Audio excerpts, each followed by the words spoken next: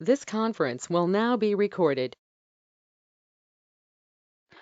Yeah, hello everyone. Well, since I hope everyone is here and we have a lot to cover, we really should begin today's webinar. I really appreciate you all for attending today. A very good morning, afternoon, or evening to one and all present here virtually with me today. Let me introduce myself. My name is Resina, Conference Secretariat at Coalesce Research Group LLC, and I will be available for any of your queries or questions throughout this webinar to help you out technically and organize this webinar successfully. For the next few minutes, please allow me to give a brief description about our organization, Coalesce Research Group, and also the further instructions. Coalesce Research Group LLC is very delighted to welcome you all the speakers, supporting associations, students, and delegates present virtually with us today, with the aim mark the scientific excellence by facilitation conversations, sharing knowledge. Coalesce Research Group follows through the objective of setting standards in delivering excellence in the research among the researchers, academicians, and industries, promulgating the research through conducting events and online webinars from various fields of science, especially from the stream of medicine, science, engineering, and technology. With the short duration, we have succeeded in creating a platform for developing a strong professional network with the people across the world from their respective fields that they haven't connected in a while. As a global scientific event organizer, we plan and carry out international conferences, meetings, seminars, symposium, and workshops, providing the best delegate experience, excellent networking opportunities, conversations leading to innovations, learning new opportunities, lasting working relationships, and professionalization with the professionals around the global network. Just recently, we have also started our own platform for open access peer reviewed scholarly literature, where all the content is freely available without any charge to the reader. We aim to share the new recent advances through scientific publications, which will help in minimizing the borders and contributing the use of research works of eminent authors, scientists, researchers, research scholars, students, etc across a broad spectrum of medical, clinical, pharma, and engineering scientific disciplines and their subspecialties to promote the ideas which will guide the development and facilitate the use of scientific information and ensure its quality, and also will be the connecting link between researchers and scientific community. We are committed in ensuring that our journals are disseminated worldwide so that our researchers are able to access our content wherever and whenever they need it. As being a very few new journals, we have coined up some interesting ones, and we have also formed the editorial board and will be very glad if any of our today's attendees, the speakers, students, and delegates could extend your support by checking the journals and will be interested in publishing an inaugural issue to any of the journals according to your area of expertise. We will also send an email with all the details about the journal after the commencement of the webinar. Do take your time to check the website. Finally, I would like to thank all the attendees and participants of today's webinar. I hope you will enjoy this and gain some knowledge from the sessions. We also hope your participation will contribute to new research findings and that will lead to new collaborations and research initiatives. Before we start with the sessions, I guess some of you will be new to the GoToMeetings app. Let me just explain you the important tools required for the presentation. On the GoToMeetings app or web page, you can find four icons at the bottom of your screen, that is mic, camera, screen, and end. Mic, click on that to mute or unmute yourself. I request you all to stay muted while our speakers are presenting the research so that it doesn't cause any disturbance to them. Camera, you can use this button to share or unshare the webcam. If you have the option to share the webcam, you can do it, or it is completely your choice. Screen, you can use this button to share your screen. This is the main part. During your presentation, after I call your name, from my side, I will be making you the presenter, and only I give the permission you will be able to share your screen. So once I make you presenter, you can click on the screen button and you will be finding a pop-up window to share your screen. And the last one is end. This is your fourth icon where you can use this to leave the session. On the top center, you can use the options to change your display settings. At the top right corner, you will have a three icons, that is people, chat, and settings. In the chat option, you can chat with me or any other participants. For the settings, you can use this button to check for the settings of your speakers and microphone. So as mentioned, kindly remain muted during the presentation so that the presenters don't get disturbed. And for any questions, you can ask the questions or you can send your questions in the message box too. Well, let's not take much of your time. Finally, I would like to request you all to please give a brief introduction about yourself before starting with the session so that we can know about you virtually. And now let's move into our session. And our first presenter is Dr. Zizhuan Tan from Chang'an University, China.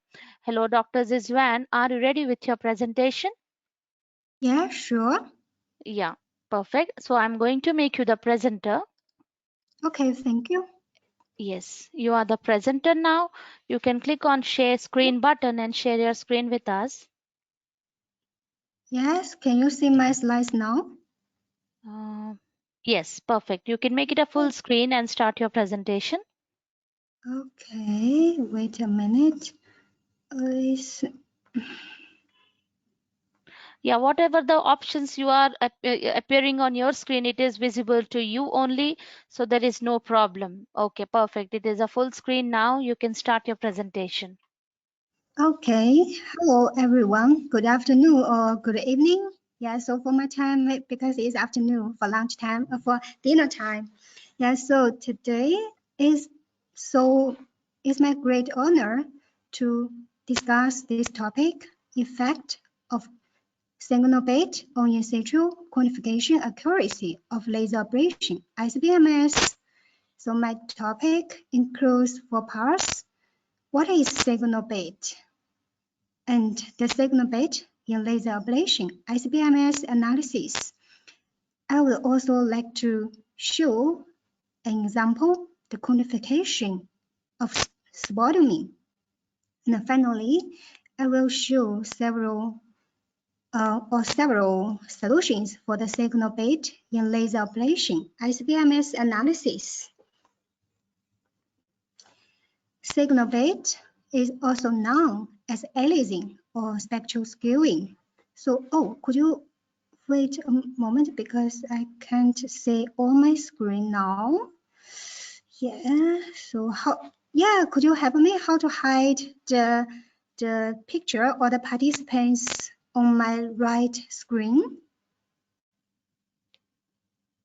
Yeah, so how to go to, yeah, so for signal bit is an error in relative signal levels for a series of mass to charge values across a transient signal that arises from scanning a spectrum while the input sample concentration is changing.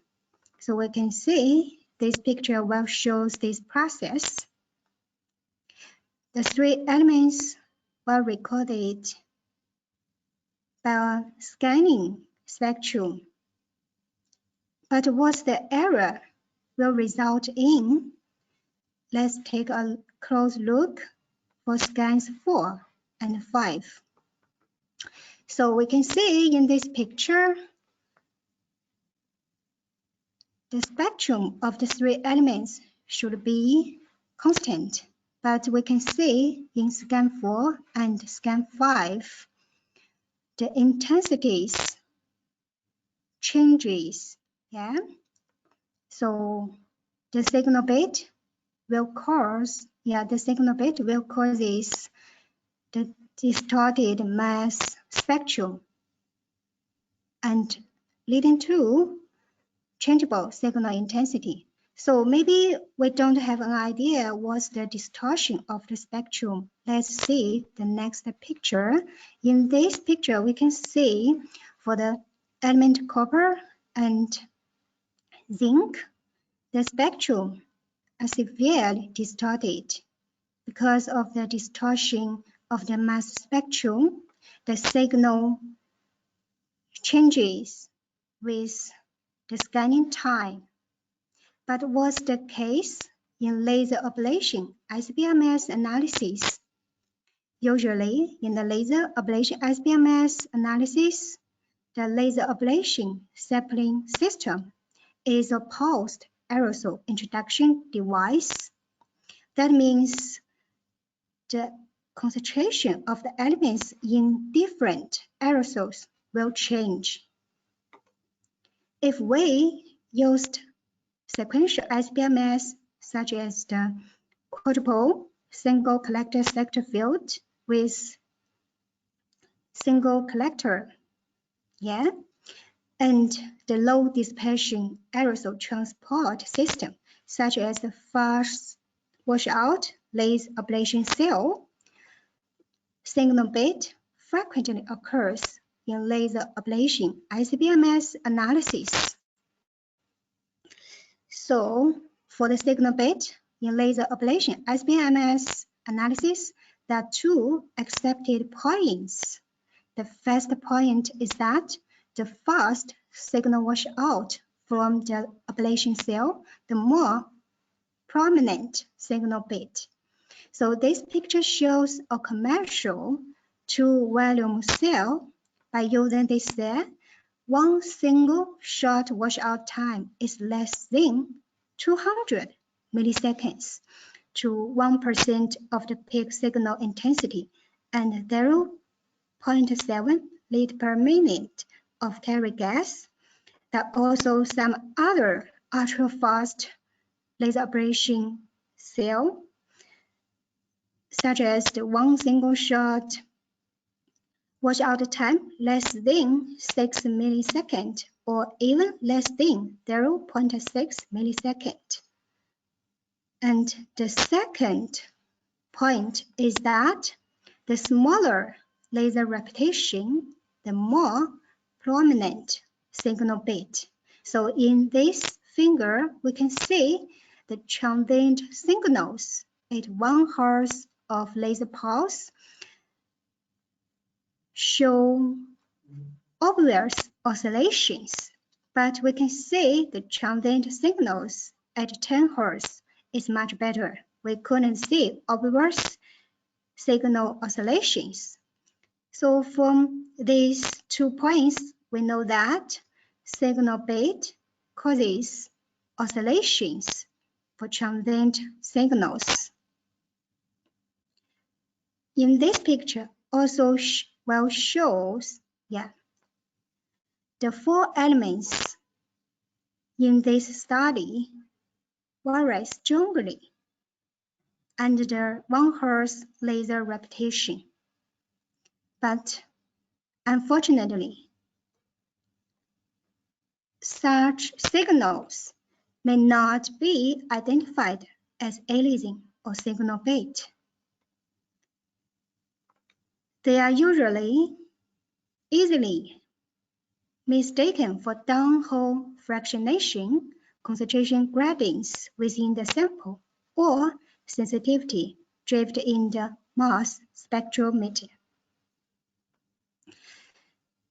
So since we have the basic information about the signal bit in laser ablation ICP-MS analysis, I would like to show the quantification of spodumene by using laser ablation ICP-MS. Here we used a femtosecond second laser with 2-volume ablation cell and the sequential ICP-MS Elan DRC2. Before I show the results, I would like to explain why I chose spodumene as the example. As we know, spodumene is the commercial mineral providing lithium. And we also know that for lithium, they are everywhere, especially in the lithium-ion batteries. So for lithium-ion batteries, we use it in our laptops, smartphones, etc. And the most important is that the lithium-ion batteries are green and environment friendly. If we replace all fossil fuels to lithium-ion batteries in our vehicles, I believe we can do great contribution to the global warming issue. We can also use the lithium in thermonuclear reaction. The energy from 1 kilogram lithium equals that from about 2 tons of coal. And lithium-6 can also be used in nuclear reaction controlling. And this element is also a good tracer in fingerprinting geological processes, determining mass balances, and thermometric study, etc. So let's first see the results for this mineral quantification. In this picture, we see the significant oscillations when we used 0.5 liter per minute helium gas flow. But when we decrease the carried gas to 0.2 liter per minute, we found that the oscillations were attenuated. So, does the signal bit cause such oscillations? And what's the quantification effect? To resolve these two questions, we developed 4 methods, 2 category methods. So I would like to explain how to calculate the mass scan duration. Yeah, so we add order, settling time, and dwell time for all the elements in our study.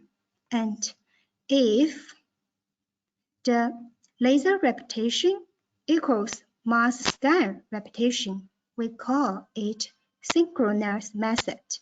If the laser repetition doesn't equal to mass scan repetition, we call it asynchronous method. So in our investigated method, there are 2 categories.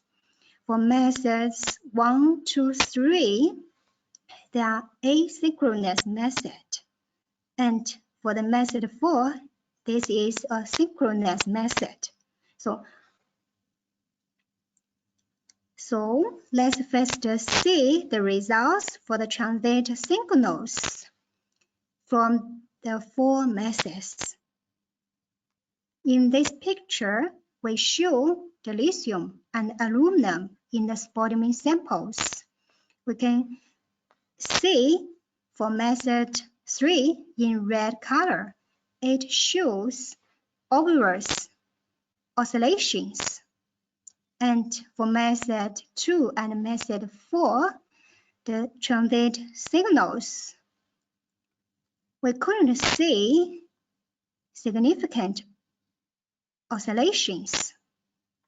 So we can see for the 2 asynchronous method 2, actually the oscillation disappeared by average 10 individual mass scans. And the synchronous method 4, the signal bit was hidden because the data acquisition was synchronized with laser pulses. So you might be wondering how to calculate the bit frequency, how to skip, or how to average the mass scans. Let's come back to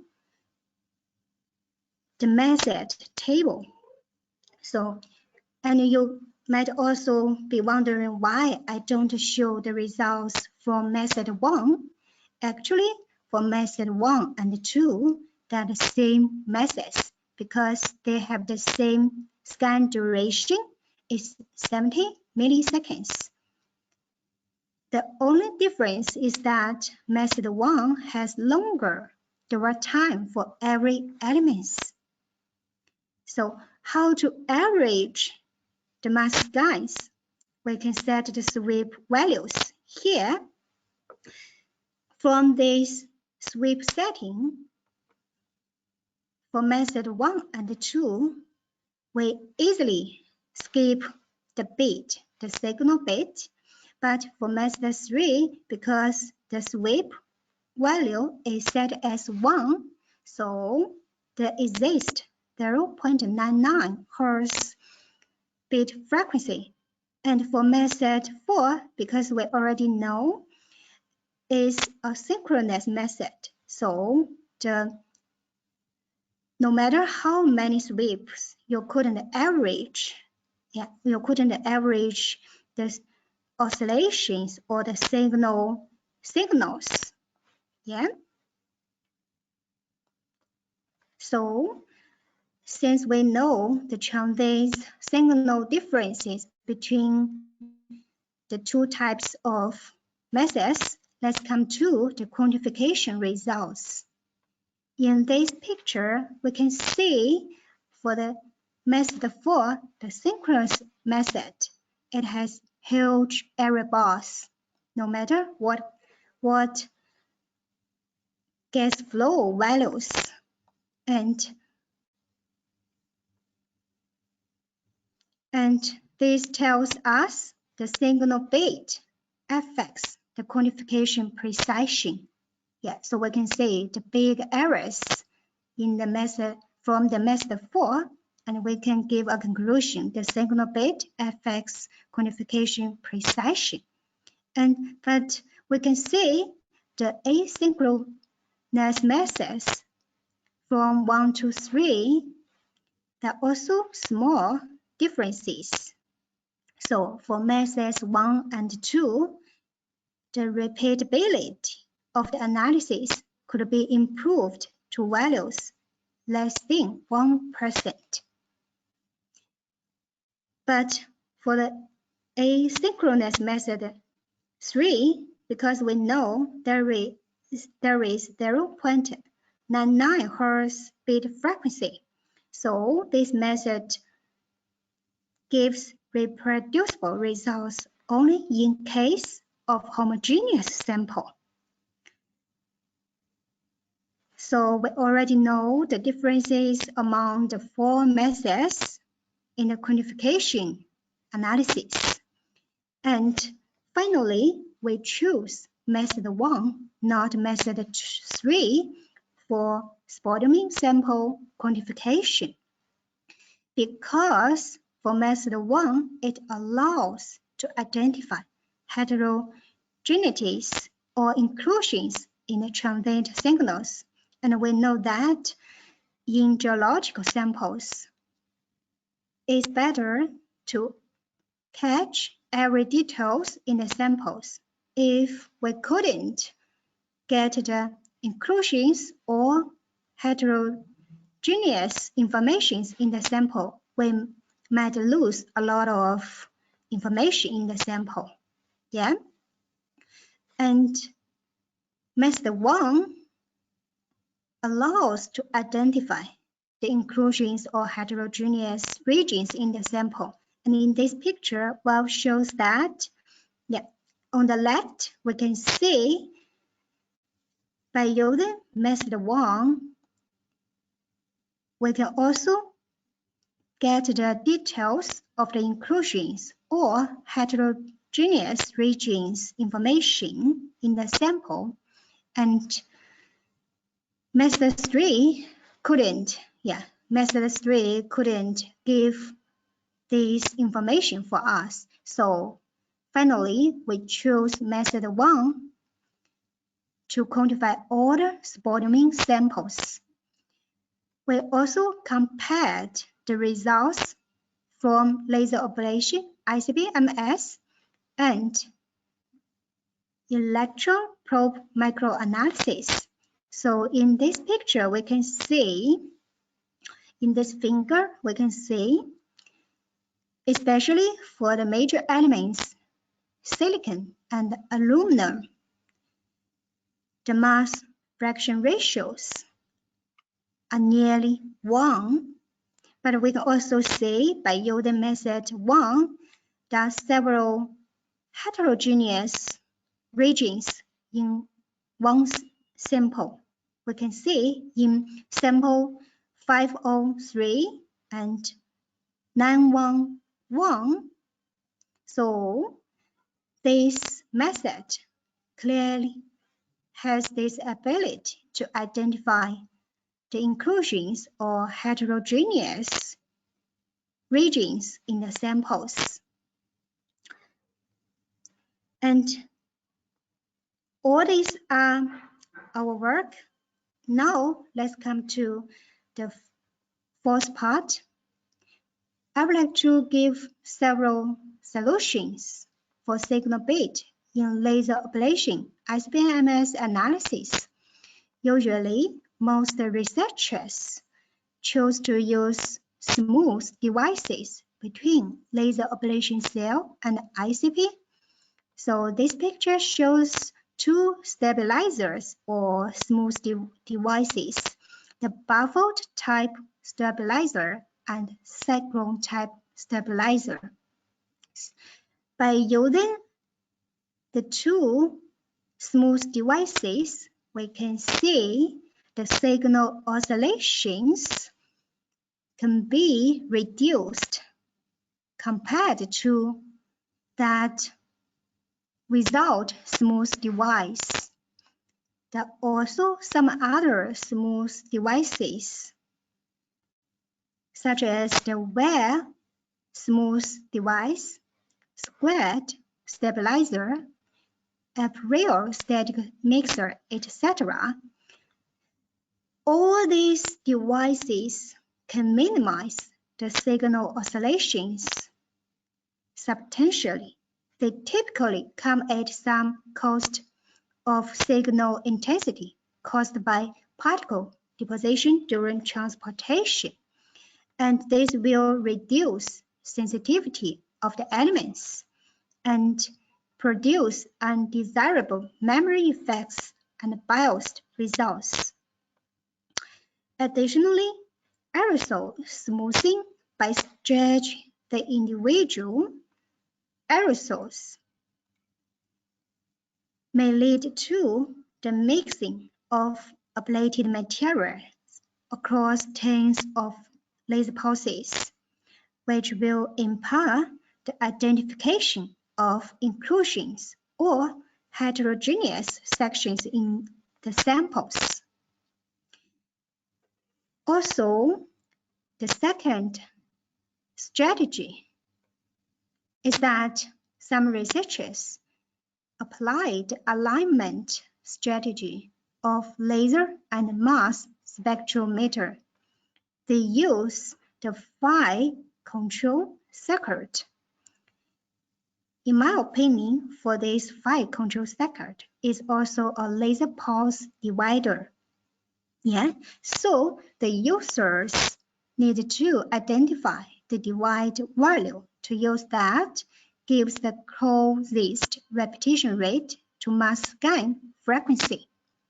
For example, if phi at 10 Hz with a 142.1 millisecond sweep time, the chosen divider value is either 7.037 Hz or 14.075 Hz. By using this phi control circuit, the aliasing or oscillations from signal bit can be entirely removed. But all this is based on precise triggering. If precise triggering is achieved, it can be possible to acquire biased intensity ratios in a reproducible way and avoid quantification errors. But this is probably difficult to achieve in practice unless highly specific hardware is employed. So this is not easy to come true in every laboratories. Yeah, and the third method is the LCM average method. This method is an average signal intensity method based on the least common multiple duration of mass scan and the laser pulse period, which can efficiently minimize artifacts in the quantification due to signal base. Briefly, select suitable dwell times for isotope acquisition and average at least as many laser pulses as isotopes monitored. So this method, we utilized it in our spodumene quantification study. For this method, the systematic bias caused by the signal bit can be eliminated, and the mean intensity ratios become stable and reproducible. Why this approach? Of course, limits the temporary resolution within the transient signals, but it can eliminate systematic bias, especially for aerosol transport systems with low dispersion, such as the true volume laser ablation cell. And additionally, the signal oscillations from the signal bit may not affect the quantification in bulk analysis if a sufficient number of individual mass scans is integrated, as we can see in methods 1 and 2, when the resulting mean signal intensity ratios represent the signal sensitivities of the elements.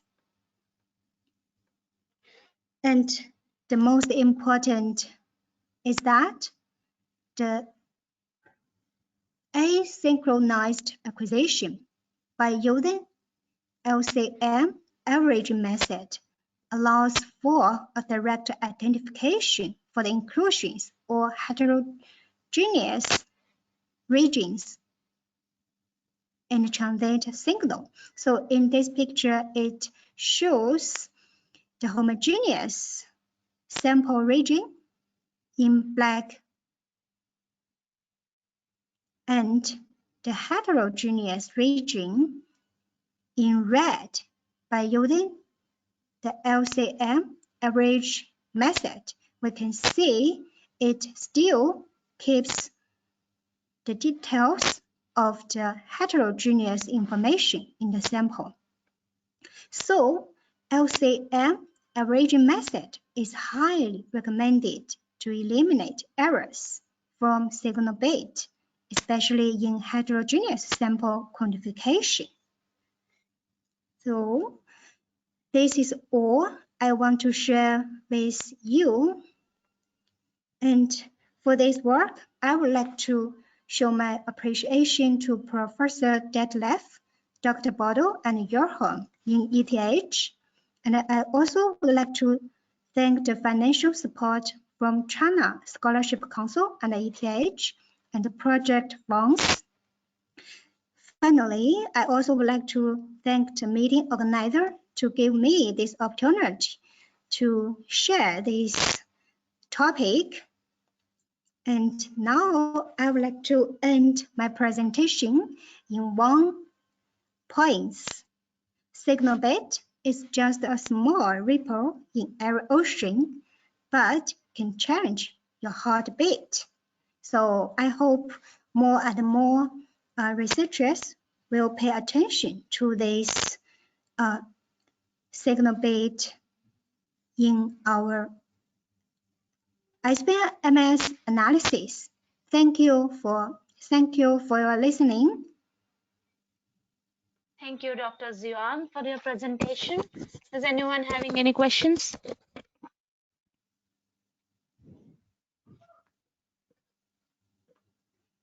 So hold on, enter the show.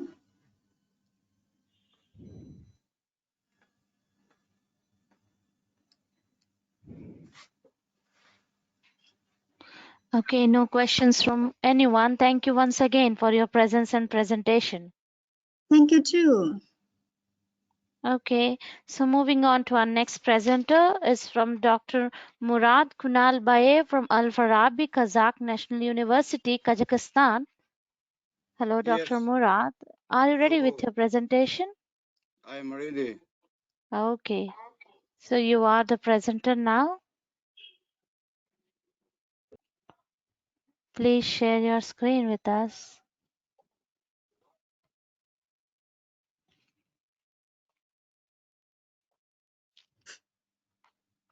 Yes, it is visible. You can make it a full screen and start your presentation. Okay.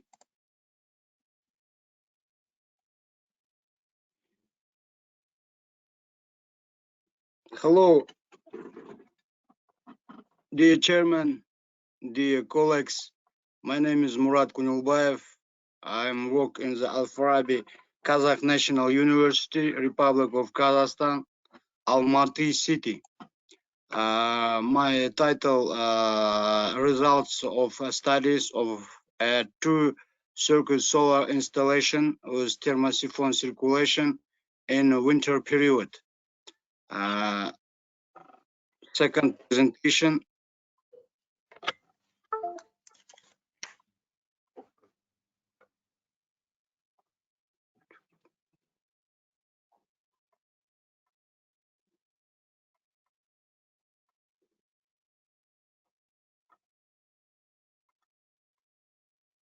Yeah, hello.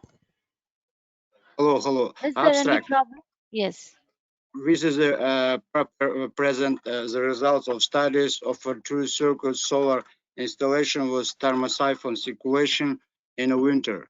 The heat pump is integrated with a conventional solar heating system in which the temperature of the collected heat is reduced by 20 and to 30 degrees Celsius to increase the efficiency of solar energy collection. The low temperature heat collected by the solar collectors is increased using a heat pump to generate high temperature heat for indoor heating in winter and the low pressure process steam for industrial use in our season. And the results show that the efficiency of the solar collectors has increased by 30%. It is the annual effective operating time has reached 200 hours, which about four times more than that of a conventional solar heating system. Research methodology. The figure shows a principal diagram of double circuit solar installation with a thermosiphon circulation. The flat solar collectors with the thermosiphon circulation are used to convert incident solar radiation into thermal energy. This energy accumulates in the form of tangible heat in the liquid storage tank and is used as needed to power the premises and the heat the water. And the figure shows and the flat solar collectors and the heat pumps and the back tank. The novelty, new construction and building flat solar collectors with the thermosiphon circulation and the originality research in the new construction and building new heat pump.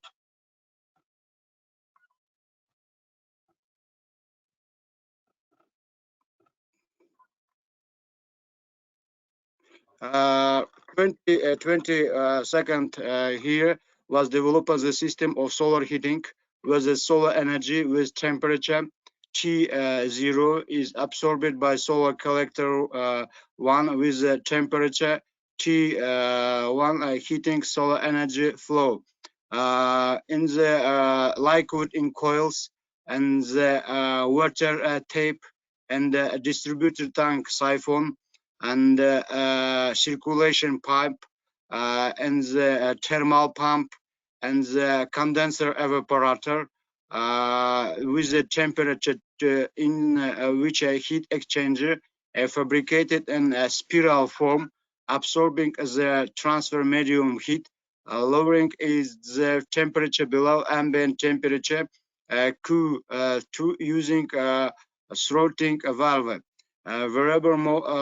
Promoting additional absorbing the heat from atmospheric air. The second presentation figure shows a full-scale model of a flat solar collector. Figure shows a flow scale model. A solar collector is a main heat generating unit of the solar installation. To achieve this goal, we have developed a fundamentally new flat solar collector on the basis of which a standard sized range of solar installation for heating water and heating the building and room will be created. And a second presentation, a laboratory stands were made for experimental studies. The main element of the scheme under a study is a heat pump. Figure 3 shows a diagram of the new technical solution of the heat pump in the section. The figure 3 shows a diagram, a new technical solution, where is a heat exchanger, 2 is a condenser, is a compressor, is a throttle valve, 5 and 6 coolant pipes of evaporator and condenser, and the hole for inserting tubes into the condenser housing in the airflow separator mesh. And the second presentation,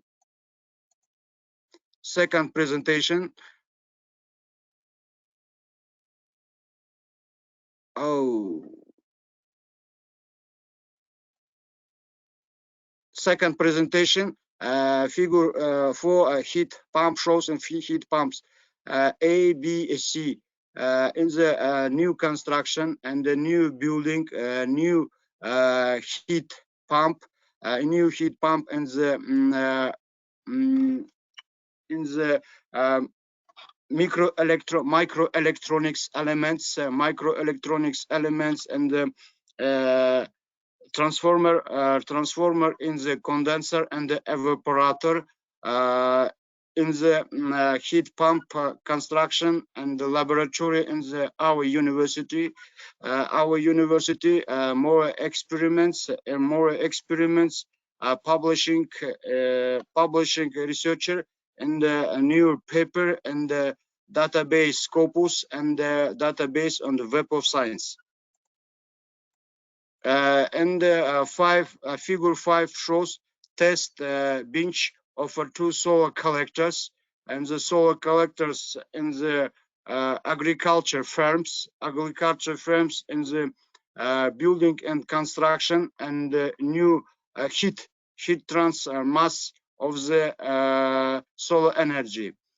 Figure 6 shows an industrial design and the general view of 2 circuit solar installation and the battery tank and the heat pump and the expansion tank and the circulation pump. And the second presentation is the results of field studies of 2 circuit solar installation. Figure shows the regularity of the temperature regimes in winter conditions with dense clouds. And the figure shows the regular temperature regimes in the winter condition in the sunny periods. Sunny periods.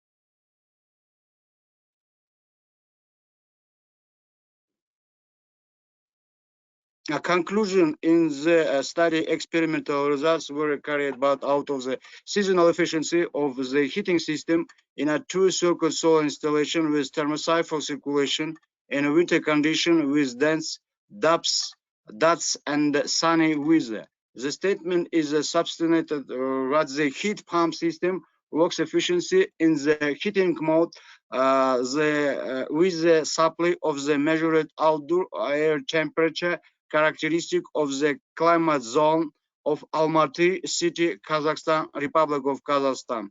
It has been experimentally established that with power generated by a flat solar collector with glazing regions from 1.6 to 2.2 kilowatts and meters square without glazing from 2.3 to 3 kilowatts and meter square. The increase in power without glazing is explained by the absence of optical losses during the passage of solar energy through the glazing and significant decreases in the thermal resistance of the heat flow. Thank you for attention. Thank you, Dr. Murad, for your presentation. Is anyone having any questions?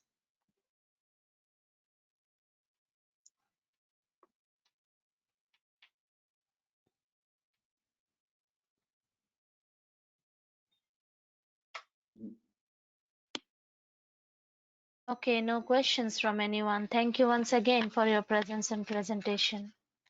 Thank you, Brazina. Okay. Thank you very much.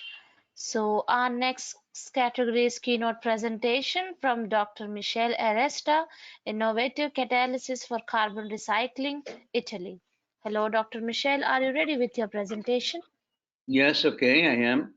Yeah, I'm going to make you the presenter. Yeah, done. You are the presenter now. Please share your screen with us. Che devo fare qua? Okay. Oh. What's happening here?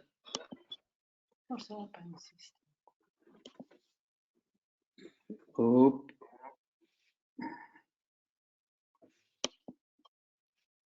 Perché mi fa queste cose qua? Non lo so.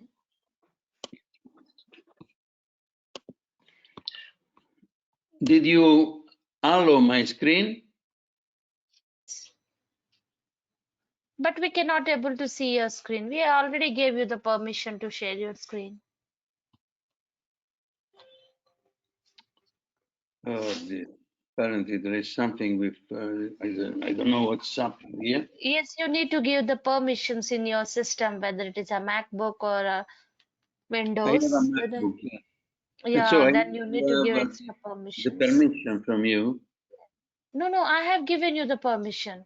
You Yeah, have now already... you need to, yes, now you need to enable the screen sharing option in your MacBook. Yeah, when I click on a screen, I have no access to the screen. So because there is a cross on the image, so I don't know what's happening there. But you are the presenter. Yeah, I I know. have given you the permission. It repeats that you must allow me to share the screen. But I already gave you the permission to share your screen. I don't know. Just a minute. Again, I will provide you that.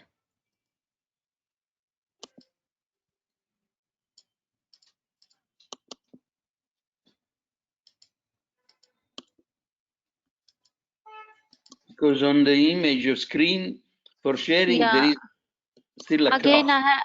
again, I have given you the permission to share your screen. No, it doesn't work. I'm always forbidden. Yeah, can you please once log out and log in once again? You can leave the session and you can rejoin with that same link. I will try. See what, okay.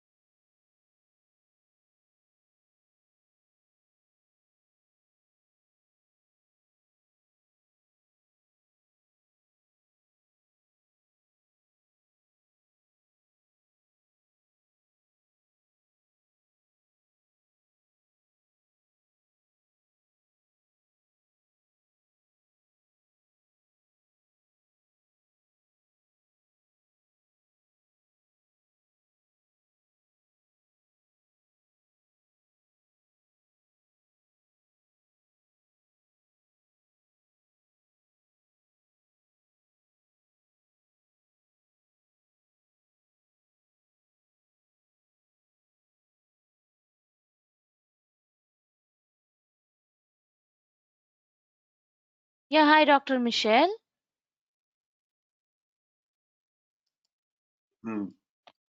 Yes, now again I will make you the presenter. Okay. Yes. Let Yeah, I have me. done that. Still, the screen permission is crossed. I don't know Then why. I think you need to give the permission on your system, because Again. I have given the same which I give to all the speakers. You are the presenter now. Yeah, but I cannot join the meeting. I don't know why. Because Uh, always says that. Okay, you can do one thing. In the meanwhile, can you please send your presentation to the program manager so that I will share your screen and you can explain from there? Okay, I'll do that. Okay, Okay. so can I move toward the next presentation till then? If it's possible that I speak now, it's better because I have another meeting soon after, so I don't know Okay, how to please do arrange send as things. soon as possible so that, I'm already working on it. yeah, perfect. Yeah, once you send that, please let me know. Yes.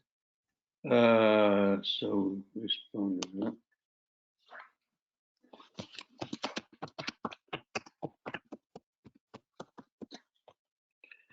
So let me attach the slide to this.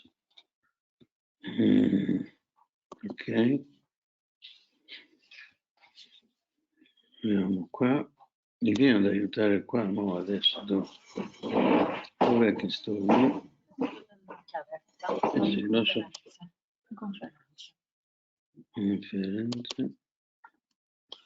Dove sta? Quello dell'11 novembre. Dove sta? Vedilo tu. 11 novembre. 11 novembre 2019. No, perché sta aperta quella, la devo chiudere forse. Ah no, eccola qua, eccola qua. Tu devi.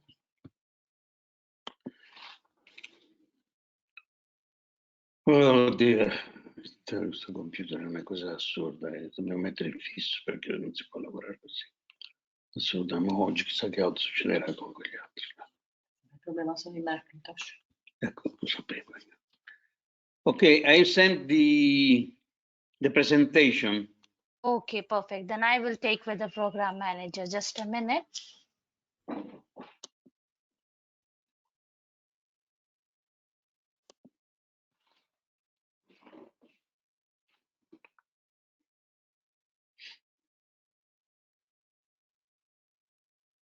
Did you get it? Not yet.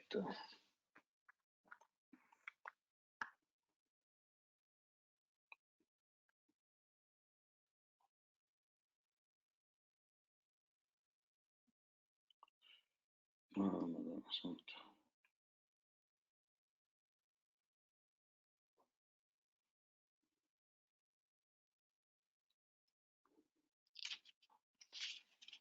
Perché io devo parlare alle 12.05, quindi tanto sta mappa che io parlerò alle 12.05.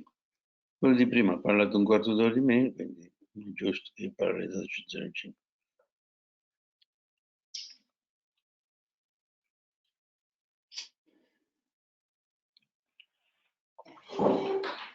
So,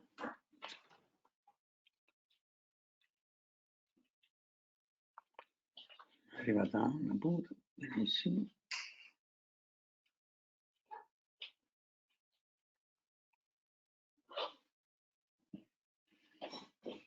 I due che hanno parlato se ne sono andati, giustamente, perché qua uno parla e se ne va, non è che sta là.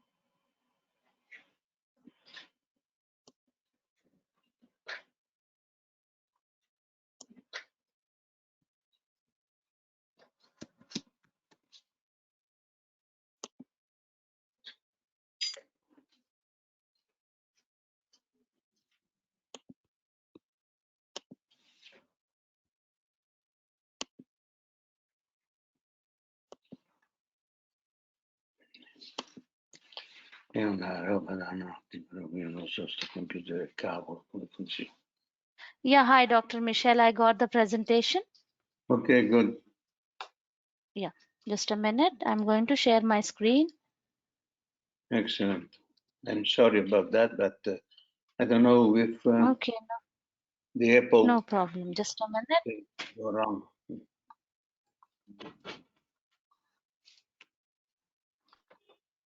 Yes. So I'm going to share my screen. Yeah. Can you able to see my screen? Yes. Okay, then I'm going to play this. Oh, I think this format is not supported in my system. Is it a format for MacBook? Yes. For MacBook, yes. Yeah, mine is a Windows. It's not compatible for this.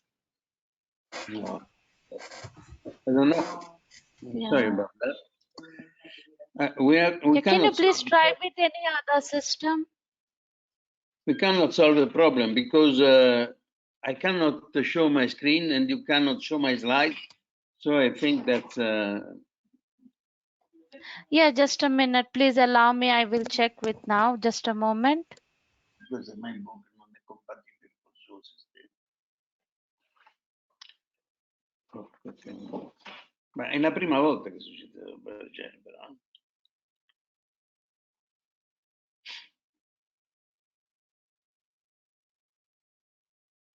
Chissà, i primi user stanno uscendo tutto, giustamente.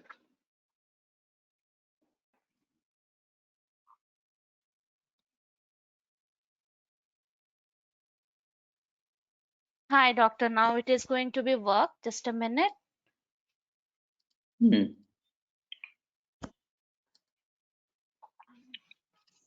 Yes.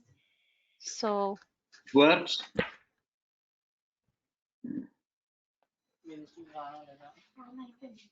Oh, perfect. Okay.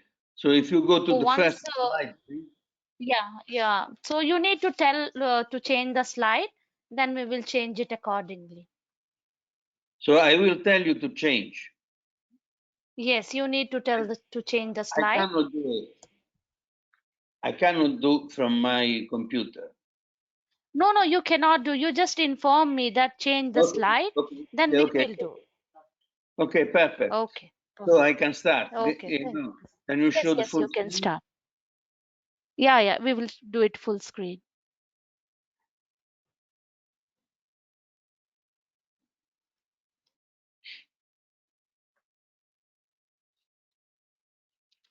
Sotto da spengere, a me.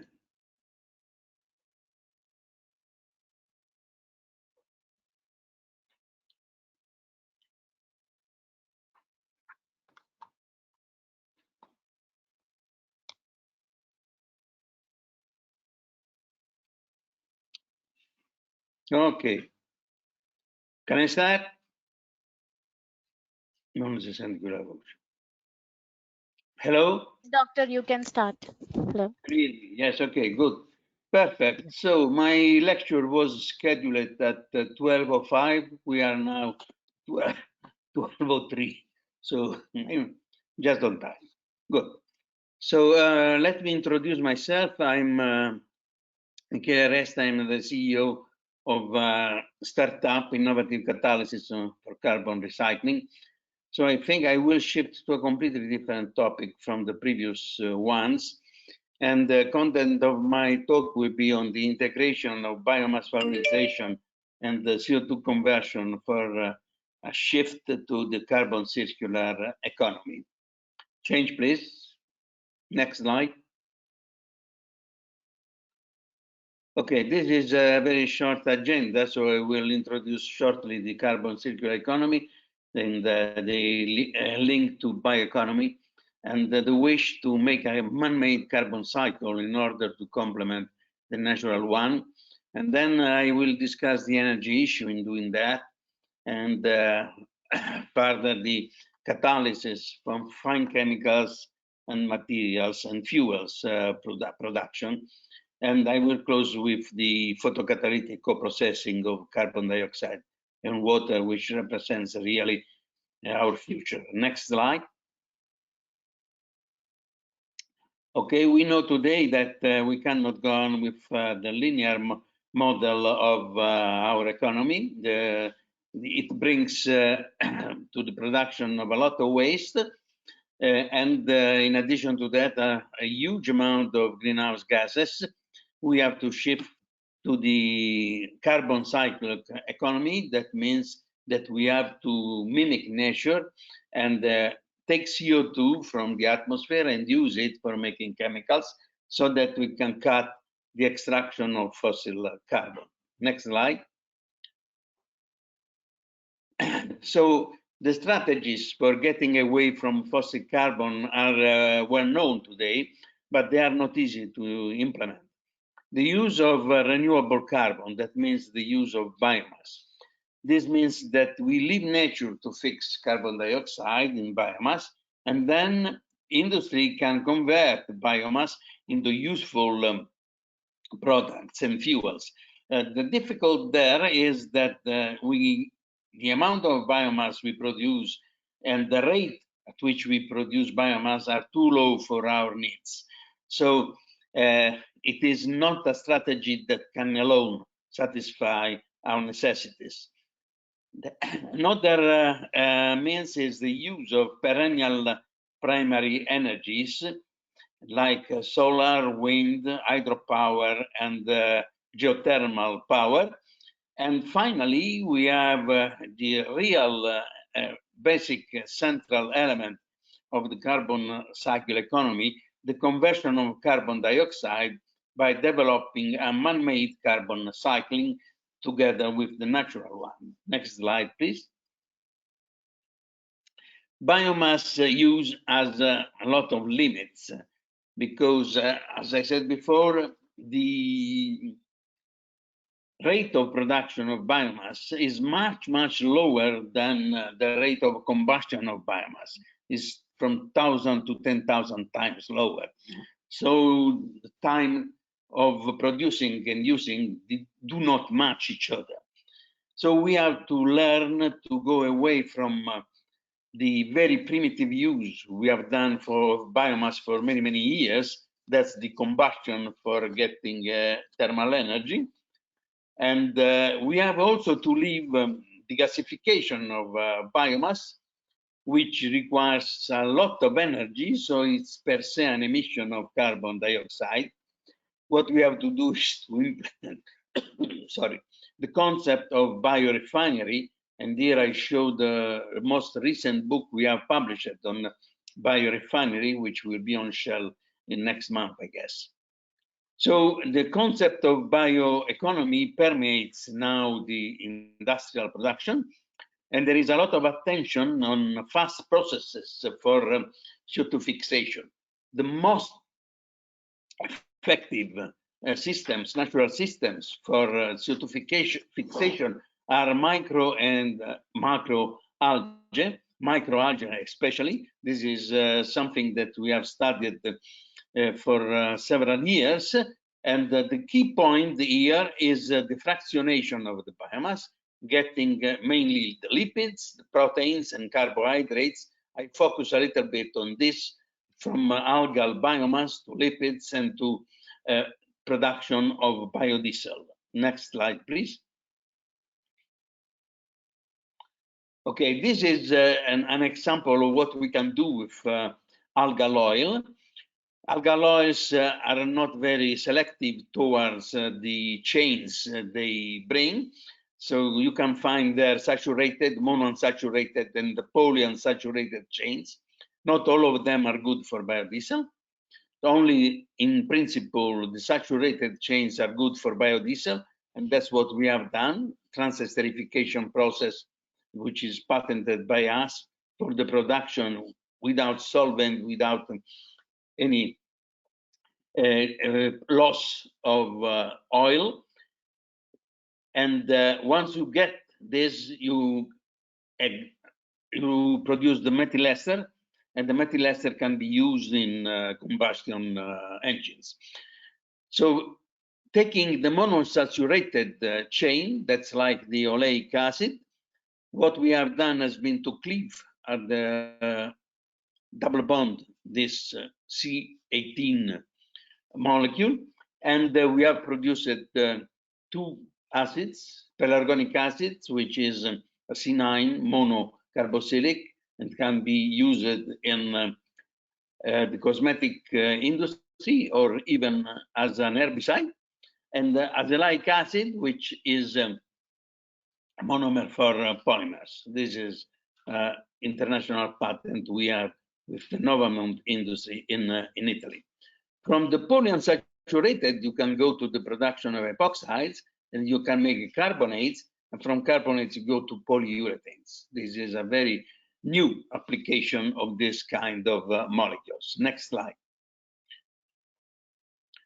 So once you have done the transesterification, you leave with glycerol, and we have developed the chemistry of glycerol, going through the direct carboxylation to glycerol carbonate, and from there to the epoxide, and reducing this carbon-oxygen bond, we have produced the diol, and then reacted this with CO2, and we have produced a monomer for polymers. Both of these are patents with Arkema in France. Next slide. So if we go to the chemicals, we can produce from cellulose and demicellulose. We have a variety of chemicals. I'm sorry, this slide is very, very crowded, but this is just to show, I imagine to have a larger screen. Anyway, this is the dimension I see it. And we can produce a variety of products which have different properties. They can be fine chemicals, they can be fuels, they can be also monomers for polymers. And I will show now an application. Next slide, please.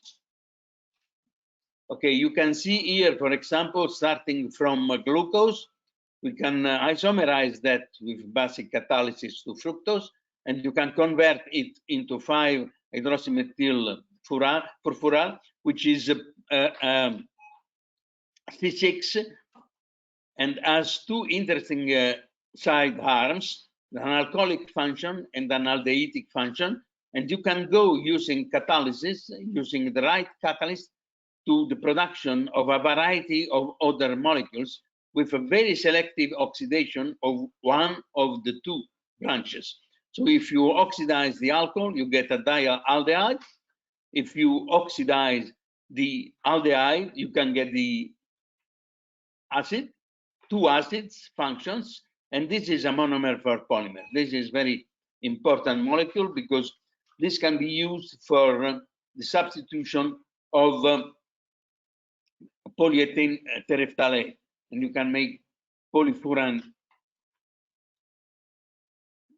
polymers. This is another application of the oxidation path on 5-HMF. We can produce succinic and oxalic acid with a very clean catalysis. This is very important because the routes we have today to produce oxalic acid from 5-HMF is the use of nitric acid and sulfuric acid concentrated, which can produce a lot of waste and toxic fumes like NOx and SOx. Next slide. So CO2 is a resource. We have already believed in that. And this is a slide which goes back to 1987. And we show here that using solar energy and CO2, which has been separated from flue gases coming from the combustion of fossil fuels, we can make chemicals, we can use chemicals, we can use photoelectrochemical processes and biotechnological processes, and we can make a lot of products like chemicals, intermediates, and fine chemicals. We have been always convinced of that, and now we are there. Next slide, please. We are there because carbon dioxide is considered to be the source of a number of chemicals, the upper part of the slide, and also fuels, the lower part of the slide. So all this red area is an area where the conversion of CO2 needs energy, and this must be perennial energy, as I said before, must be solar, must be wind energy, cannot be fossil energy, and the hydrogen. And hydrogen must come from water, cannot come from fossil carbon. Otherwise, we never close the cycle. So this is the future of our society, to use carbon dioxide and water, and economy based on carbon dioxide and water is really what we expect in next years. Next slide, please.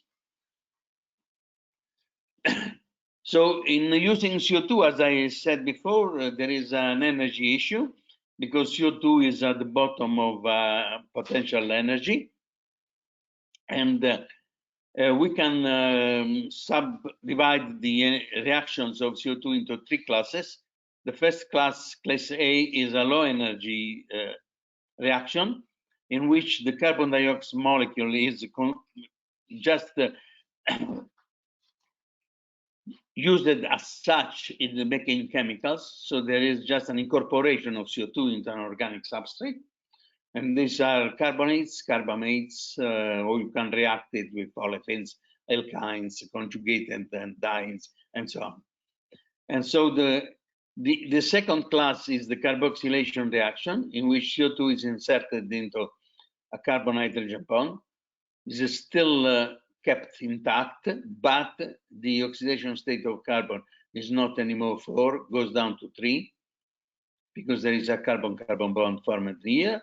There is not any carbon-carbon bond formed. And the third class requires energy and hydrogen, because it implies the reduction to CO and other C1 and CN hydrocarbons and alcohols. Next slide, please. As for today, the chemical market of use of CO2 in chemical industry is around 200 million tons per year, plus 30 million tons for technical uses. So it seems a lot, but indeed, it is just a drop in the ocean of the 35 gigatons of CO2 that we emit. So that's something that is not enough to balance the emission. And we must go at much higher amounts. I want to stress here a point.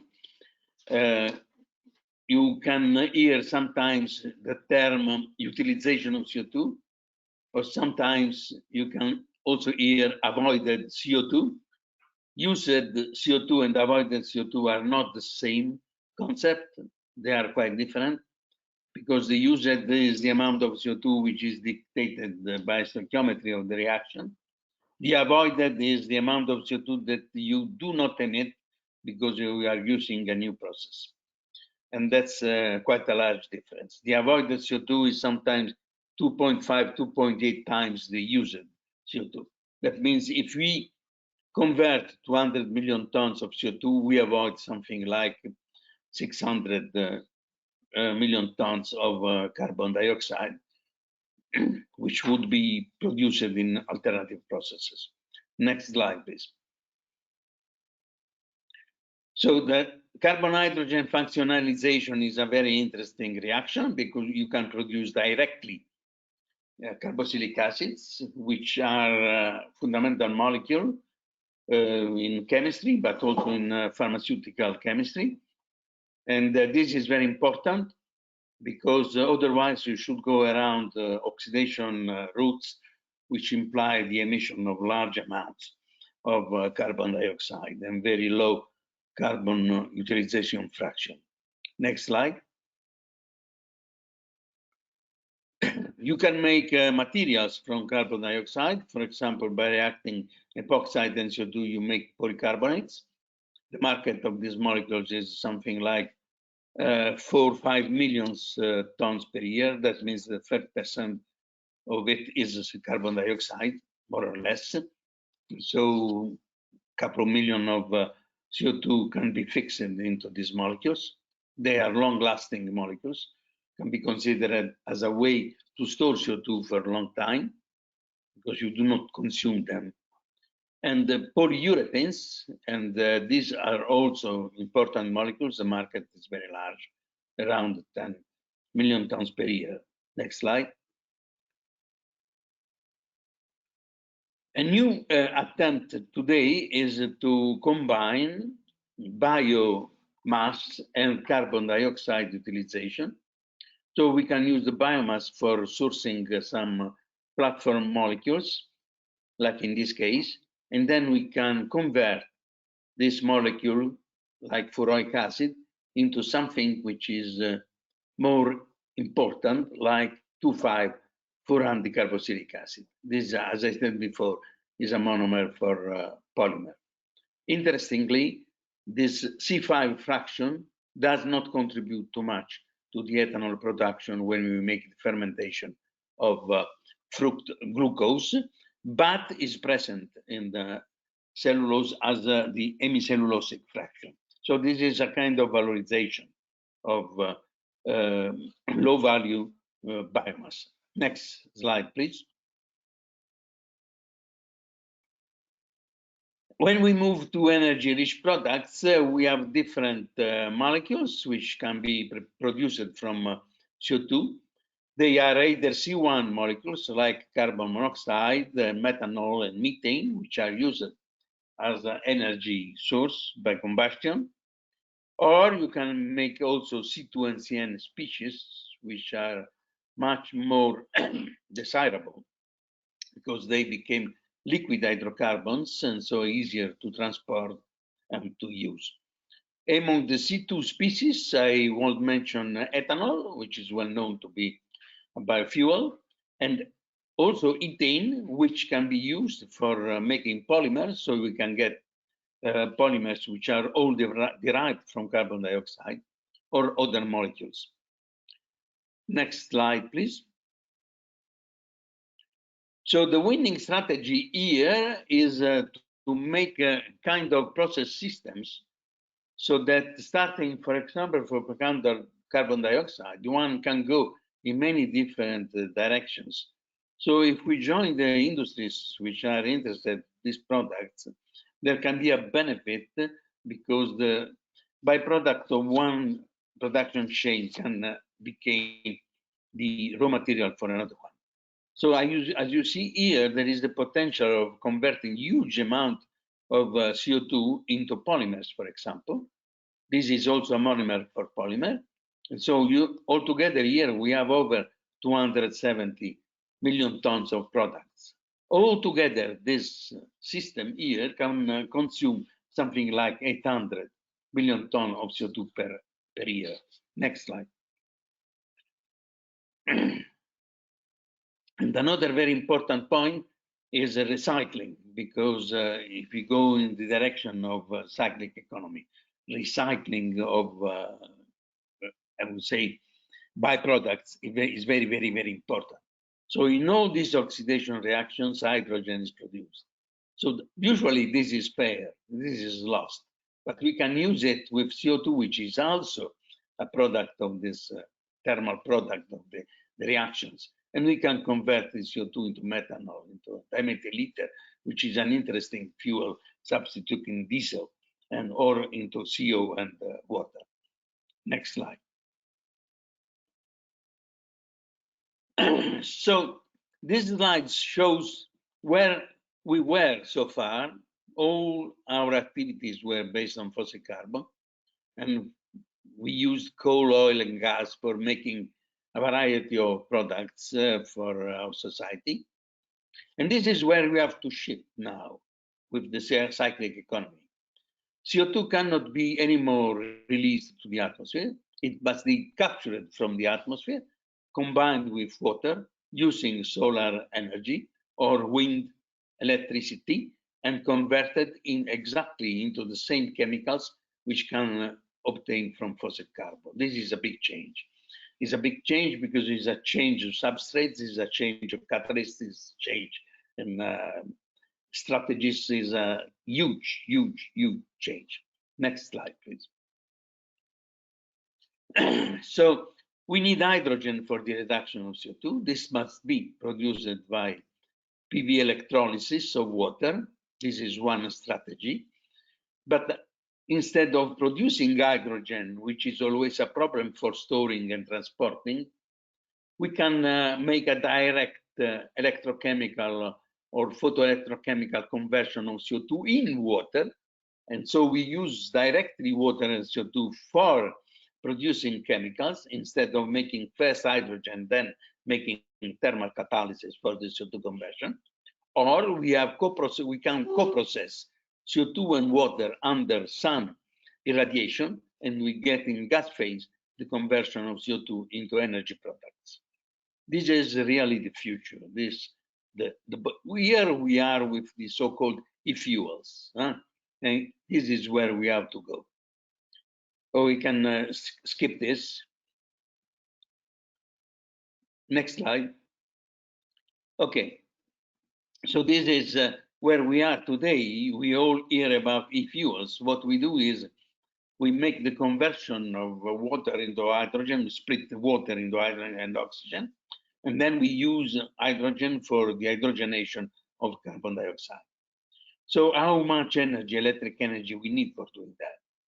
So there are sectors like the car sectors where we plan to substitute liquid fuels with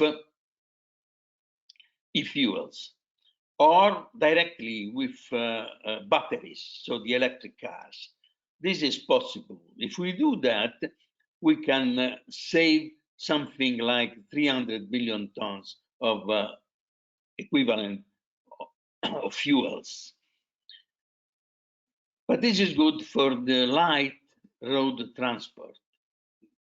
If we move to the avio sector and the maritime sector, which have more or less the same extension as the road transport, we cannot use the same strategies. We have to continue to use liquid fuels because the density of liquid fuels is much, much higher than the density of hydrogen or batteries. It is something like 20 times higher. And so liquid fuels will be used for years in this sector. So we need to get those. Instead of getting them from fossil carbon, we can produce by reducing CO2 with hydrogen produced using solar energy. So the key question is, will the electric energy that we plan to produce using PV enough for producing the liquid fuels that we need? Direct use, I recall, of the electric energy is not possible in several applications. So we have to move to transforming the electric energy into chemical energy, which is in liquid hydrocarbons. Next slide. This is a key point for our future. Another strategy, as I said before, is the photoelectron reduction of CO2 in water. So we put CO2 in water, we bubble CO2 in water, we irradiate the electrodes, we produce charge separation. From one side, we make the oxidation of water to oxygen. From the other side, we make the reduction, but this hydrogen is not released as hydrogen, but as a proton plus electron, and this proton plus electron reduces CO2 to energy-rich molecules. So this is a strategy which is very, very important for our future and must be developed at high level. Now we are at a very basic level. Next slide. So another route is the combination of chemical and biotechnology.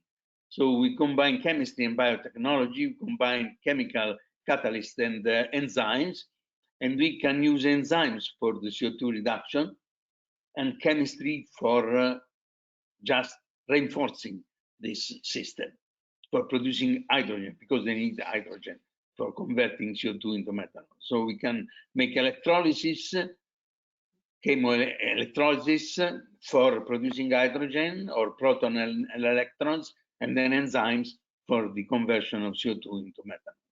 Next slide. Okay, so that's where we have to go using of photocatalysis. So sun irradiates a particle which is made of particular chemical compounds, semiconductors, different semiconductors, P and N semiconductors, and they produce this charge splitting, which go from one side to the oxidation of water to oxygen, and from the other side, protons and electrons, so no hydrogen, protons and electrons are used for the CO2 reduction to energy-rich compounds. That's really our future. Next slide. Okay, so the perspective use of carbon dioxide is very interesting. We have a variety of technologies which can produce a number of different compounds. So we can really very, very easily shift from the actual 200 million tons used to something like 3 gigaton used by 2040. And this is only the direct reduction of carbon dioxide. Next slide. Okay, so this is a thank to those who have supported our research. Next slide.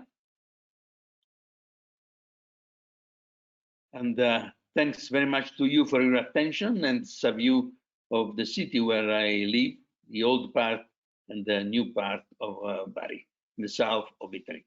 Thanks a lot for your attention. So I'm almost on time despite all technical difficulties.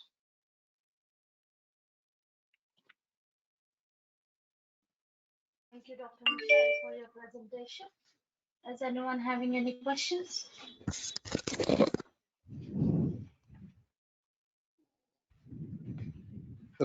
Rosina, I have a question. Yeah, please ask. Thank you very much for really very interesting lecture. I'm not involved in the problem, but really interested in doing something in this area. So my question is, what are the ways of collecting CO2 from the industry? Yeah. How you collect it? Yes. What are the general ways? Yes, we have different technologies.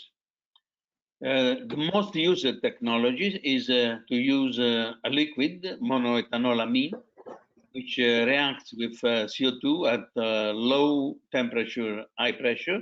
And then when you heat up, you release CO2. So in this way, you separate CO2 from flue gas, from nitrogen or other gases, and then you can recover the CO2 pure. This is the most used at the international level. You can also use other technologies like the membrane technology. If you have a membrane which is selectivity can be is selective to CO2, so CO2 can cross the membrane and other gases will not, or the reverse. Or you can also use a cryostatic technology. That means that you lower the temperature, CO2 solidifies or liquefies depending on the temperature and pressure, while nitrogen remains a gas, so you can, or other gases in the atmosphere remain as a gas, so you can separate. So all of these technologies require energy, as you see, okay? So far this energy came from fossil carbon.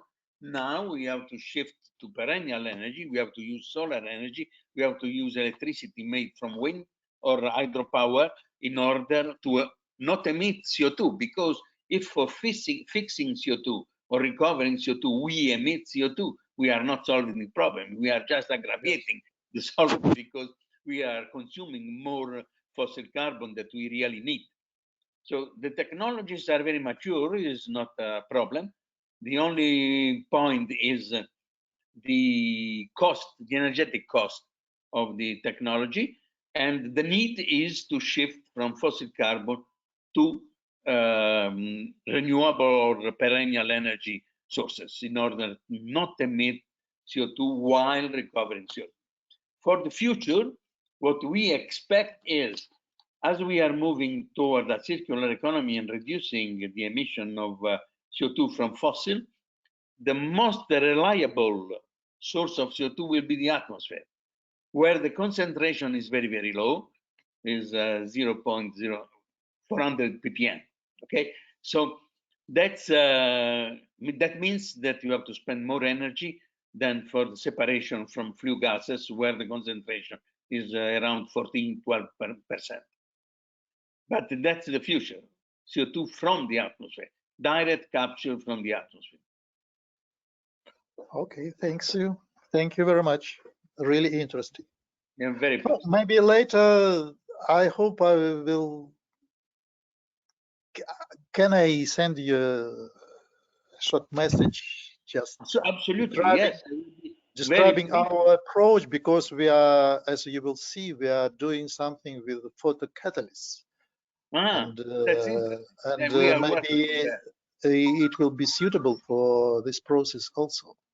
We are working on that, so I will be very, very, very pleased to be in touch with you. Absolutely. Thank you. Thank you very much. Thank you very much. Thank you, Dr. Michelle, for answering the questions. If anyone else having any questions, please continue.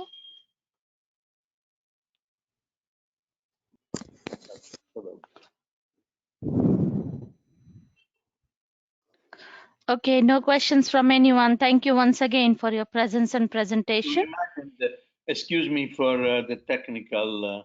Okay, no problem, as it happens because it's online, so it happens sometimes. Okay. Yeah, thank you very much. Thank you. So as our next presenter is Dr. Abdullah Ismaili, but he has not yet joined. So we will move forward for the next presentation from Dr. Ritambara Gond from Uppsala University, Sweden. Hello, Dr. Ritambara. Are you ready with your presentation? Can you please present now? Can you give me maybe 5 minutes? Okay, no problem. Yeah, thank you. I'll present now. Okay, I'm going to make you the presenter. Till then you can make the arrangement. Yeah, in 5 minutes. You can have 5 minutes break. Yes, thank you so much. Yeah. Okay.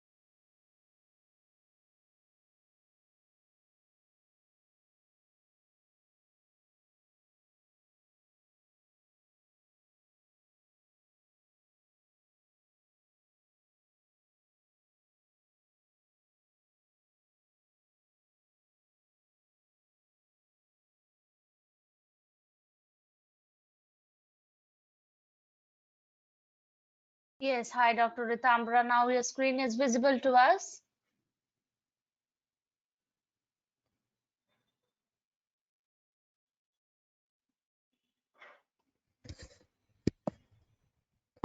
Okay, thank you. Just 2 minutes more.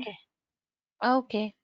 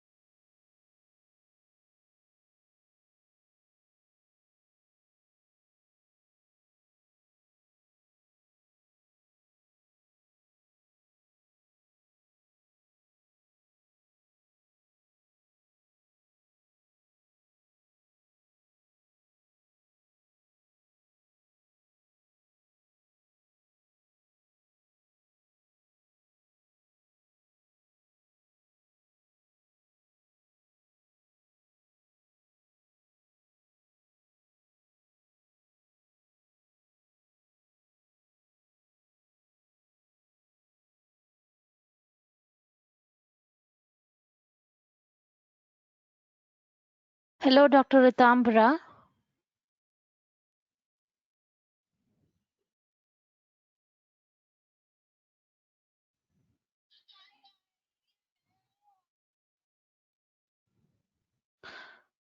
Hello.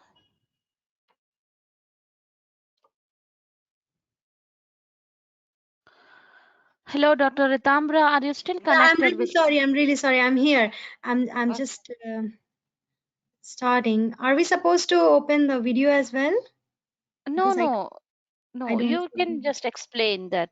Yeah, You yeah. can. The thing is, some construction work is going on near my apartment. I'm just making Okay. the noise as less as possible, Okay. Okay. No problem. closing the windows and all.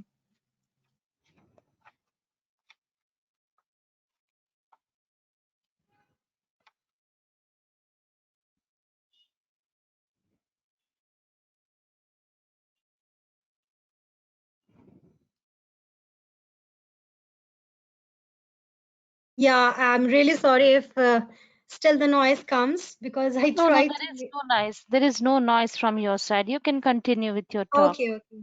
First of all, thank you so much, the committee, for giving me oral presentation and letting me know about this wonderful conference, mass spectrometry and analytical techniques. Just the thing is, my experiments are mostly based upon the the batteries, and here the conference is all about the spectrometry and analytical techniques. So the small portion, like whatever I have done with the tool spectrometry, which is most importantly, I have used XPS. So I will focus on the XPS results and least talking about the battery and other parts. But I am considering the audience as a public in general. I'll simply talk about a little about the battery, how the battery works, and what basic fundamental things I try to analyze considering this new binder. So welcome all. My name is Ritambra Gond. I am a postdoctorate fellow at the Uppsala University in Angstrom Laboratory. Yeah, so I'll consider just 10 minutes, isn't it? Yeah, hello? Is it like I have only 10 minutes, isn't it? No, you can continue till you complete your presentation. Okay. Okay. Yeah, based on 10 minutes presentation, I made it. But anyway, if anybody has any question in middle, kindly ask or interrupt me. So what I have done, we have done here, it's proposing a new binder, which is sodium lignosulfonate. And I have tested this binder, most importantly, in the anode side. So focusing on hard carbons. And at present era, to let you people know that hard carbon is the most promising anode for the sodium ion battery, like we have graphite for lithium ion battery. So I have tried to test this binder and propose this binder for the first time for sodium ion batteries. So moving to the motivation, okay, how to do next slide. Yeah, you need to click on the mouse or a right arrow button on your keyboard. I am not able to. Okay, just I have to. Is it still visible, my presentation? Yeah, it is visible. Okay, so I have to maybe go on. Yeah, now it's working. Thank you. So motivation is like just a brief introduction. Like we all know about the lithium ion battery, and it has dominated all over. And if you see your mobile phone, laptop, even the small torch, we have lithium ion battery everywhere. And these batteries, if in general I talk about it, compressed several uh, in like intrinsically it has various layer so that we reach up to our demand. So whatever spirals you see is a compilation of cathode, separator, and anode. So if we zoom this portion, we can imagine it like this. We have a layer of cathode, a separator, and anode, and it all piled together and coiled and compressed in a compact form so that a customer or consumer can use it. So zooming it, if we talk about different parts, which is cathode and anode, we are introducing particular binder and conductive. So these powders is like if we talk about LiFePO4, the cathode, or hard carbon towards the anode, or graphite. So these materials are ball milled or mixed with the carbon so that conductivity is there, and mixed with a particular binder so that it adheres to the current collector.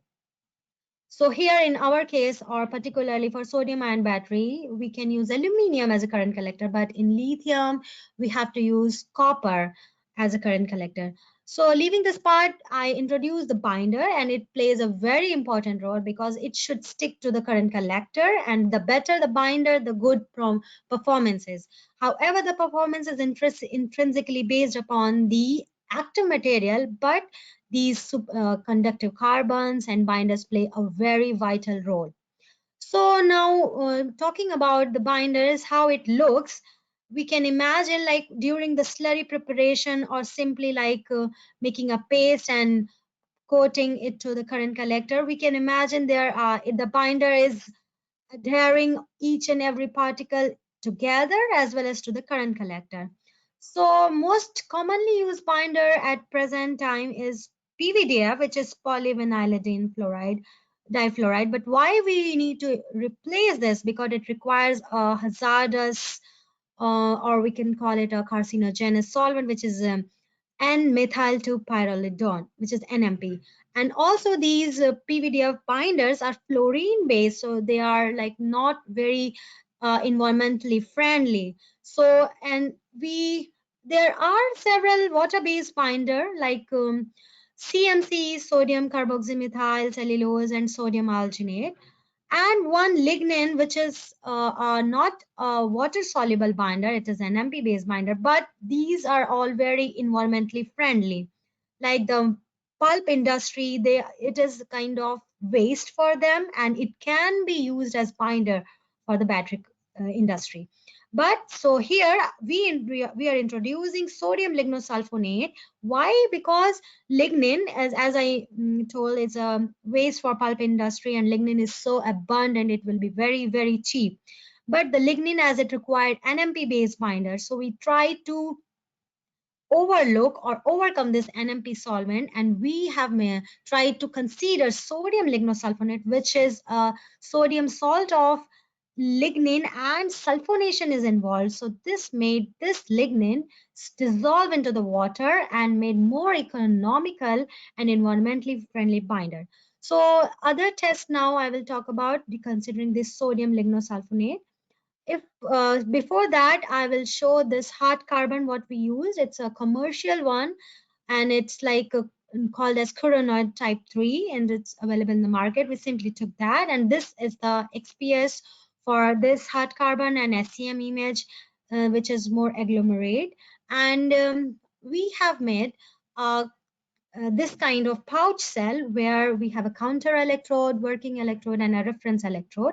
So Prussian white, and at Uppsala University has this startup which is Altris, and it's like blooming a lot now. So we have taken Prussian white, kind of commercial Prussian white, from that company Altris, and this hard carbon to verify sodium lignosulfonate binder for batteries.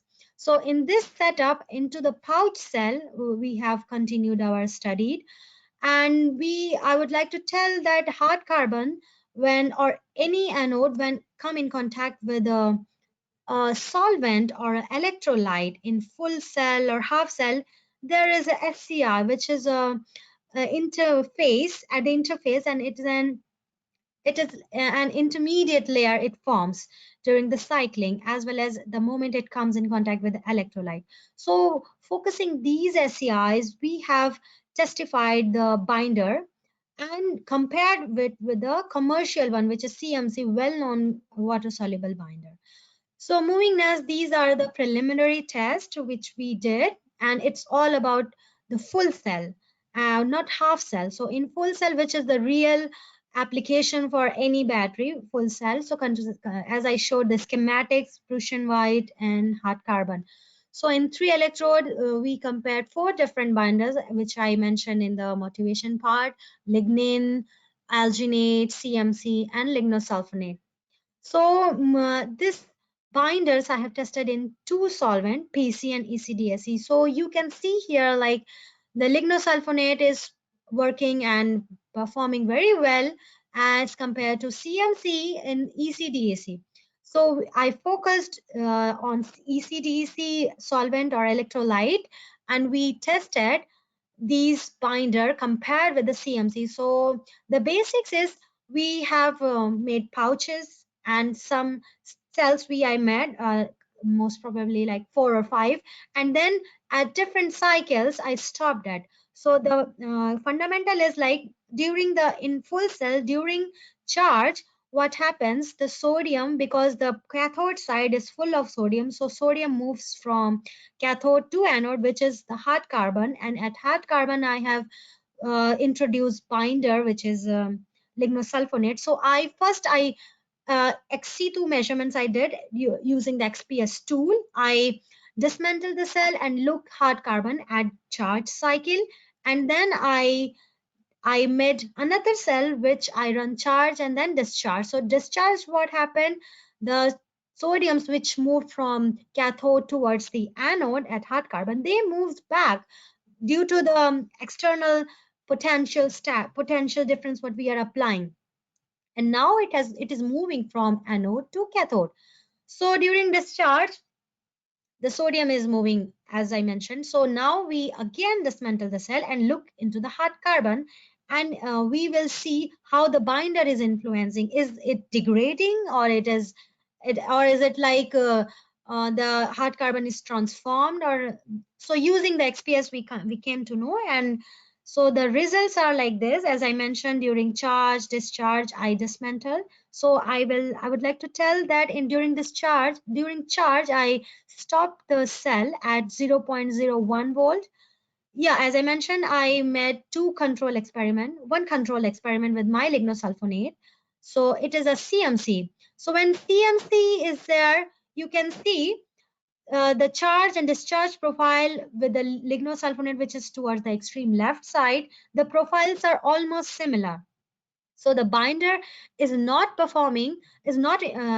interrupting the electrochemical performance of Prussian white. It is as expected, it should just bind, and it is behaving as a binder. So now moving to the XPS part, the interface analysis, as I mentioned here, I dismantled the cell and studied the XPS results for the hard carbon. So I took hard carbon and at various voltages like 0.01 volt during charge and 1.49 volt during discharge, I studied the XPS. So if we see the carbon 1s or oxygen 1s peaks, in particularly, like broadly, the peaks are almost similar. There is no particular any difference you can see. And this difference is witnessing that this binder is not involving or getting interrupting the active material performance. So this binder can be used as a binder for sodium ion battery. Here I did for hard carbon, but for other electrodes or other active material it can be used. So in particular during charge, if we compare the lignosulfonate and CMC, we can see the 284, which is the carbon 1s peak for carbon, and the same we are getting for lignosulfonate and CMC. Now moving to discharge, you can see the carbonates are also there. It is why carbonates? Because I have, as I mentioned, I am using ECDC, which are very well known solvent for sodium hexafluoride, NaPF6 salt. So using these salt, whenever there is a cutoff voltage like 0.01 volt or higher voltage, or like suppose 1.5 volt, so the intermediate what is formed due to the degradation of electrolyte, it's absorbed onto the surface, or sometimes we can see there is SCI, which is due to the decomposition of electrolyte and the at the interface due to the combination of electrodes. So we compare the both electrolyte for both electrodes. The dissociation products are almost similar, but there is a bit difference which I will explain in the summary part.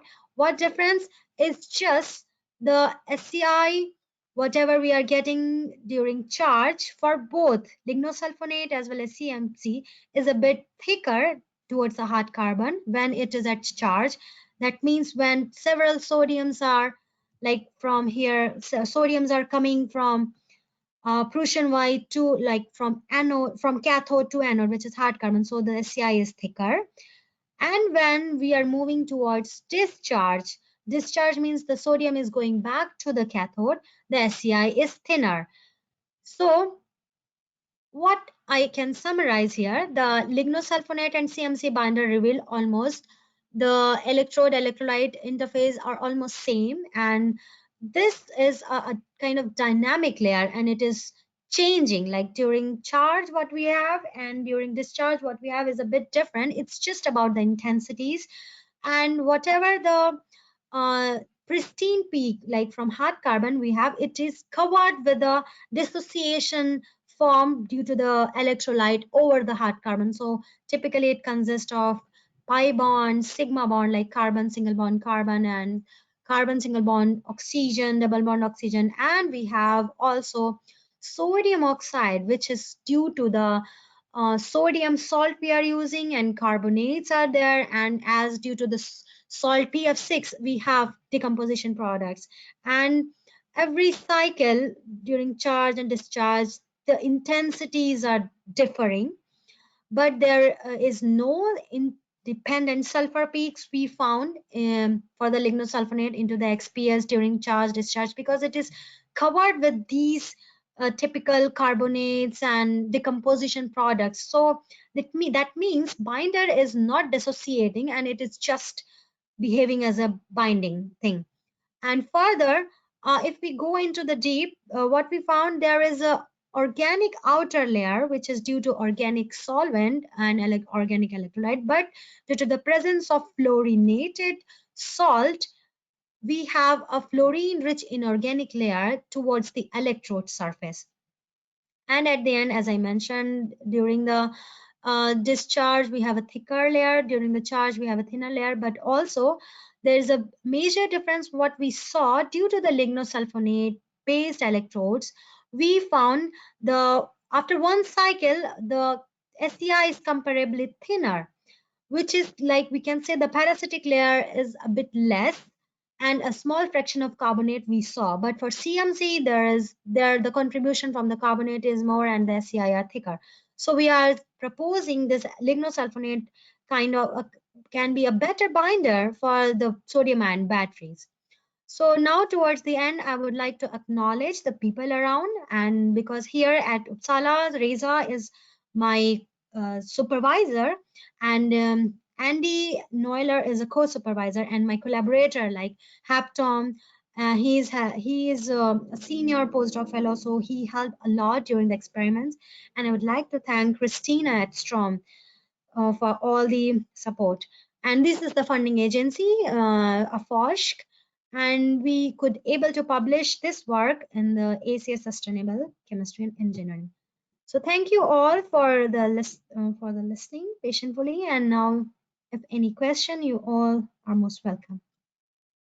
Thank you, Dr. Rikandra, for your presentation. Is anyone having any questions?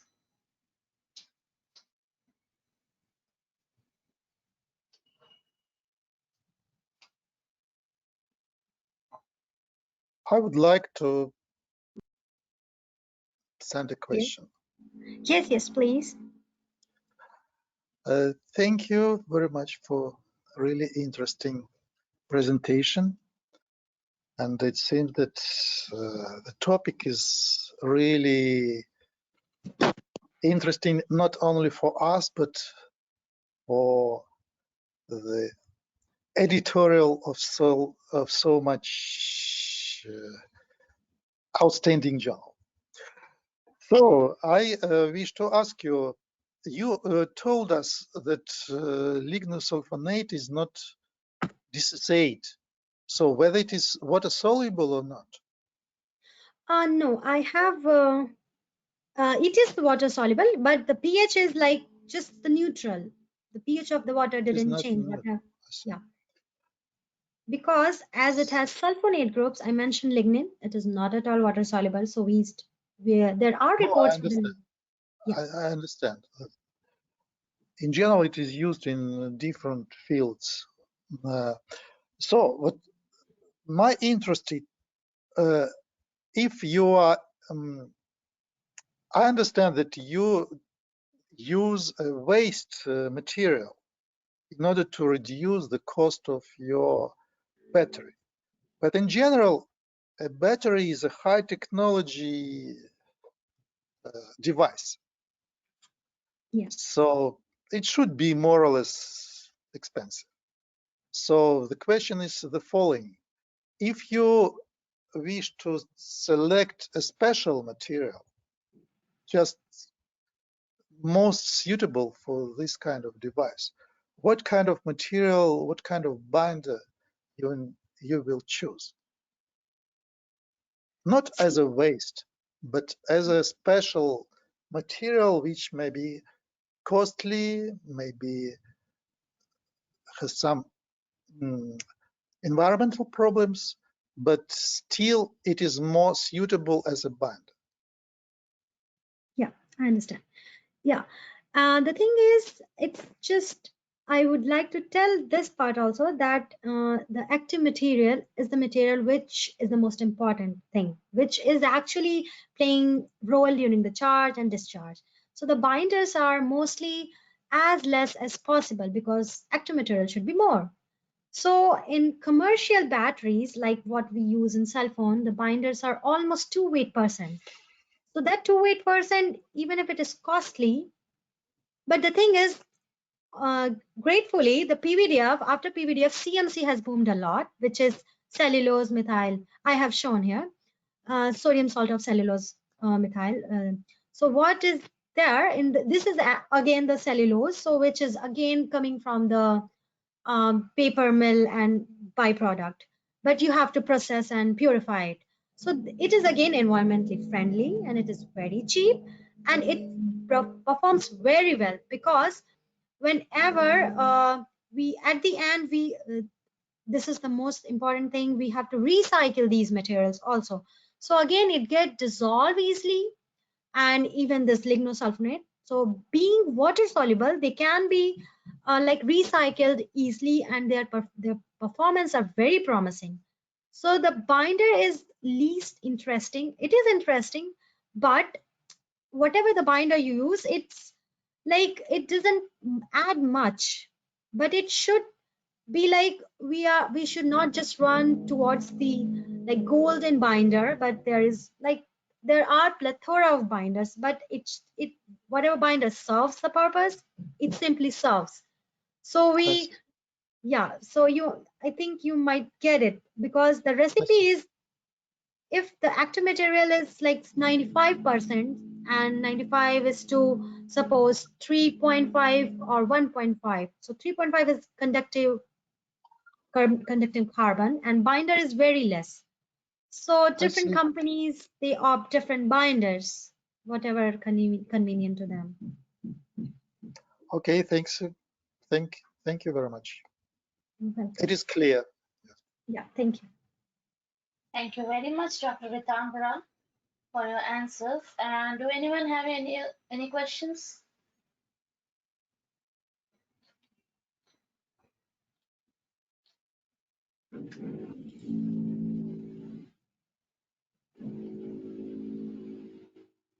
Okay, no questions from anyone. Thank you once again for your presence and presentation.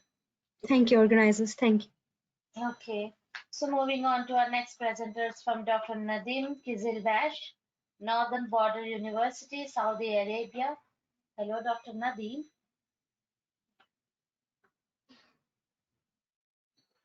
Hello, are you connected with us?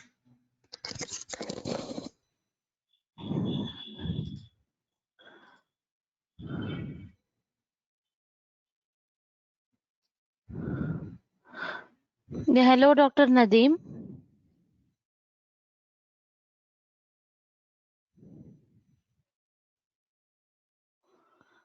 Okay, please allow me a few moments. I think he is not online.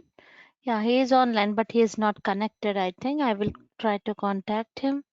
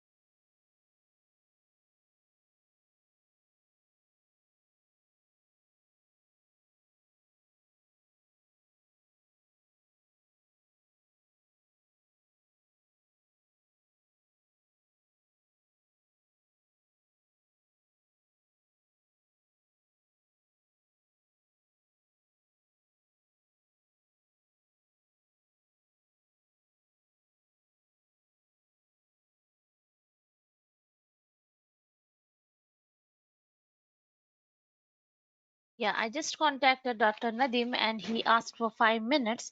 So he will be joining with us and will start his presentation.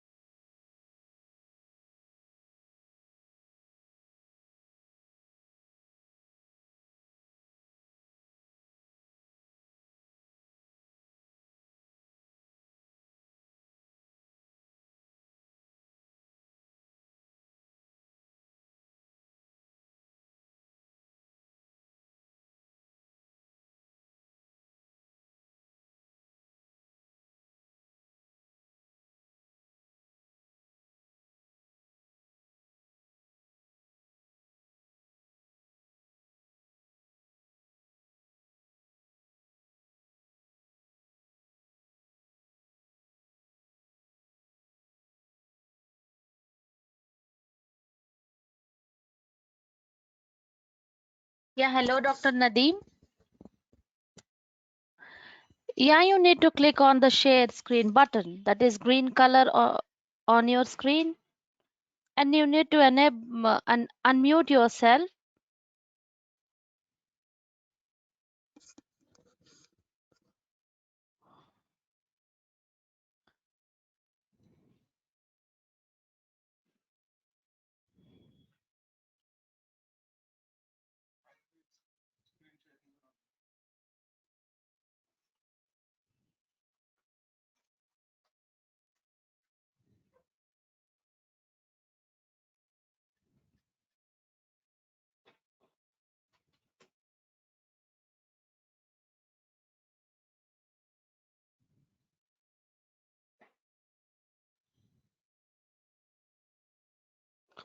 We can able to see your screen. You can start your presentation. Please unmute yourself as we cannot able to hear you.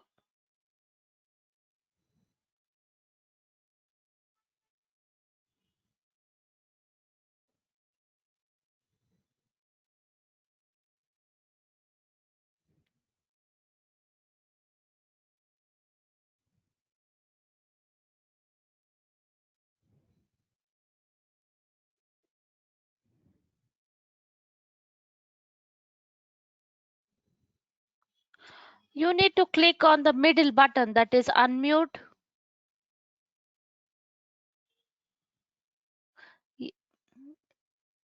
Yes, you need to allow this.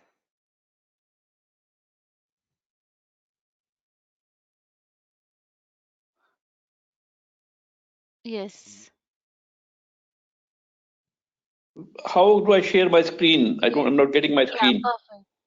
Yeah, we can able to see your screen previously. You can do that.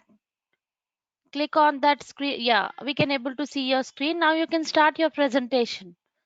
You can see Is my it saved screen. on You your can see phone? my slides. Yes. Yeah, no, not the slides. It's just a webinar day 1. Yes, now we can see your phone screen. You can start your presentation. Yeah, but I can't share my presentation. I don't have the screen of the presentation.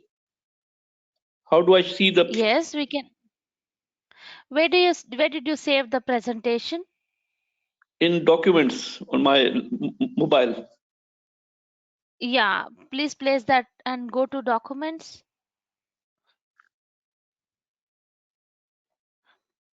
Yes, go to documents.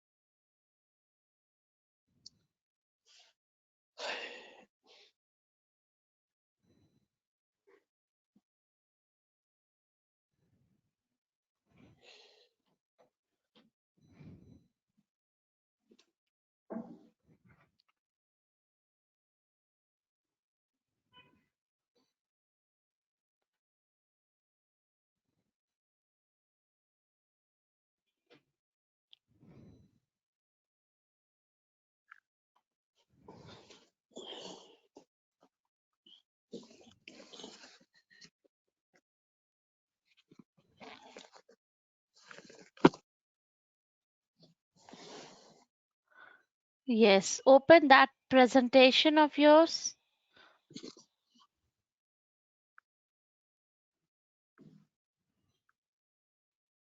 This is okay. Yes. Yeah, perfect. Now you can explain and start your presentation. Okay, this is an overview about the use of nuclear magnetic resonance spectroscopy and mass spectrometry, in metabolomics. So the idea is to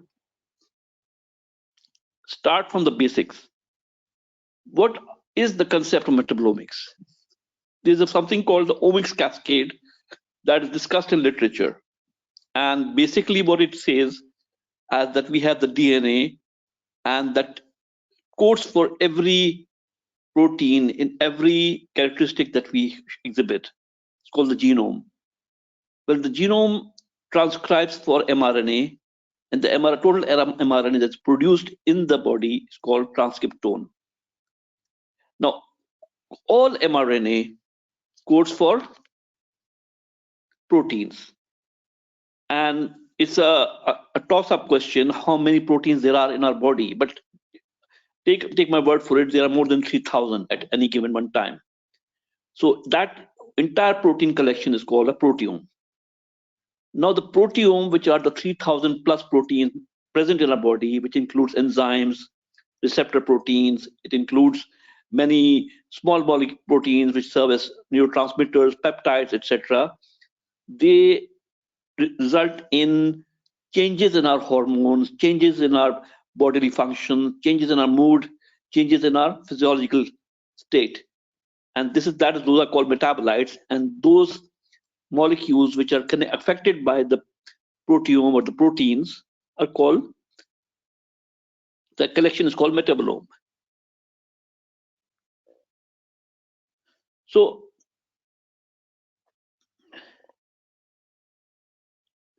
now the metabolome codes for the phenotype. That phenotype is our collective characteristics. Like, for example, we are tall, we are short, we are dark skinned, we are light skinned, we are all the characteristics that we exhibit, those are our phenotype.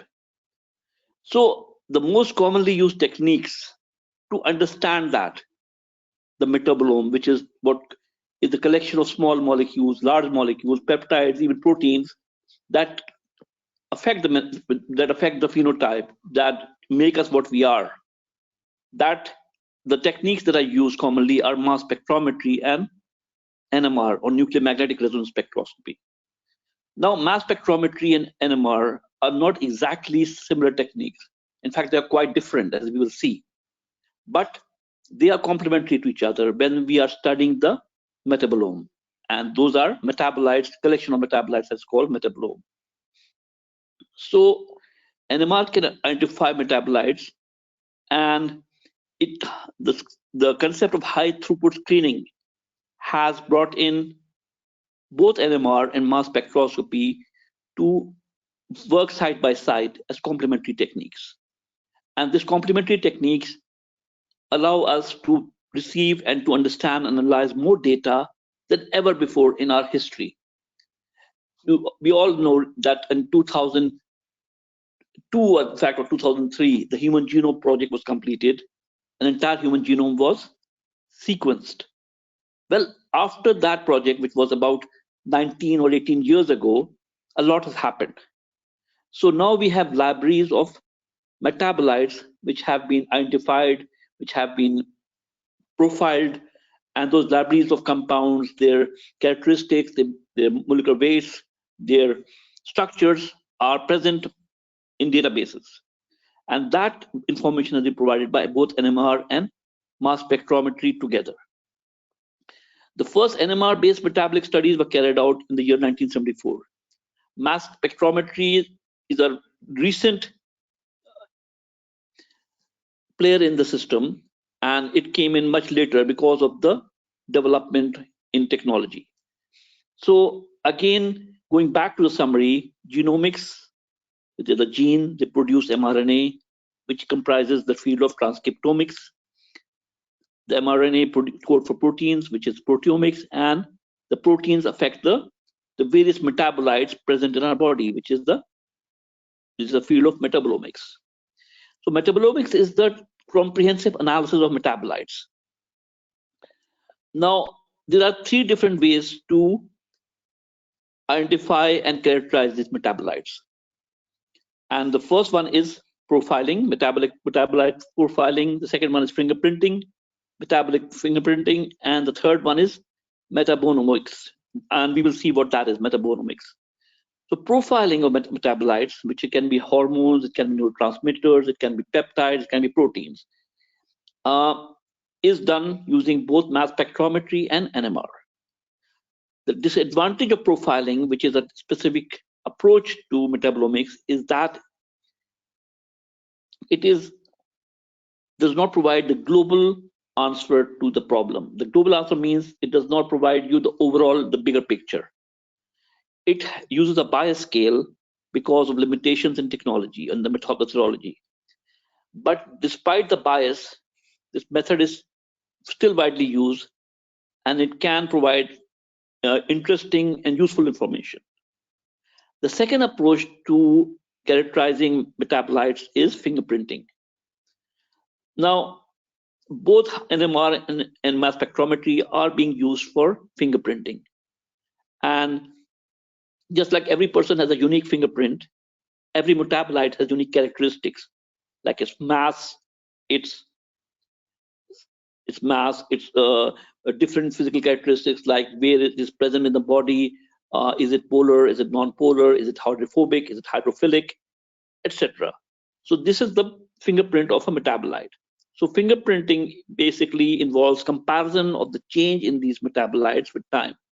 So instead of identifying each and every metabolite and having a thorough knowledge of it, we instead go for a coarser approach. And this approach basically means we compare changes in the concentration and the level of metabolites with each other with respect to time and in different physiological states. That comparison is called fingerprinting. So compared to profiling, this is a simple and coarser approach. The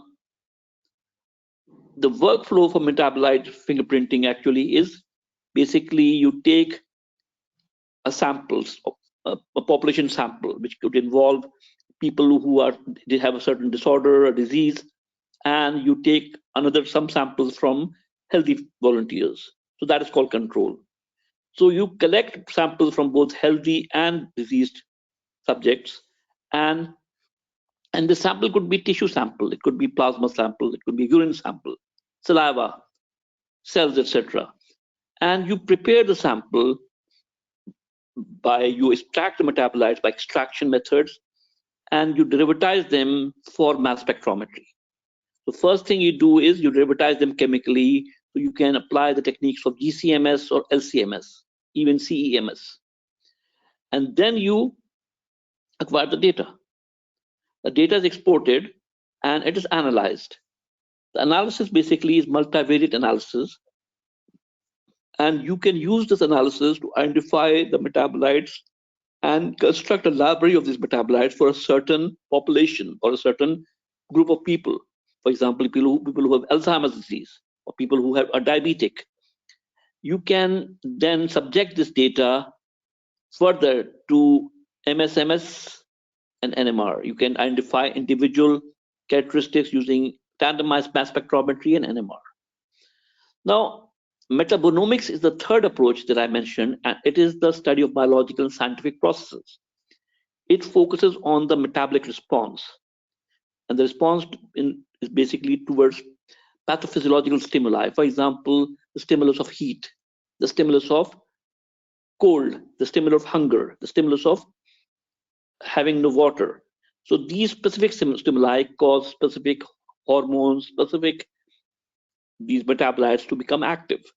So metabonomics actually looks at these specific conditions and looks at the different metabolites that are active under those conditions.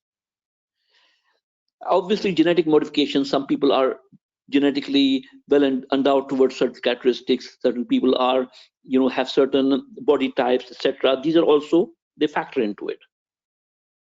So the study of metabonomics is restricted to analysis of metabolites in non-microbiological and non-botanical studies. So as you can see, this metabonomics has been more useful towards bacterial systems, towards bugs and plant-based systems rather than humans. Now, measurement of metabolome, when you're measuring these, and as I said, three approaches, but also two different ways to collect data: targeted approach and untargeted approach. So the targeted approach, it's when one wants to measure a specific property of these metabolites. Example, effect of drug on a specific enzyme. Untargeted approach is when one wants to identify and quantify. So you want in the first case, you want a qualitative answer. You want to see how a particular metabolite reacts to certain stimuli. In the second case, untargeted approach, you want a quantitative answer, and you want to see how much of these metabolites are generated in response to a certain physiological state. How many? What is the concentration in the blood sample or the urine sample? The two techniques which are used for this targeted and untargeted approach are mass spectrometry and NMR, or nuclear magnetic resonance spectroscopy. So as our theme is overall is mass spectrometry, but NMR is an additional element that I have brought into my talk. The ideal technique for metabolomic studies is coupling of mass spectrometry with NMR. This process is quite expensive, obviously, and for good reason. NMR uptake requires, a budget of at least more than $10,000–15,000 a year, and so does, I'm sure, mass spectrometers. So having that kind of budget in a grant or a research grant or in a department is not always possible. So the quantitative analysis of all metabolites, as I said, again, going into this in a schematic, that you can do profiling and you can do fingerprinting. And the quantitative approach involves use of mass spectrometers. In profiling as well as fingerprinting, it can involve use of LCMS, etc. FTIR is also can be used. So in case of profiling, you want to create a database and you want to link it to other databases. In case of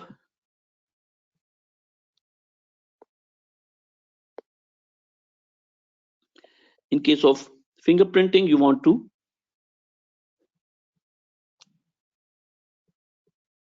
create, basically, you acquire data, export it, and analyze it using multivariate analysis. And you want to identify if any of these metabolites can serve as biomarkers. For example, they are specific to a disease, disorder, or physiological state. And then you can use different diagnostic tools to work on these, use this information. Now, NMR spectroscopy, I keep mentioning. Let us go over the background of NMR spectroscopy. The molecular structure of metabolites can be elucidated by using NMR. The principles of NMR spectroscopy are that all metabolites are made of atoms and they comprise nuclei. The nuclei are basically positive charges, and those positive charges determine the spin of the nuclei. When a sample is placed in external magnetic fields and a radio frequency pulse is applied, the nuclei absorb the energy from radio frequency fields, and the spin of the nuclei either aligns with the external field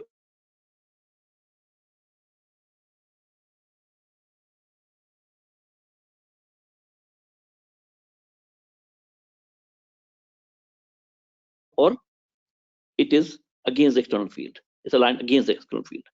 Exactly. So this, when they absorb energy, they are against the external magnetic, the radio frequency, the external magnetic field, and when they lose the energy, they go back to the original position of being aligned with the external magnetic field. The wavelength at which this occurs corresponds to the frequency of the radio frequency field. Now, this can be summarized by a principle of physics called the nuclear Zeeman effect.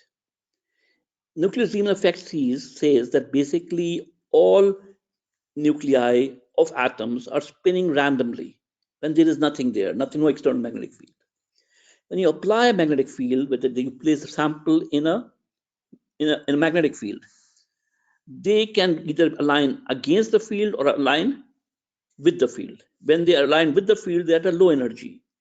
As they absorb extra energy from a radio frequency field, they are obviously in the magnetic field, in the external magnet, but they also absorb energy from an radio frequency field.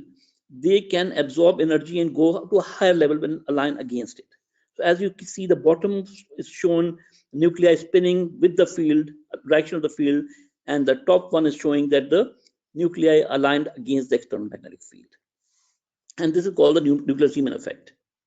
So NMR spectroscopy, basically a signal is obtained when this transition occurs, that the nuclei go from being aligned with the field to the position of being aligned against the field. Okay, and this provides a quantitative signal. Basically, the intensity of the signal is proportional to the number of nuclei that have shown this, experienced this transition. The nuclei of proton, hydrogen atoms, nuclei of carbon-13 atoms, nuclei of nitrogen-15 atoms, they are all can show this characteristic. They can all undergo a nuclear Zeeman effect. Not every nucleus is like that, mind you. For example, carbon-12 is not like that. Okay, carbon-12 is not like that. Nitrogen-14 is not like that, but nitrogen-15 is like that. So specific nuclei, which are NMR active, they're called, they exhibit the property of nuclear Zeeman effect. And this makes NMR a natural companion to metabolomics. Now, quantitative NMR is a subdiscipline of NMR, which is represented as QNMR. And basically, provides you quantitative information of how many different kinds of these atoms in different metabolites are present in the sample. For example, let's say the hormone insulin, for example. Insulin is not a very good example. It's a large molecule. Let's say a small molecule, like let's say cholesterol. Now, how many cholesterol molecules are present in that sample, and how many of these cholesterol molecules, atoms, are providing that specific signal in NMR that you are observing? So that comes in the domain of QNMR or quantitative NMR. Now, QNMR is usually used for complex mixtures. For example, you have a mixture of cholesterol, glucose, etc. So in a complex mixture where you have many different kind of molecules, and all those molecules have many different atoms present, QNMR is an important way to get answers to the quantity of cholesterol, let's say in milligram per deciliter in a serum sample. Now, the steps involved in metabolomics investigation using NMR are this, that you can extract the sample from a cell line, your cancer cells maybe, a tissue sample. You can have that prepare that sample in a 5 millimeter tube, and you can collect these tubes for diseased person and the control. Now, diseased subjects are the ones which are the research subjects, and the control obviously are the healthy volunteers. So you prepare, let's say you have prepared 4 samples from control subjects which are healthy and 4 from diseased subjects which obviously have the disorder. Then you subject to the NMR spectrometer. You acquire data, and you can use this data to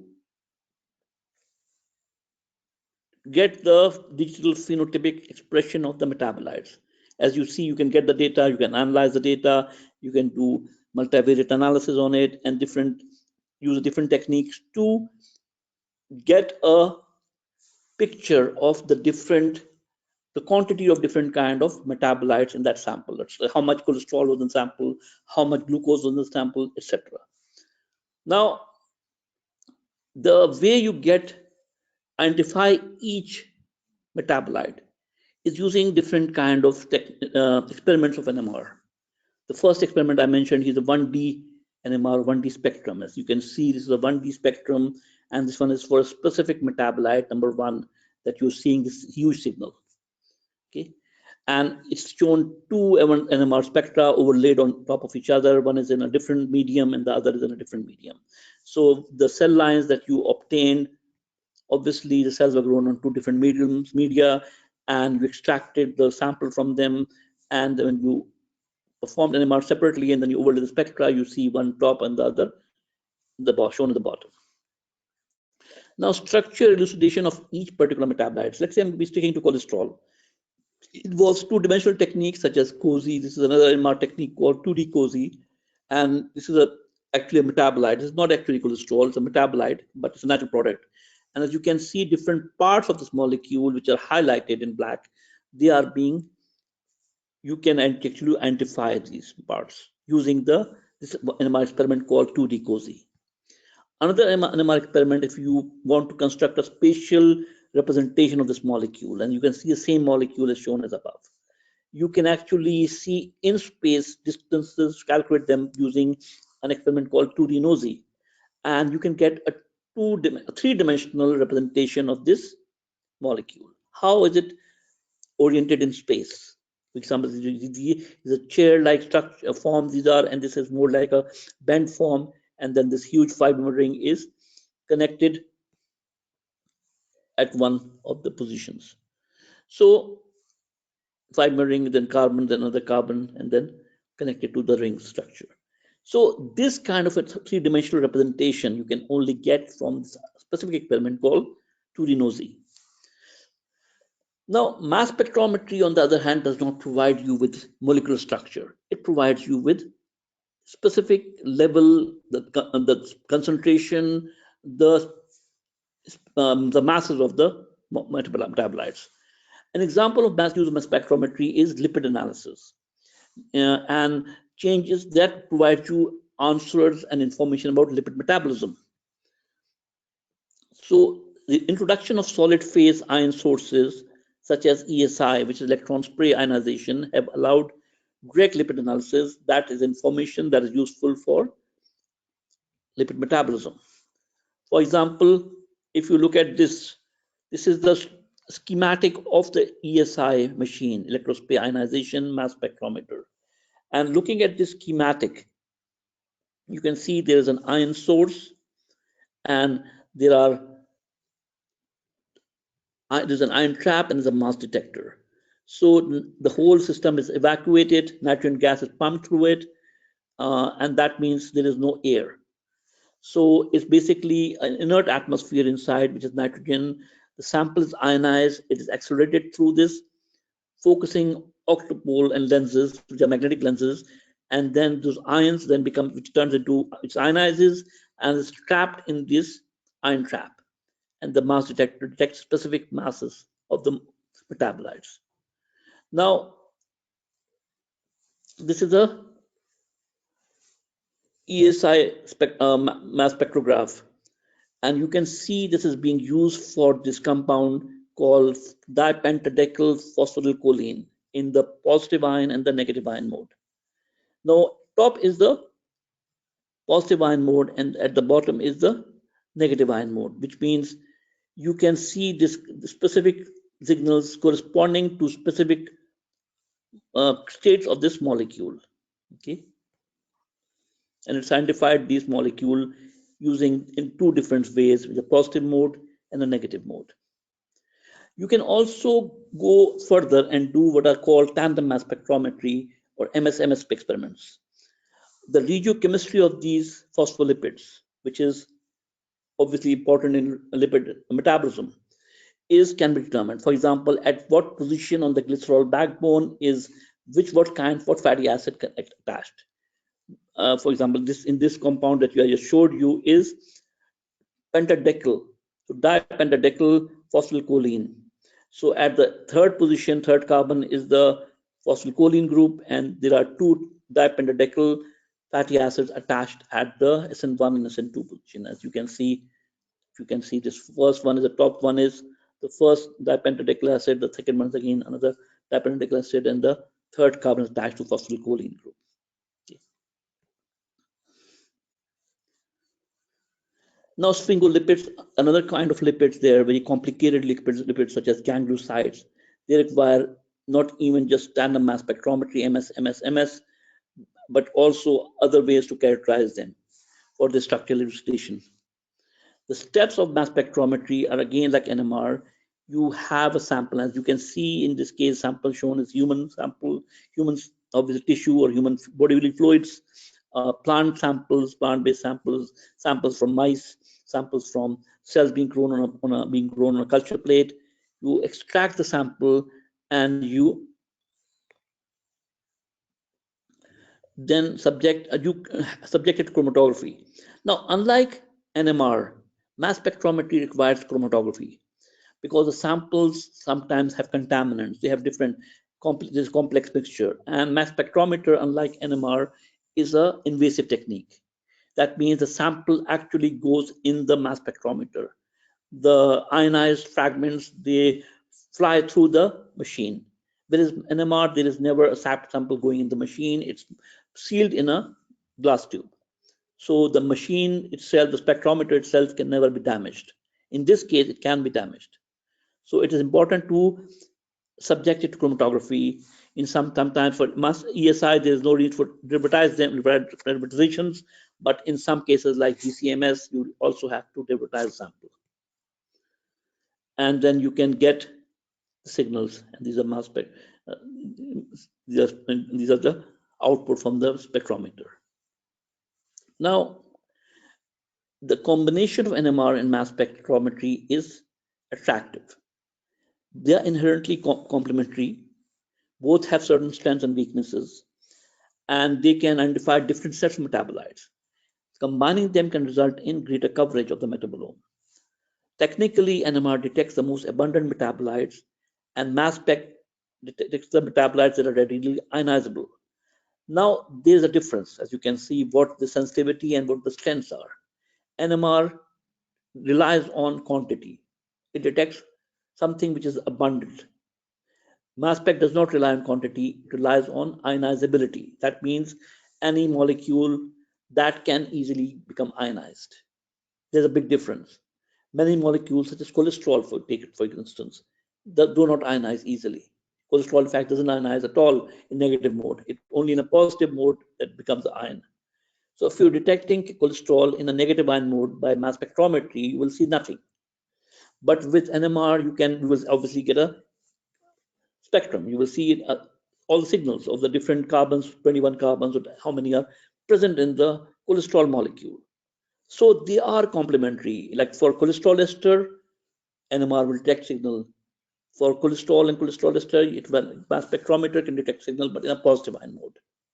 So that is the strength of this relationship, or this combination, that both NMR and mass spectrometry can provide information that is of useful to biologists. Now, the papers that are being published in PubMed, and these are present in PubMed till the year 2017. As you can see, the yellow shows the NMR-based papers, and the blue shows the mass spectrometry-based papers, and the gray shows the papers which are using a combination of mass spectrometry and NMR. And as you can see together, there are about 800 papers like that published in 2017 alone. And most of them were 500 of them were about 500 were NMR-based papers investigating metabolomics. 300 were about mass spectrometry-based papers investigating metabolomics, and about less than 100, about 50, I would say, or 40. These were using a combination of both the techniques.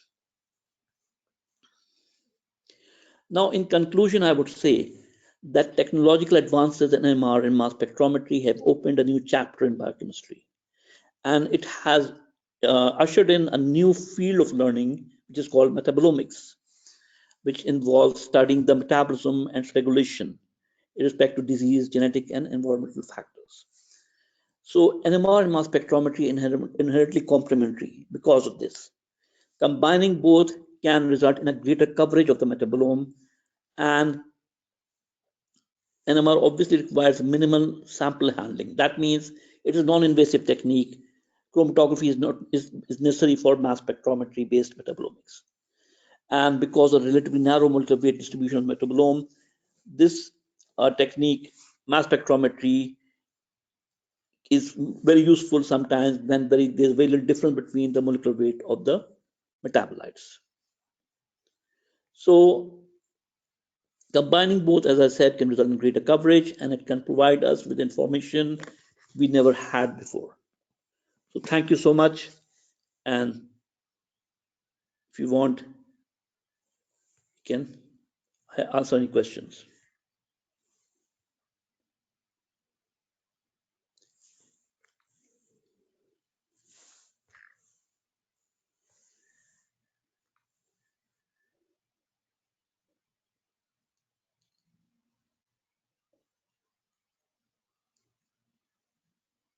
Thank you, Dr. Nadeem, for your presentation. Is anyone having any questions?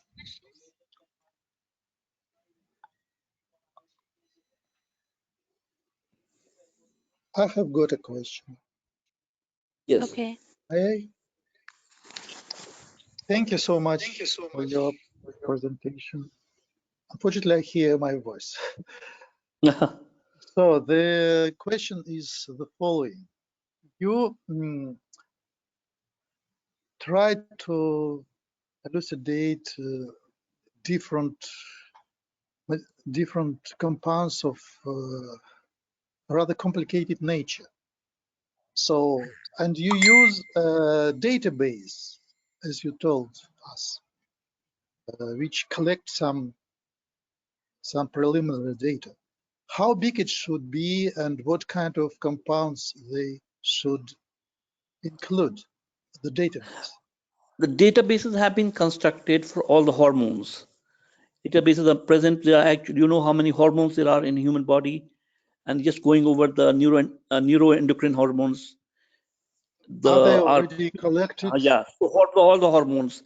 Databases have been constructed for endocrine hormones, for exocrine hormones, databases for various plant natural products. This is a ever-growing effort. As I said, it is linked directly to Human Genome Project as far as humans are concerned. We have 3,000 proteins, and we want to identify them. 3,000 more plus proteins, actually, not 3,000 proteins, but more than that. We think there are 3,000 or maybe more, obviously. because 3,000 plus genes have been identified.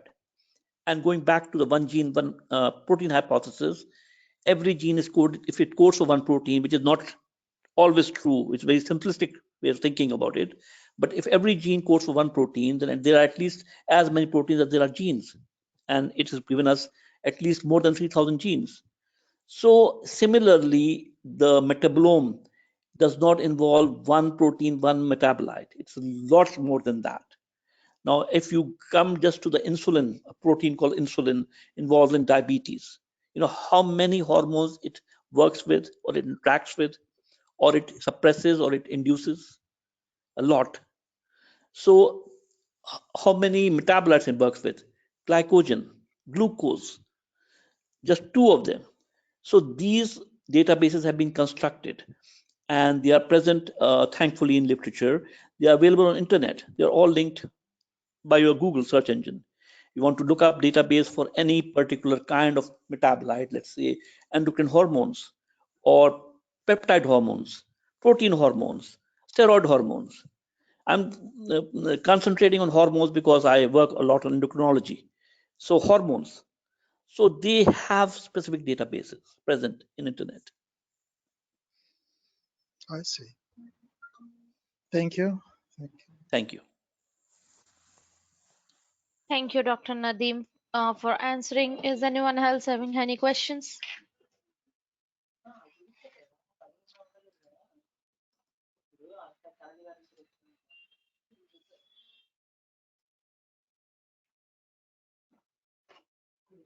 Okay, no questions from anyone. Thank you once again for your presence and presentation. So we can move towards the next presenter. Can I request Dr. Hanna Vasileva from Yuzhgorod National University, Ukraine, to present her presentation? Hello, I'm here. Yeah, hi, Doc. You hear Yeah, me? are you ready with your presentation? Yes, yes. Um, uh, I cannot show my presentation.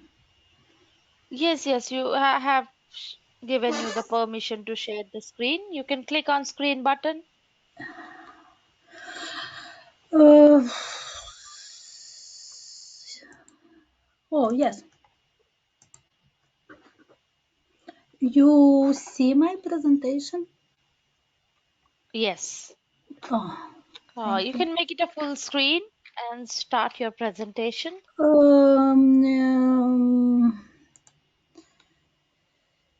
Yes. Is everything all right? I can begin my presentation. Yes, yes, yes. Oh, thank Please you. make it a full screen, full screen.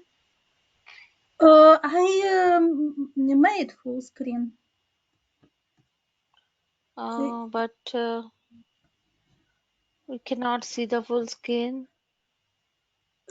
Okay, so you have done the full screen then. Okay, no problem. You can continue with that. I think we have. Wait a minute. I do everything. Okay, no problem. You can continue with that. You can continue. Tell me, is everything all right? Yes, yes, we can able to see your screen, but the thing is, you have done the full screen, but we cannot able to see. But there is no problem. I would request all the attendees to click on the plus and minus sign, that is zoom in, zoom out button on your screen to see to see properly the content. There is no problem. You can continue, Dr. Hannah, with your presentation.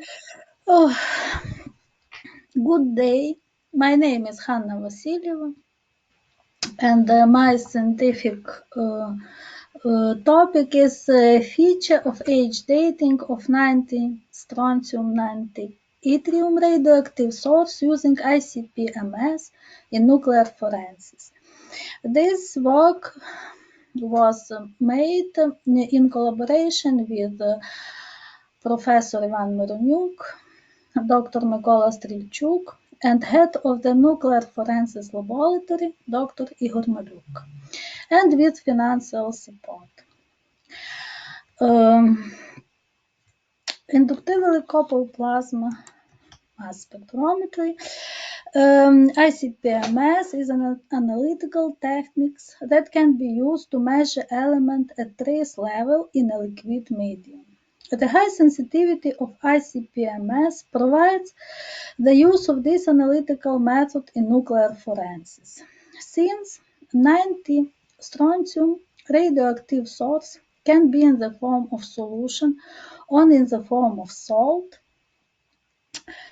they should be dissolved before ICP-MS. ICP-MS resolution is higher than, for example, atomic Hello. adsorption. Excuse me? Yes, we are still on the first slide. Can you please change slide accordingly? Yes, I changed slide. I think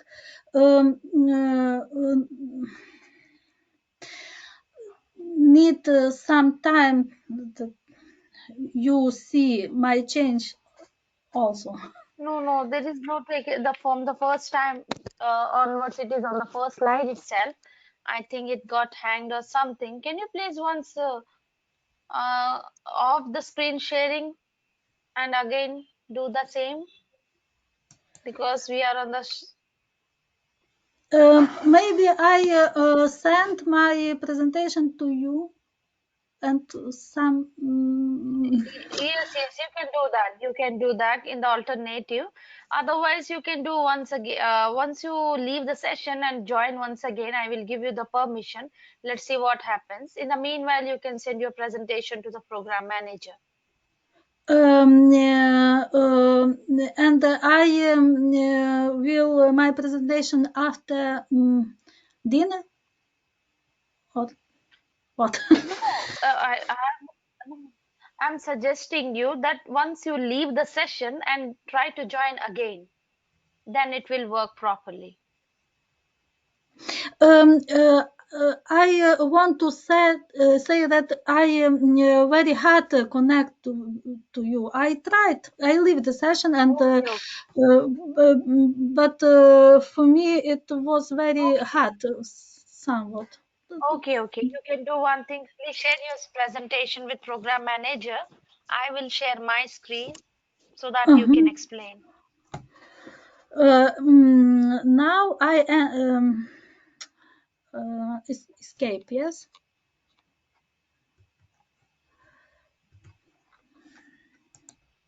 Your presentation to program manager. Yes. Okay. Till then, can we take a lunch break so that we will receive your presentation and will prepare after lunch? Well. Will that be okay? Yes. Okay. Okay. So now we will take a lunch break. I leave the event and connect after lunch. Yes. Yeah, you can be there. In the meanwhile, you please send your presentation to program manager. Yes. I will take from him.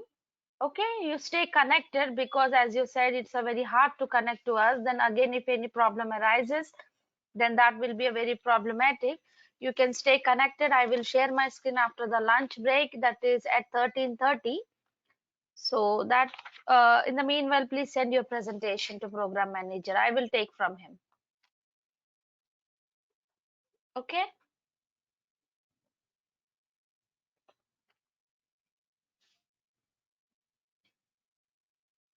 Hello.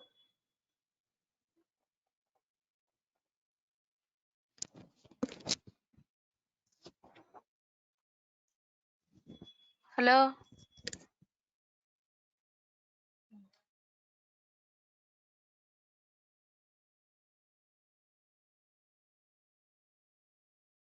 Hi. Yeah, hello, doctor. So we will take our lunch break now and we'll be back at 13:30. Please stay connected.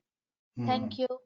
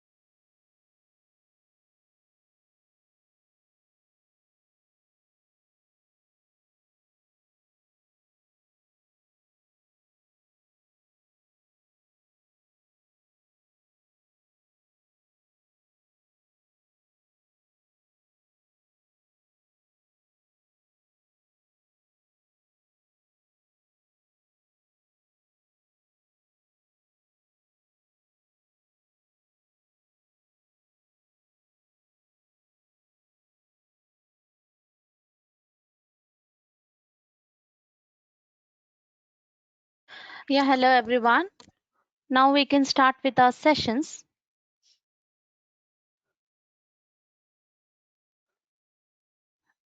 Hello, am I audible, Dr. Hannah? Yes, I am here. Okay, then yeah, I will be sharing my screen. Okay. Yeah, okay. Just you need to tell us that when I need to change the slide. I So will change the change slide for you. Okay. slide. Yes, thank you. Okay, perfect. Then just a minute. I will share my screen.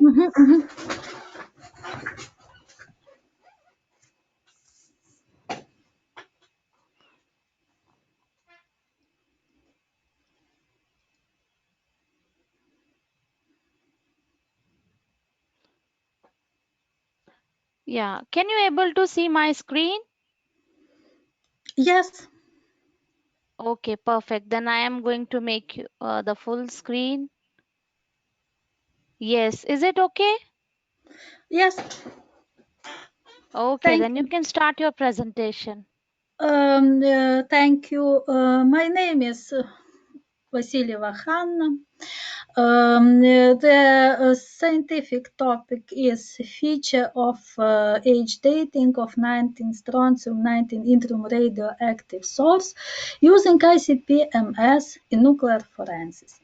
This work was made in collaboration with Professor Ivan Mironuk, Dr. Mykola Strelchuk, and head of the nuclear forensics laboratory, Dr. Igor Maluk, and was financial support by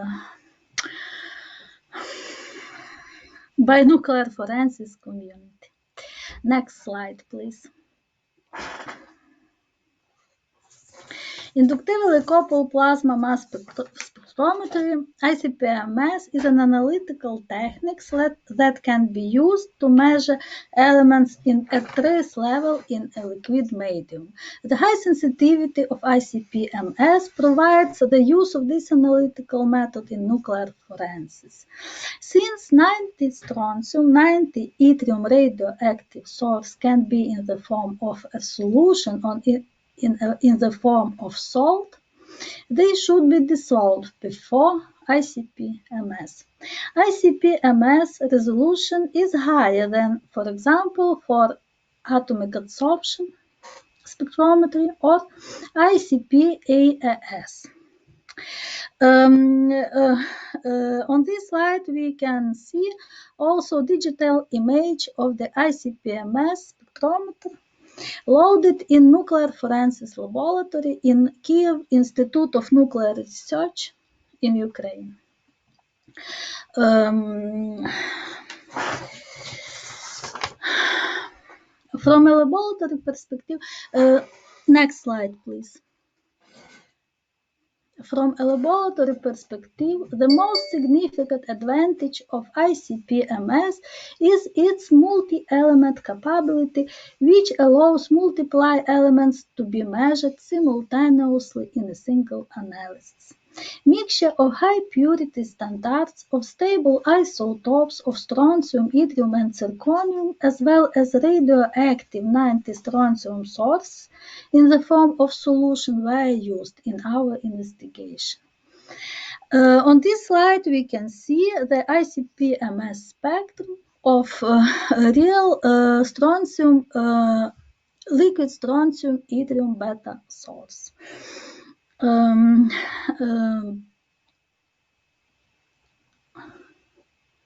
The main feature of the age dating of strontium radioactive source using ICP-MS in nuclear forensics were established. First, its external calibration of ICP-MS. Next slide, please. External calibration was performed using calibration standard A solution containing known concentration of the elements. Change the slide, please.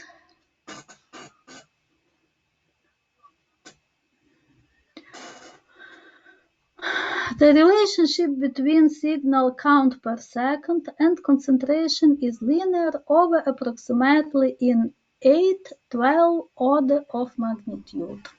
This is shown on the next slide. Yes, thank you.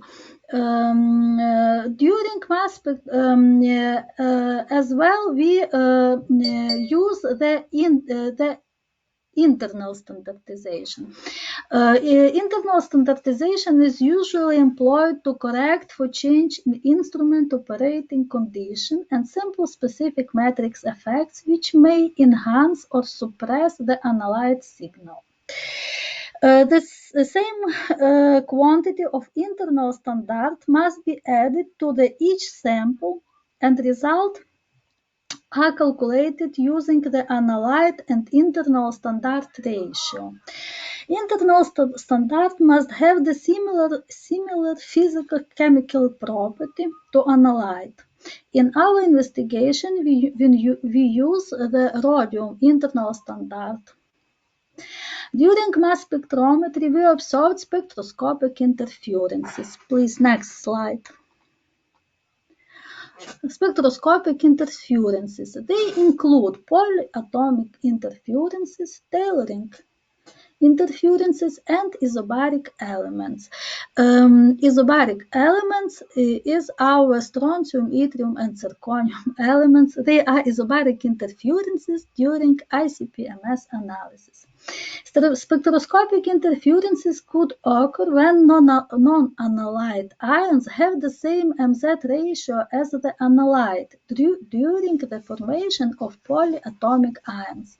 To detect the inaccuracy introduced by the formation of polyatomic ions, 98 yttrium hash or 98 yttrium hash, a standard solution of yttrium and strontium without zirconium ions was prepared. And the result we can see in this slide. The formation of polyatomic ions by measuring strontium 88 oxygen 16, yttrium 89, oxygen 16, and zirconium 90, oxygen 16 have to be conducted as well. We propose to reduce the isobaric interferences, isobaric zirconium, strontium, to reduce the isobaric interferences by applying a direct one-step separation of zirconium isotope from strontium and yttrium using a chemical modifier titanium dioxide. Next slide, please.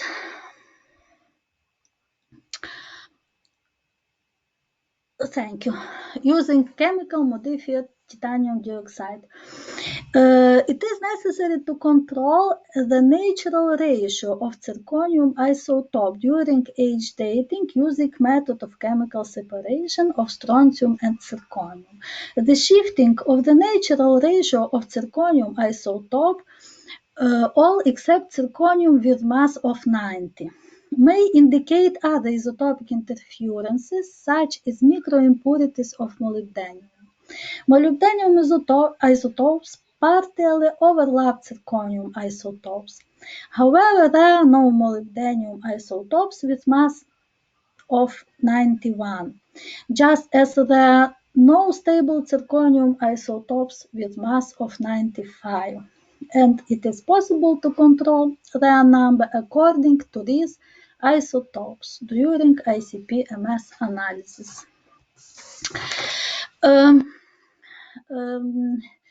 The polyatomic ion formation was taken into account at the calibration stage of the mass spectrometer. As well, we observed the contamination from the adsorbent. Next slide, please. Thank you.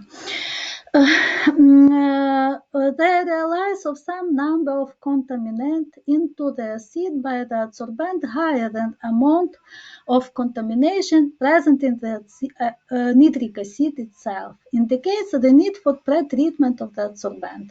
Washing the adsorbent with 5 milliliters of pure nitric acid removes the bulk of the contaminant.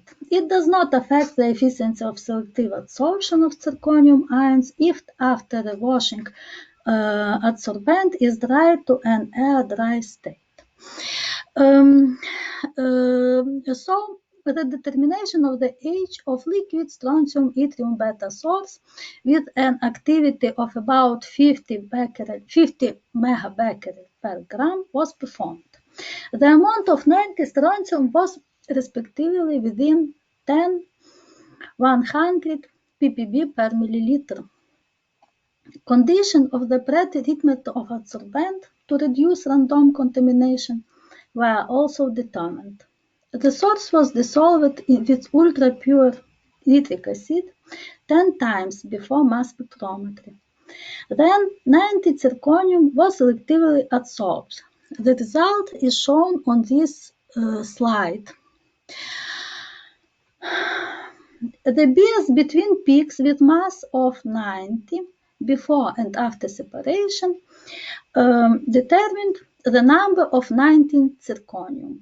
The amount of 19 strontium was determined by the peak of 90 after chemical separation.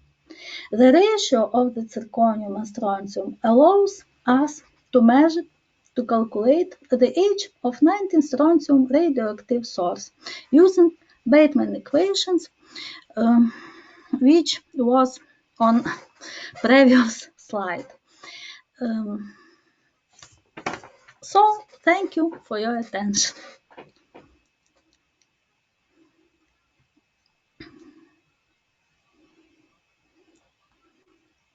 So thank you for your attention. And if Thank you, there's Dr. any Hannah, for your question, presentation. Is anyone having any questions?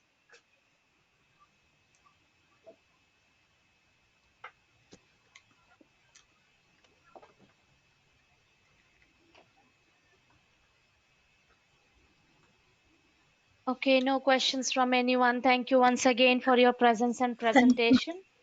Okay, so moving on to our next presenter from Dr. Dalil Askri from Plateforme Bioparc d'Arcamps, France. Hello, Dr. Dalil. Are you ready with your Hello. presentation? Yes, I'm ready.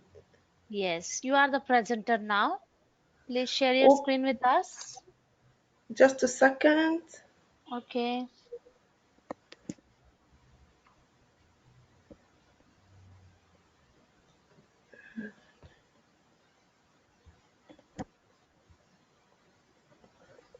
I will put full screen. Yes. Tell me if it Yeah. is working. Yes, Is it it okay? is visible. Yeah. Okay, good. But I cannot move to. Okay. I see the slides here. Yeah. But I cannot. Excuse me. I cannot see the full slide. No, it is a full slide and the options only is visible to you, not to us. We can able to see the full screen. There is no problem. The options are only for you. Because okay. So Yeah, we can able to see full screen. yes, hi to everyone. My name is Dalil Askri. I'm from platform Bioparc d'Archamps in France. Today, I'm going to talk about the two complementary approaches for bee health monitoring within the POSH-Bee project.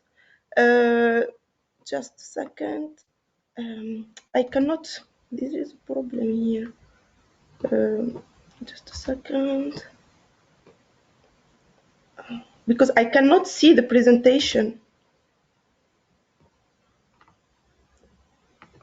Can you collapse that buttons?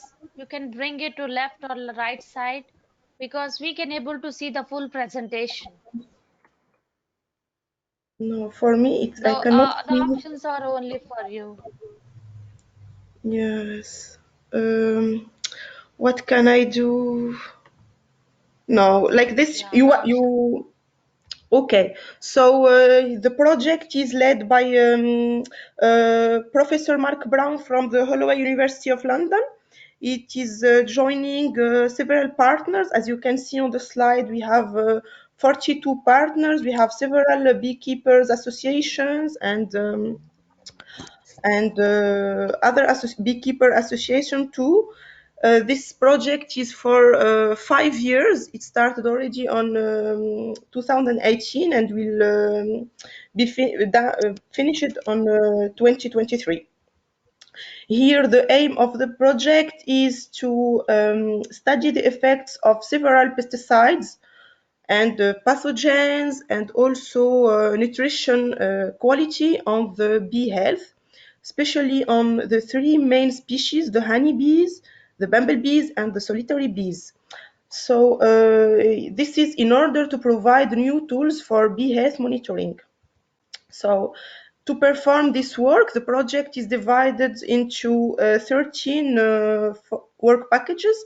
Among them, we can find the work package 9 about the omics in which we are involved. So we are mainly 2 partners, Biopark, which is doing all the experiments on mass spectrometry, and CNRS, presented by our work package 9 leader, Dr. Philippe Bullet. And then for this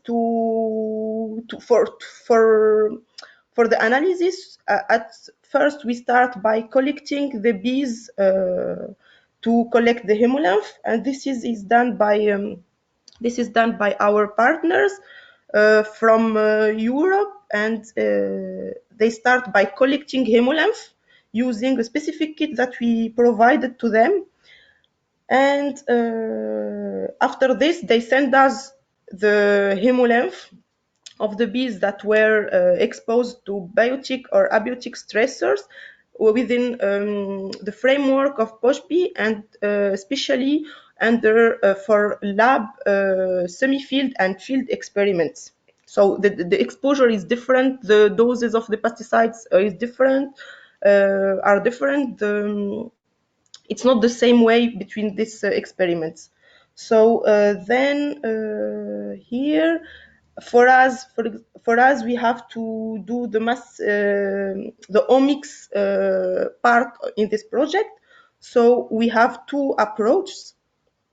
Sorry, here I cannot. I have the problem. I cannot see my slides. This is because if I don't see the slides, I don't know how I will continue to present. Yeah, hello. Yes. Yes. Is there any problem? You can collapse that button. You have an arrow mark on the top right corner. You can click on that. In the options, you can see that there is an arrow marks. I don't see that. No. Just a second, please. It will be easier for me, I think, if I do like that.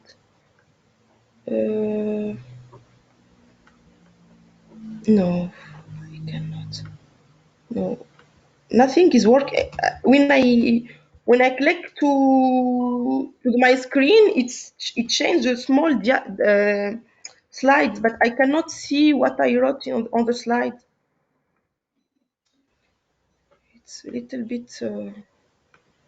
No, I cannot do anything. Is it a PDF or a PPT? It's PDF, and I have PPT also. So just a You second. can continue with your PPT. It will be easier than Yeah, PDF. I will use another computer to see at least the slides. Just a second. Okay, perfect. Okay. Just a second. Excuse me for that, but I don't know what's happening.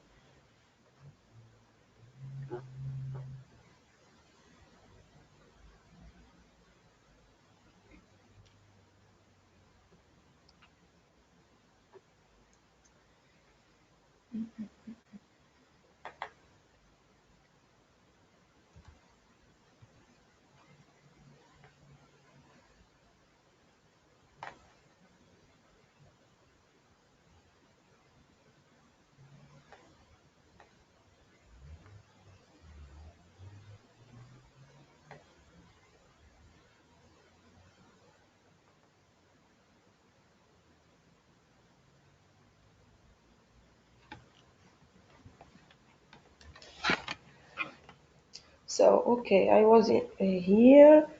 So, yeah, here. For the work package 9, we are, which is called the omics for agrochemical responses in bees. we are using two complementary approaches. The first one is the multi-B typing for molecular mass fingerprints for blood test, which is the equivalent of blood test in a human being. And this technique is inspired from the multi-biotyping, which is used in the clinical microbiology for bacterial identification. The use of this technique for the hemolymph was reported for the first time by our team, my colleague Karim Arafa, in 2019, and also by my colleague Camille Houdlet this year on the honeybee pathogen nosema. The second approach is the bottom-up proteomics approach, which is classical. Here, this is the workflow of the MALDB typing that we use for the hemolymph analysis. So here at first, we have the hemolymph from the three main species. As you can see, the honeybee, bumblebee, and solitary bee. The hemolymph is diluted in acidified water, then spotted 3 times on the MALDI target before being introduced in the MALDI biotyper for the MS spectra acquisition.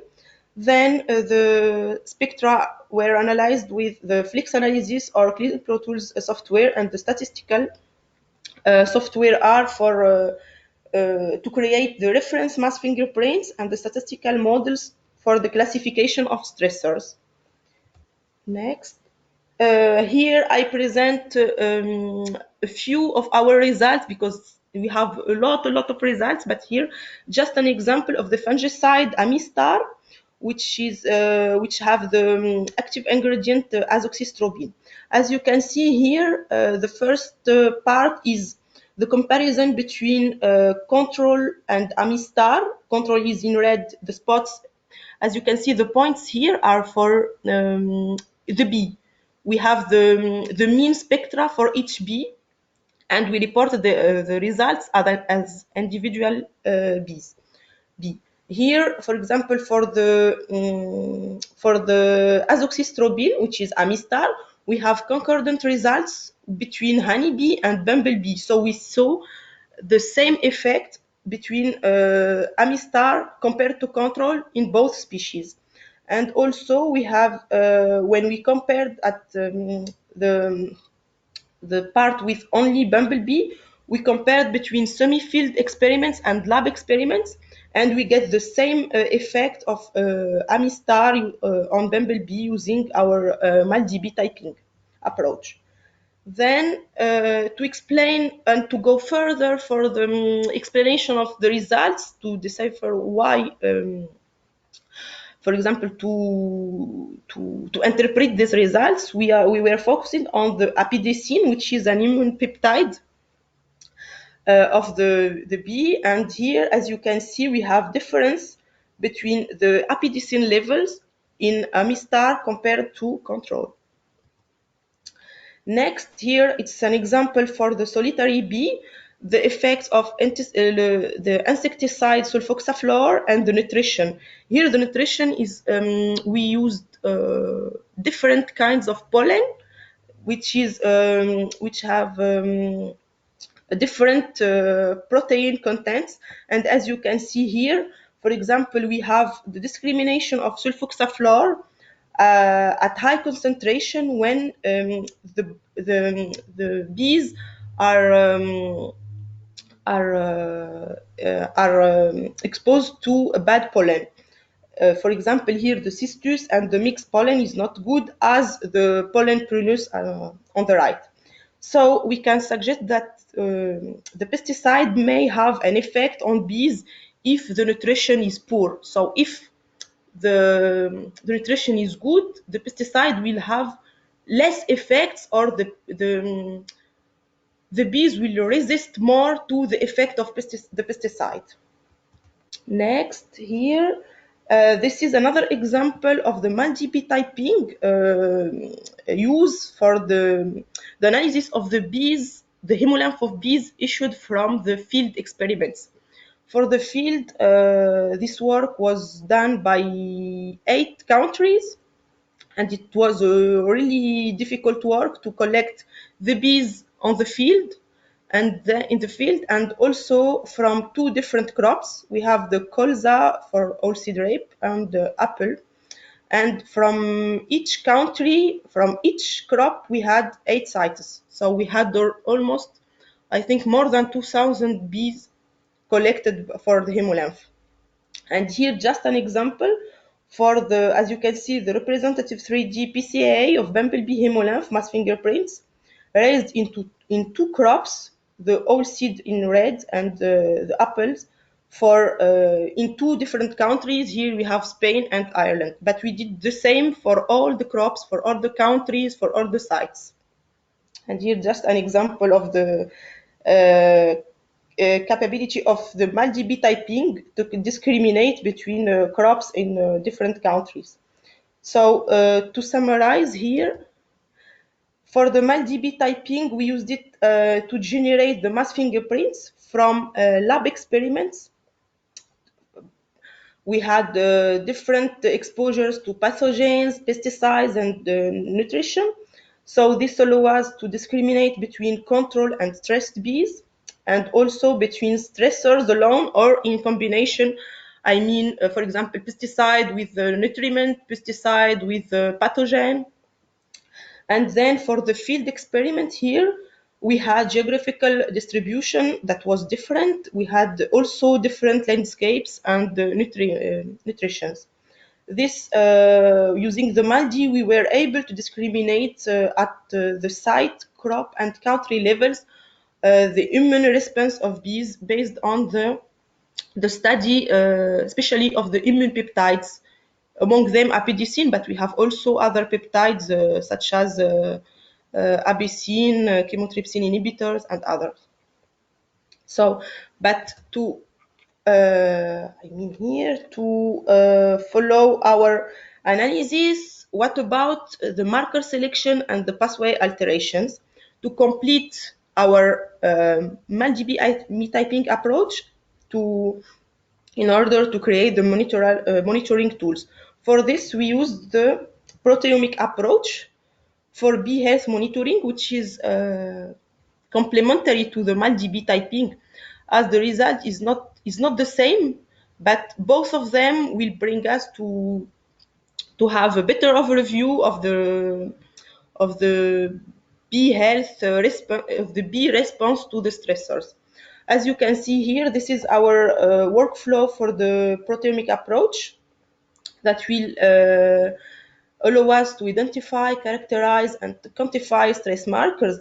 At first, for example, for the multi-B typing, we used the hemolymph of each individual bee. We did individual analysis, but here for the proteomic approach, we did the pools of bees. For example, for at least we had 3 replicates for each condition, and then we produced to the reduction alkylation of the proteins, then the tryptic digestion, and then we fractionate the peptides with nano-HPLC before introducing them on the Q-Exactive to have the protein and peptide lists, and also with the label-free quantification to study the ratio and the protein variations between the conditions. This was done for the 3 species, I mean honeybees, bumblebees, and solitary bees, and only for lab experiments and semi-field experiments. As for the field, we don't have the conditions. Okay, then we follow this approach by the gene ontology and biological pathway analysis. But this part is a little bit tricky for us because the databases are not completed as for the human or for rat or for the mouse. So we need more to work on that to reach the databases.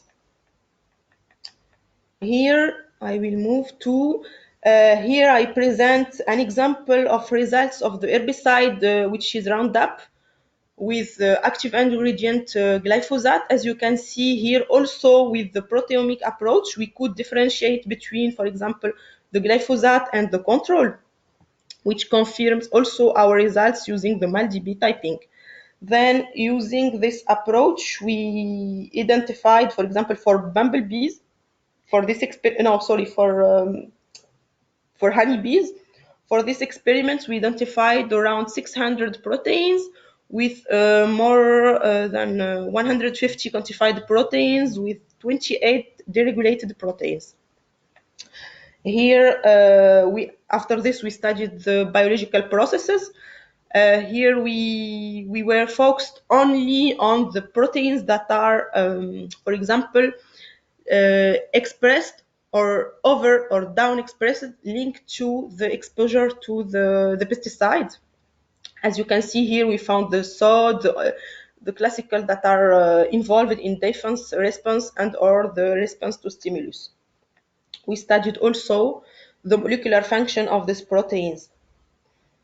Okay, here I will end with this part, but I will show you here, as you can see, a last flash of the techniques that we use also for the mass spectrometry in our lab. Here we use also the mass spectrometry imaging to follow the stressor effects, specifically in the bee tissues. For example, the MALDI B typing, the MALDI EMS allowed us to draw spatiotemporal molecular maps of biomarkers within the targeted bee tissues.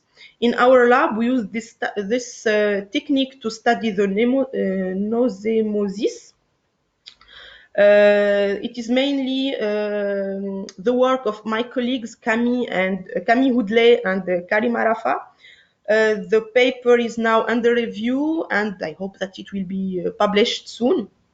So we will use the same approach, the MALDI spectrometry imaging, to analyze some bees from POSH bee project. But we have to select which experiments will be used and which partner will provide us, because the bees, because it's not easy as the hemolymph collection, because we have to cut the bee, we have to prepare a lot of things that should be, I think, at the lab of the partner. Then here, all these approaches that I presented here will serve to generate the bee health card. At first, to summarize for you, we receive and analyze the hemolymph samples from the laboratory experiments within the POSH bee project. We generate the mass fingerprints and we characterize the markers. Then we elaborate the stressor models for example, for each pesticide or the nutrient quality and the pathogen. And after this, for example, from a given bee, from the nature, we confront the hemolymph mass fingerprints with the library of the models to evaluate the stressor impact and the response to this stressor at the level of the bee. Okay, here, so this will be used as a multi-scale monitoring tool that will be helpful for the sanitary policy and the beekeeper to find the best practice for example, for diagnosis or for prognosis of the bee status. For example, the beekeeper could collect a bee product or the hemolymph, for example, in our case, send it to the lab. We do the analysis, and then we establish a bee health report that will be helpful for him to decide, for example, what to do for the hive or how to treat the bees. So this brings me to the end of my presentation. So I would like to thank the Work Package 9 team and our trainees, the POSH bee consortium, and especially the partners who are providing the hemolymph samples to us. And thank you all for your listening. And I will let you maybe visit the POSH bee website or also the POSH bee YouTube channel, because we also made a video of our MALDI bee typing approach that is available now on the Posh Bee Project YouTube channel. And thank you very much. Thank you, Dr. Dalal, for your presentation. If is anyone having any questions?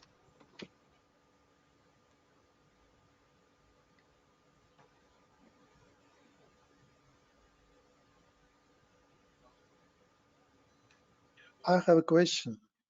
May I ask? Yes, yes. Please continue. Yes, please. Dr. Sorry, I do not. Dr. Dalal. Yes. Yes. I wish to ask you. No, I wish to thank, express you many thanks for really very interesting report. Thank you. Could you explain us, just for general listeners, what is the difference between three types of bees? Okay. The three types of bees: the honey bees, the bumblebees, and solitary bees. It's the they are, in fact, their implication in the pollination is not the same. You know, the honey bee is the domestic bees. It's the Apis mellifera. This bee is to make the honey. Yes. Yes, this is because why we are testing the effects of honeybees, because it's the main species on the of the pollination. Then the bumblebees also, because they are used mainly for the semi-field. You know, there is the cages for the, for example, for strawberries. It's not the same as the honeybee. And also the solitary bee, because they are not in a colony or hives. Solitary bees alone. It's single bees. Yes, and for the mass fingerprints, they have different profiles. It's not the same. Are not the same. I see. So, and how the results differs from one type of bee to another? So I did not get from your report. Are there any difference? Yes, the difference is, for example, for the expression of the ions, we can it's not the same. And even I think the bee hemolymph, the hemolymph is not the content and the composition is not the same between the bees, because even for the aspect, for the viscosity, for it's not the same between the bees, the three kinds of bees. I see. And the last question, you told us that the reaction to pesticides depends on the quality of the food, of nutrition. Yes. What you say that good nutrition doesn't influence. I mean, the bees are not suffering from the pesticides. But what does it mean, good nutrition? Because you do not know what they are eating. Yes, because this is what I'm reporting here is results from CREA. I don't know if you know the CREA. No, it's not CREA. It's INRA from Avignon in France. They published already a paper, I think a few months ago, on the nutrition.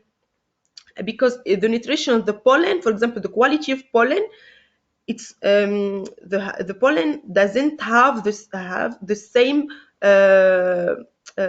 protein content. I see. If the pollen is poor in protein, if the pollen is not, I mean, is not good, so the bee is more suffering from the pesticide. Are there any correlations with human health? I don't know. I cannot answer that here. I don't have the answer, but yeah. Maybe you will find I don't say that there is no correlation, but I don't have the information. I didn't see that for the human. But I see. yeah, Interesting question. I will discuss this with my colleagues. Thank you very much. If you will Yeah. have an answer, please write me. Okay, thank you. With pleasure. Okay, thank you very much. Thank you. So I Thank you, have a Dr. very Dalal, for answering. If anyone else have any questions? yes, I have a very simple question. What is the Okay. color of the bee blood? Excuse me, what I heard bee blood, but What Color, is the color of the bee? transparent. Is it like water? Transparent. It's transparent. There is no color. Oh, okay.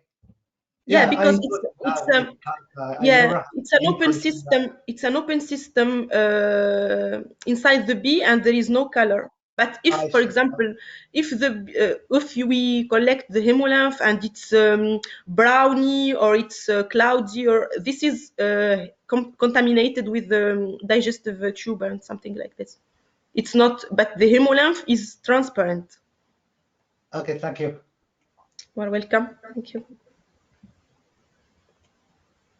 Thank you. So is anyone else having any questions?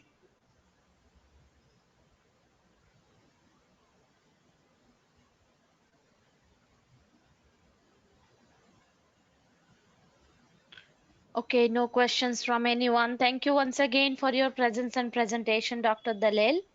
Thank you. Thank you very much. Yeah, okay. So moving on to our next presenter is from Dr. Felix Telegin from Ivanovo State University of Chemistry and Technology, Russia.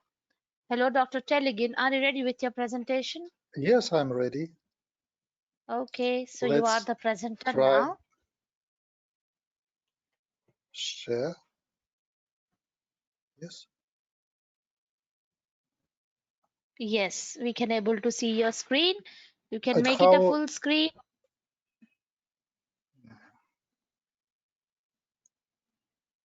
Yes. Is it all right? Yeah, perfect. Please continue with your presentation. I'm sorry. And this is disturbing or not?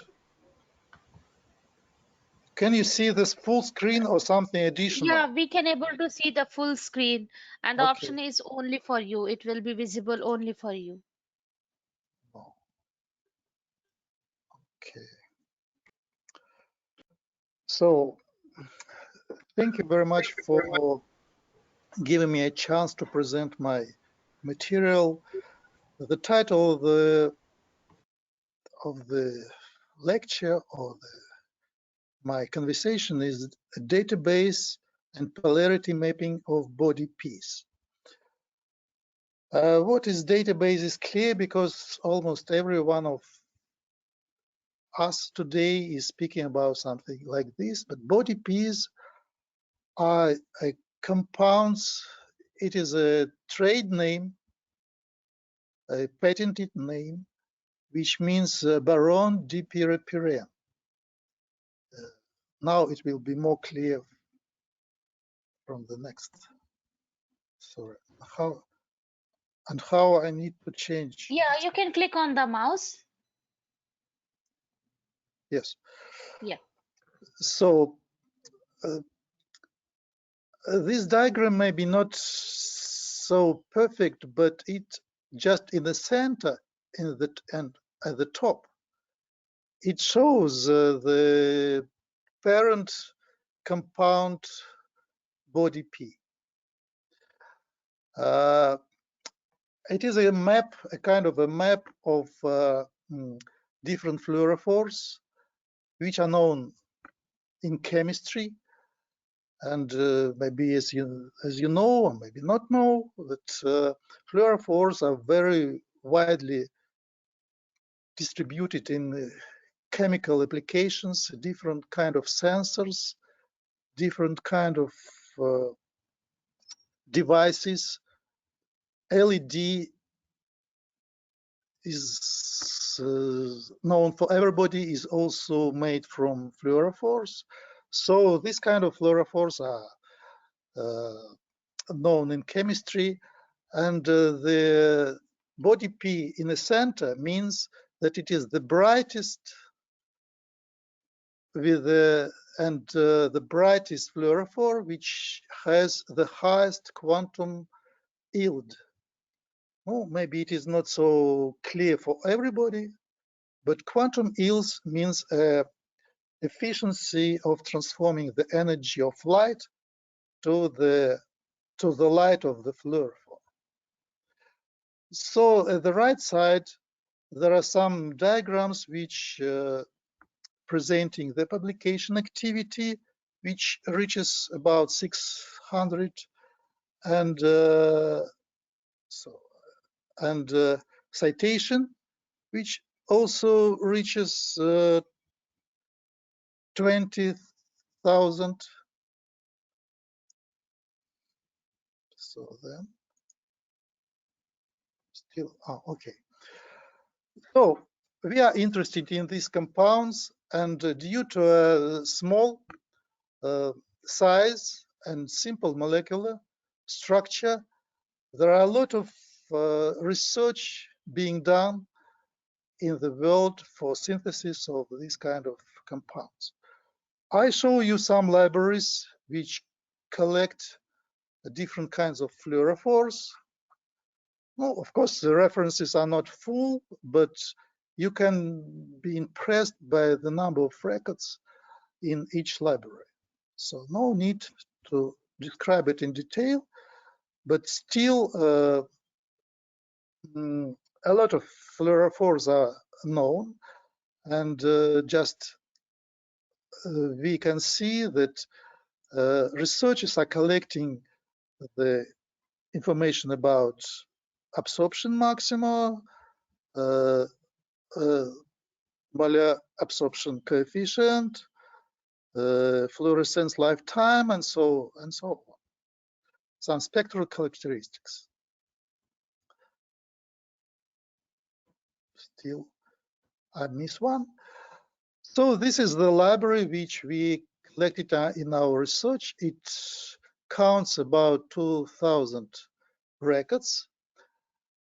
In the center, green library contains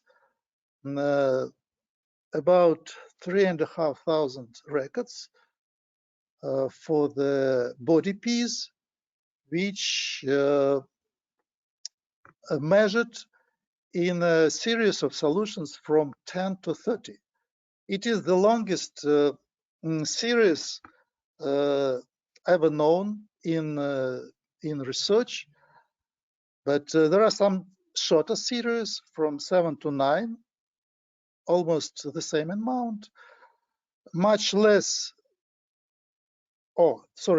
higher amount is a series for 6 solvents, and also a lot of records for individual solvents. So in order to find an approach to analyze them, we tried a so-called TSNE diagram, which is common for chemometrics, chemoinformatics. It is a kind of a new invention which covers, which is tried by almost all the researchers which deal with a big amount of compounds. So the results is not so nice. So the right side, it is a big, I would say a big globe of fluorophores, which is named here other fluorophores. And the left side, we can find body piece. So there are some red points, blue points, but it doesn't matter. It simply indicate the numeral number in the database. And of course, it is already interesting that fluorophores like body P can, by the way, you can see more carefully the general formulas of body Ps. And we can understand that body Ps are a little bit separated from this the main mass of the fluorophores. It gives us a promise that it is a kind of a certain and separate and individual compounds which could be analyzed in a special way. So recently, that's why we made some attempts to make such kind of analysis more deep, more interesting, and more attractive. So we decided to analyze solvatochromic sensitivity, which is applied for analysis of living tissue and cell analysis when the fluorophore absorbs on different parts of the living tissue and interacts with it and produce a fluorescence of a certain in a certain wavelength. So recently, just at the beginning of this year, we have published a paper, I would say not bad one, which propose a new law, a new physical law, which is a kind of semi-empirical theory, which make a relationship between absorption and emission wavelength just with the help of two constants. Constant A is a kind of sensitivity. It is a slope of this curve. Constant B is a free term. There are two forms. The difference, which is usually called as a Stokes shift, and the relationships, the relationship between emission and absorption maximum. So just in the figure, we can see the main relationships between absorption, blue line, and emission lines. So it means that every molecule absorbs light due to some internal transformations in the molecule. It make it fluorescent,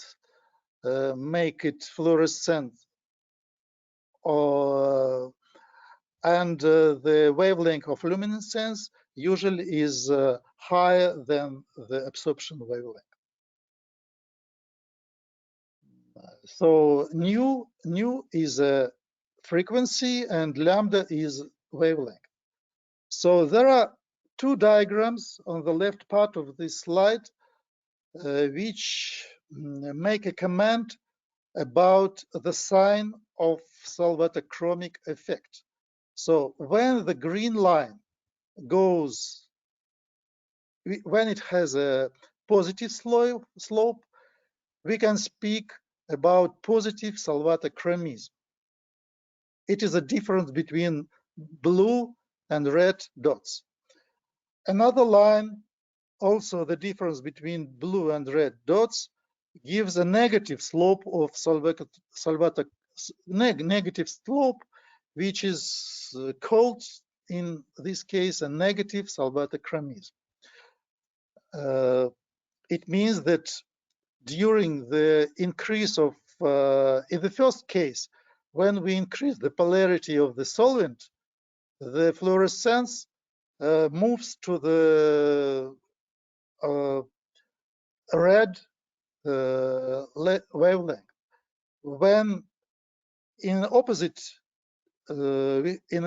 case, the fluorescence moves from red to blue side of the spectrum.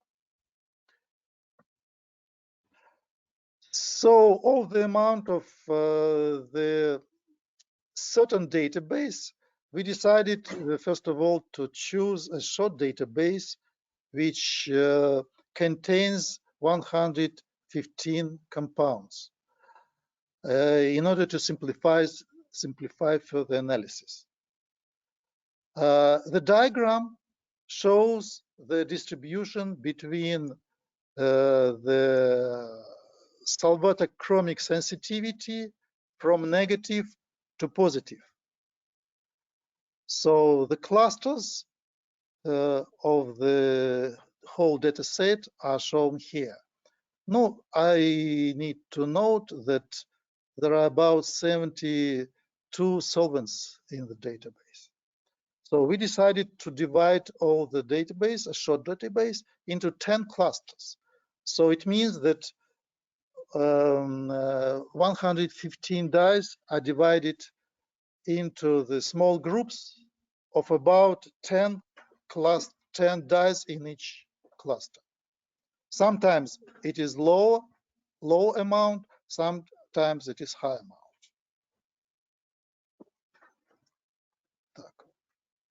I'm sorry. So we begin analyzing this data set.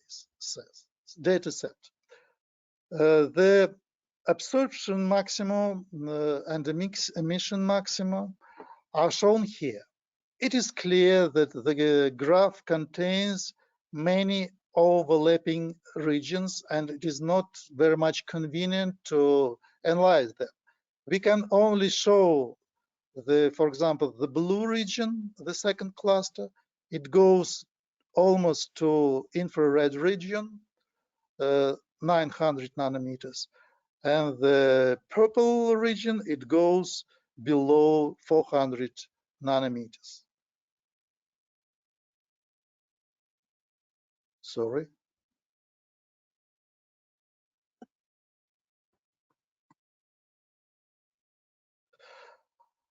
So if we take another graph from our theory, Stokes shift versus absorption plus emission, we can observe several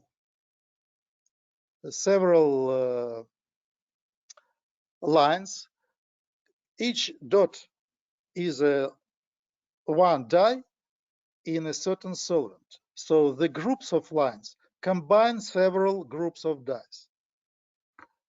So it is already more clear for understanding, but unfortunately they are all overlapping. The next slide, the next group of curves is quantum yield versus absorption plus emission. It also just clearly seen that there are different series of lines which are corresponded to Stokes shift. So I cannot. So if we take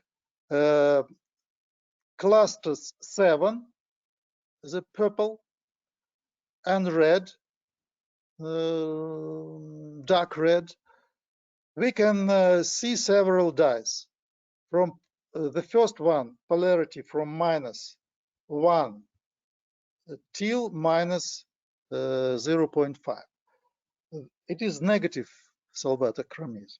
The positive cluster 8 is from 0.8 until 1.2. These dyes. So we decided just to analyze it step by step in order to generate a rule of analysis. So the first graph was shown before, but now it is in a very condensed way. If we analyze the cluster 7, we can see horizontal lines. So it is negative solvatochromism in these coordinates between absorption and emission maximum. If we analyze cluster 8 for highly positive solvatochromism, it goes vertically, so they are quite different from each other.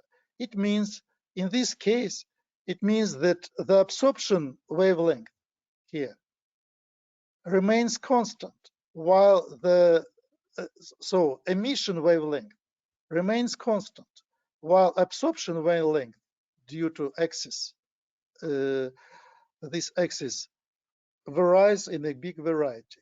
In this case, we have an opposite case.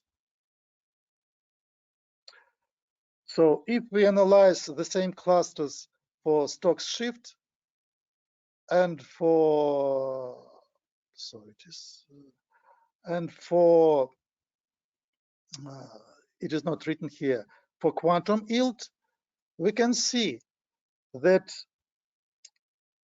in the case of negative solvatochromism, the curves go from, this is high Stokes shift, this is low Stokes shift. The curves go to the right, to the left. In this case, they go to the right. The same about quantum yield, and they are mirrored to this line. It means that any kind of machine learning and just logical discussion can easily differentiate these cases of solvatochromism, negative, positive, negative, positive, in different coordinates. We can go further and select other less polaric regions. Green line, green one, these compounds, and yellow one, these compounds. In this case, this plot for absorption emission doesn't differ much from the previous one. But this case also the same as the previous one, but the slopes of the curves are not so pronounced. So if we go to the center of this curve here, there is no difference between the slopes of the left and right side. So some few comments about the further discussions. So we were speaking about the highly polaric negative and positive polaric compounds, which usually explode as sensors for biochemical and biomedical analysis. There is another case when some studies need highly so-called apolaric sensors. So the coefficient A should go to 0. So according to these equations, it is easily seen that the coefficient between before absorption nu becomes unity. So if we analyze a certain database of 550 compounds in dichloromethane, we can see that the relationship between the absorption and emission curve goes to unity. It means that all 50 compounds, according to this publication, are apolaric, absolutely apolaric. So if we continue our work, we need to choose some other series of dyes. So we were studying the green database. We need to study blue, purple, and red. And this will be the next step of our research. I wish to acknowledge the financial support from Russian Science Foundation and to Chemaxon and Citavi, who provided us academic license for using their software. Thank you very much for your attention. Thank you, Dr. Felix, for your presentation. Is anyone having any questions?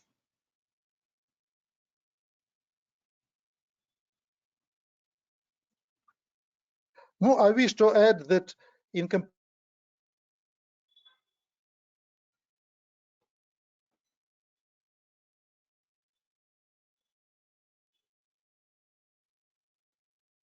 Yeah, hello.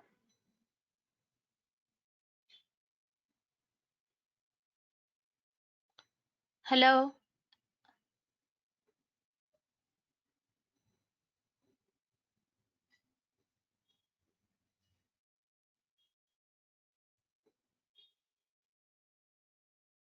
Yeah, thank you, Dr. Felix, for your presentation.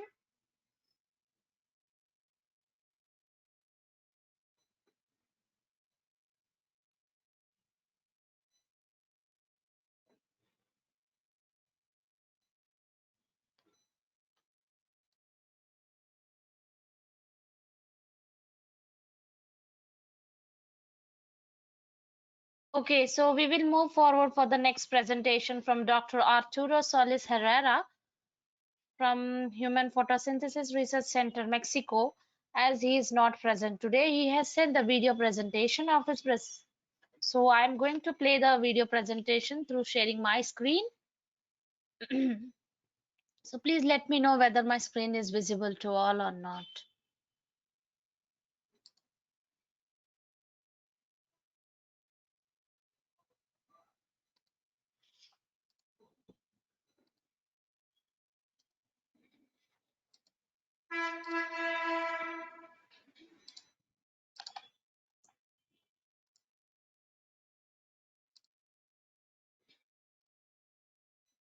Yeah. Is my screen is visible to all? I'm sorry, connecting was lost. Okay, okay. Now it's okay. Yeah. So, yeah, you were saying something, Dr. Felix. I told just two phrases just in addition, that in comparison with other reports, my reports deals with analytical methods developed in our team for analysis of polarity of fluorophores and especially body P. Okay, okay.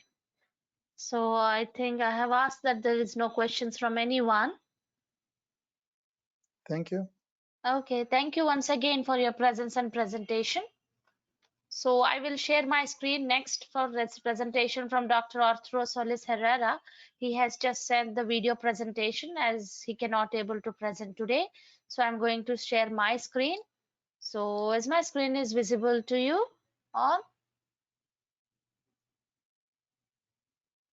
Yes, so I'm going to play the video.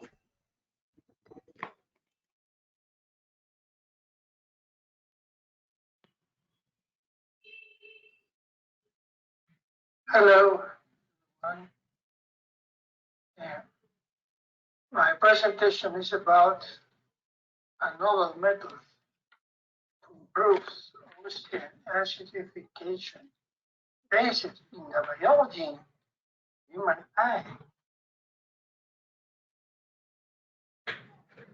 Any kind of life on Earth depends on the energy that comes from the sun. This photonic power is transformed to chemical energy through the association of the water molecule and the chlorophyll of plants. But light itself cannot be used by cells directly. It is necessary to transform it to chemical energy, a wearable kind of energy. The method that uses nature per excellence, separating the molecule of liquid water to its gaseous components, hydrogen, oxygen. The dissociation of water that occurs in nature is a very exact process, amazingly accurate, and has not changed since the beginning of time. The splitting of the water molecule, energy is released with all reactions that make up life are present. Dissociation of water is considered the most important reaction in the world, as is the beginning of food chain. But perfection, the accuracy of reaction, is disturbed by the presence of contaminated water, polluted air, pesticides, herbicides, metals, plastics, industrial waste, alcohol, industrial agents, sewage, brine, basic agents, etc. And as pollution increases, the physical, chemical characteristics of living matter and surroundings are in operation. The atmosphere is acidic and loss in oxygen. The example is the acid rain. Herbal land produce less and less food because it is acidifying and losing oxygen. Water is also increasing acidic and with less and less oxygen. So these zones, such as Baltic Sea and Gulf, the area of Northern Mississippi, are growing and growing.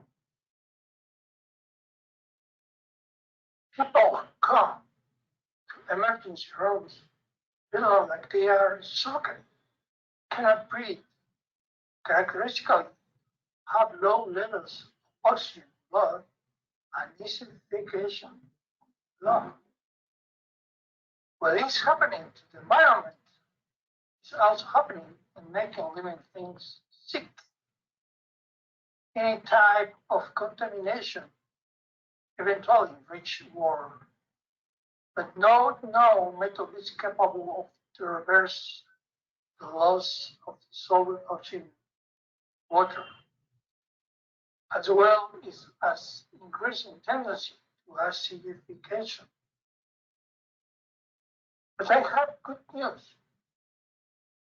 The human eye contains about 3 or 4 milliliters of water, which are not changed during the life of the individual. This stagnant water always has dissolved oxygen levels above 6 milligrams per liter. And its pH is regularly around 7. We were able to identify the mechanism that nature gives after an observatory study that lasted 12 years and covered 6,000 patients.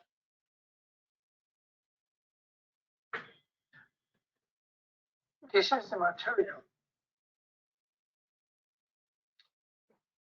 that produces constantly oxygen and release to surrounding water. This material was developed basically the biology. So it does not need energy. It does not emit climate gas. As in human eyes, this material lasts a long time, decades, does not require electricity, does not generate greenhouse gas, and its effects are remarkable costly. Its high initial cost is compensated because in practice, it has no operating cost.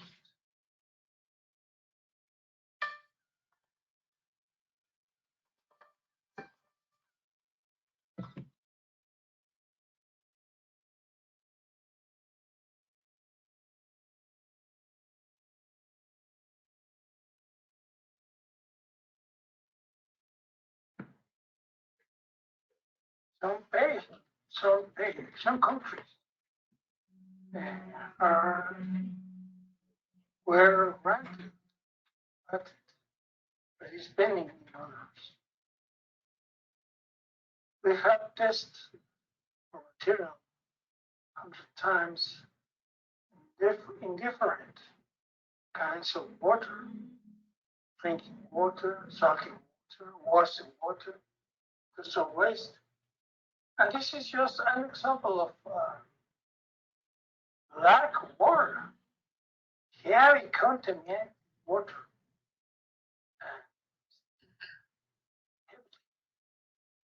This is the date of experiment. And a few months later, the water gains transparency. This is our material, our Q blocks. And we followed the experiment several months. And in October, 1 year later, this is the appearance of the water crystalline.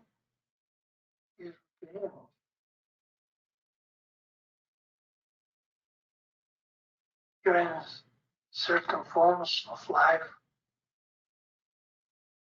appear.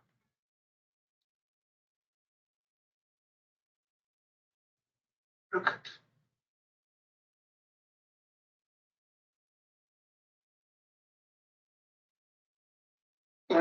industrial waves, we are zero test laboratory.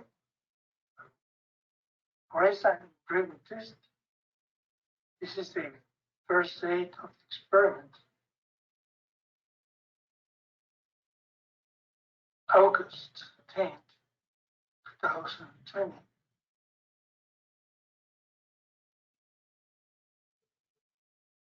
And the 7 days later, change begins to appear.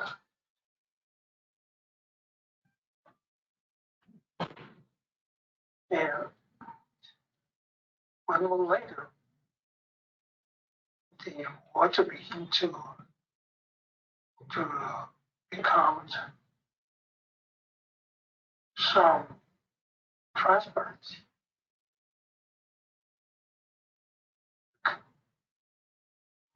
One more later.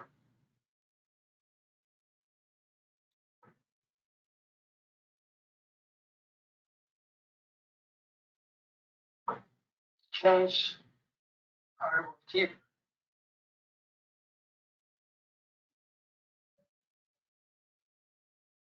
And the December 12th, 2020,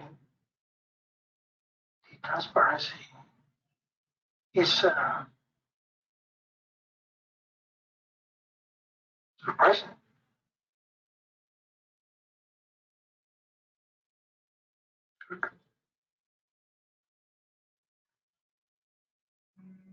And 2 months later, 6 months after the experiment was started, the Q blocks are more clear observed.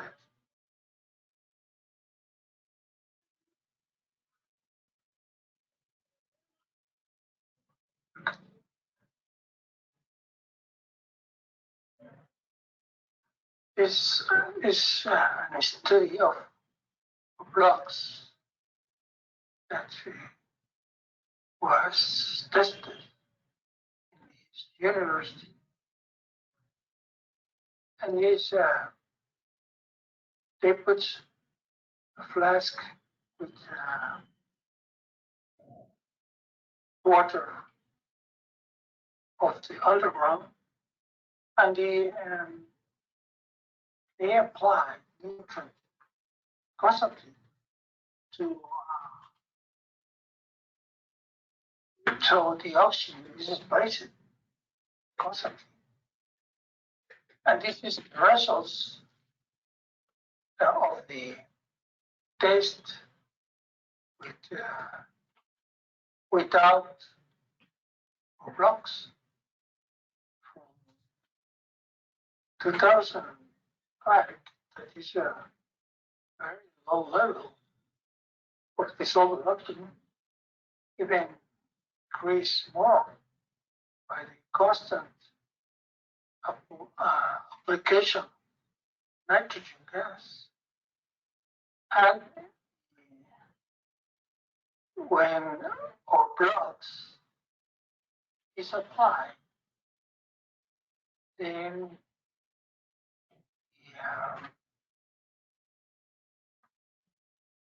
the solid oxygen levels increase significantly. I mean, 200%. But recall that this test, nitrogen gas was supplied constantly, challenging block. So this is a proof that our material constantly produce oxygen. Otherwise, the dispersion, the oxygen levels will be transitory, and this is constant. This state was sustained 60 minutes. Thanks for your kind attention. If you have interest in our work, this is our emails on our website. Thank you very much. Bye. Yeah, this is the presentation from Dr. Arturo Solis Herrera. If you have any questions regarding this, you can just mail to the program manager. He will send it to Dr. Arturo and will answer you the questions. Thank you once again for listening to this. So our next presenter is Dr. Heng Yong Ni from the University of Western Ontario, Canada. Hello, Dr. Heng Yong. Hello. Yeah, are you ready with your presentation? Yes. Okay, perfect. I'm going to make you the presenter. Yes, you are the presenter now. Yeah, so I click that, share.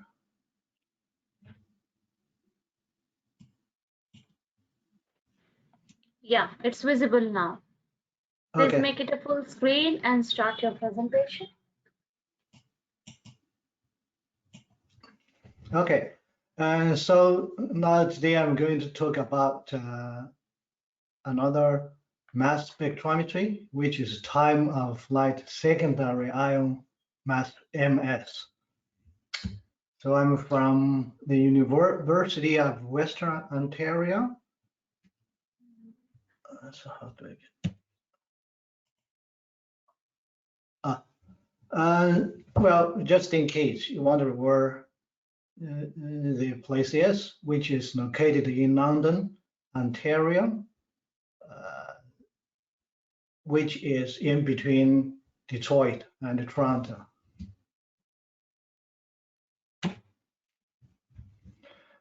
Well, TOF FIMS basically has a really high mass resolution, so it can detect ions generated at the same time. So you collect all the ions that are generated. So it can go up to 14,000 mass unit. But usually in most cases, we only take sort of up to 900 mass unit, because beyond that, for most materials we encountered, there's nothing sort of beyond 900. Well, another characteristic thing about this technique is that the surface, it is extremely surface sensitive. So it only probes the topmost 1 to 3 nanometers, right? So, and it just consumes probably less than 1% of a monolayer. So that's the reason why it is also called as static SIMS. Of course, there's prior to TOF SIMS or static SIMS, there's a dynamic SIMS that has been used for semiconductor industry to just drill sputter through the surface of a silicon wafer, for example, so that you can depth profile the dopant of the semiconductor. Well, this technique, because it basically just got a full spectrum from spot by spot, so that way you can sort of generate ion imaging by plotting its intensity against the pixels.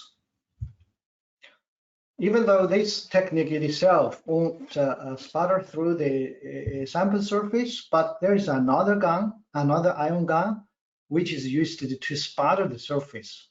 So that way you can analyze the surface, use the primary ion beam like bismuth 3, and then sputter it a little bit, analyze it again, sputter it a little bit, analyze again. That way you can and depth profile your sample. So I have a TOPSIM's website. So if you are interested in that, you can probably visit to that. So the outline of this presentation is like this. So first, I will describe how TOPSIM's works, then the spectrum, imaging, depth profiling, and finally, some examples showing how the technique is, how sensitive the technique is, and the superior chemical selectivity of this technique. So basically, there is a primary ion beam bombarded on the surface, so that there are particles generated from the surface, right? Among which, of course, you have positive ions, negative ions.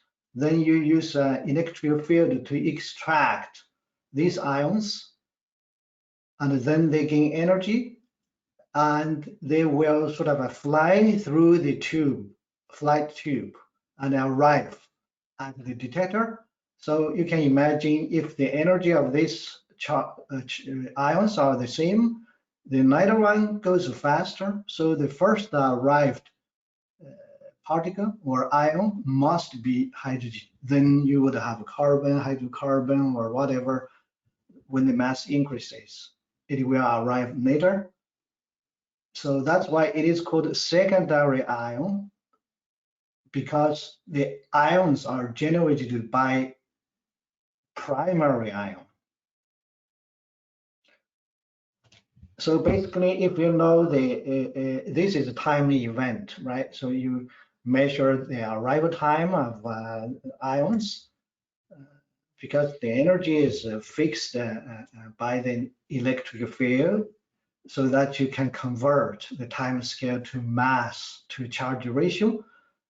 Well, believe it or not, for under the TOPSIM's environment, there are basically almost all of the ions are singly charged. There are hardly anything like a double charge. The only one that I know is calcium. So here is well, I sort of already mentioned it. So when you spot a surface, there are ions generated. You put an electric field there. In this case, you extract positive ions, then they fly through this flight tube, then arrive on at the detector. The smaller one or lighter one goes faster, so the first one comes here, then you record an event. Then the second one here, and the bigger one goes, takes more time to arrive at the surface, at the detector. So basically, for example, here shows a ion mass spectrum. So basically, it's a sort of a arrive time event, but you can convert it to mass to charge ratio, which is mass basically if they are singly charged.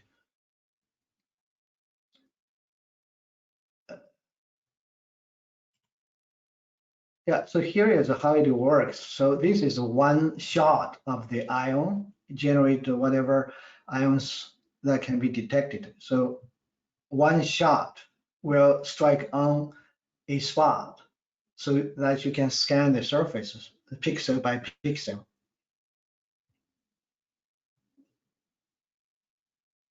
By the way, this one shot, I mean the event from the striking of the primary ion beam on the surface till the end of the detecting events. So this happens only in 100 microsecond, right? So it's very quick. So first of all, I will talk about mass spectrum. One thing about TOPSIMS is that so the mass resolution is really high. Basically, mass resolution is calculated this way. That means if that peak of that mass is narrower, then you'll get a higher mass resolution. Right? So shown here is how high the resolution is. So you can differentiate a sort of a peak at 27.000 from same 27.006. So it's really the resolution is really high, so that you can differentiate sort of a different ions, even though they may have a very close, very similar mass, but with different, of course, chemical formula.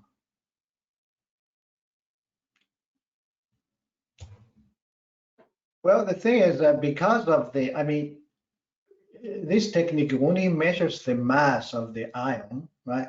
So, but you have to sort of assign the peaks to some sort of ions. Sometimes it is not necessarily easy because many different ions, as shown here, may have, I mean, almost like the same mass.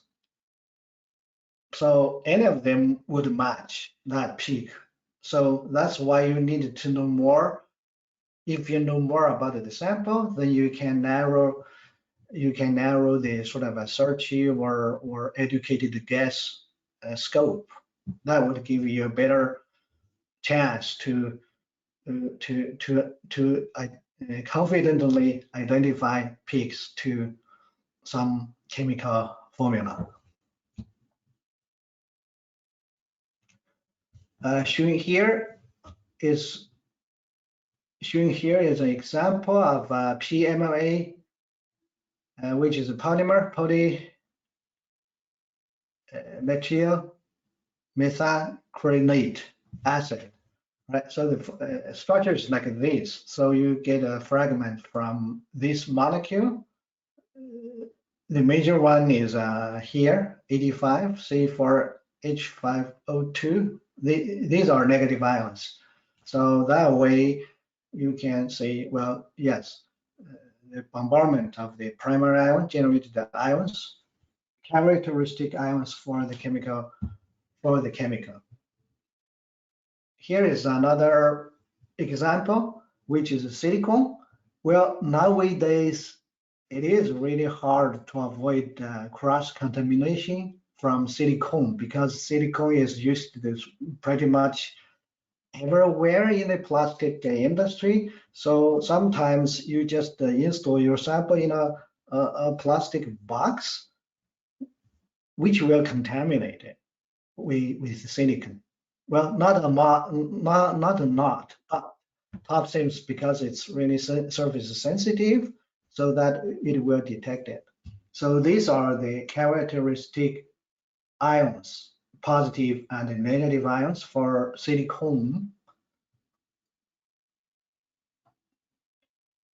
So another interesting thing about TOPSIMS is that it will get us ion fragments from anywhere, I mean, within the structure, like this one, negative ion 89,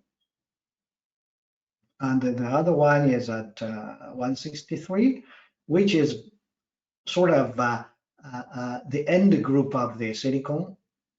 So something else like this one at 91 or 165, they are in the middle of the silicon.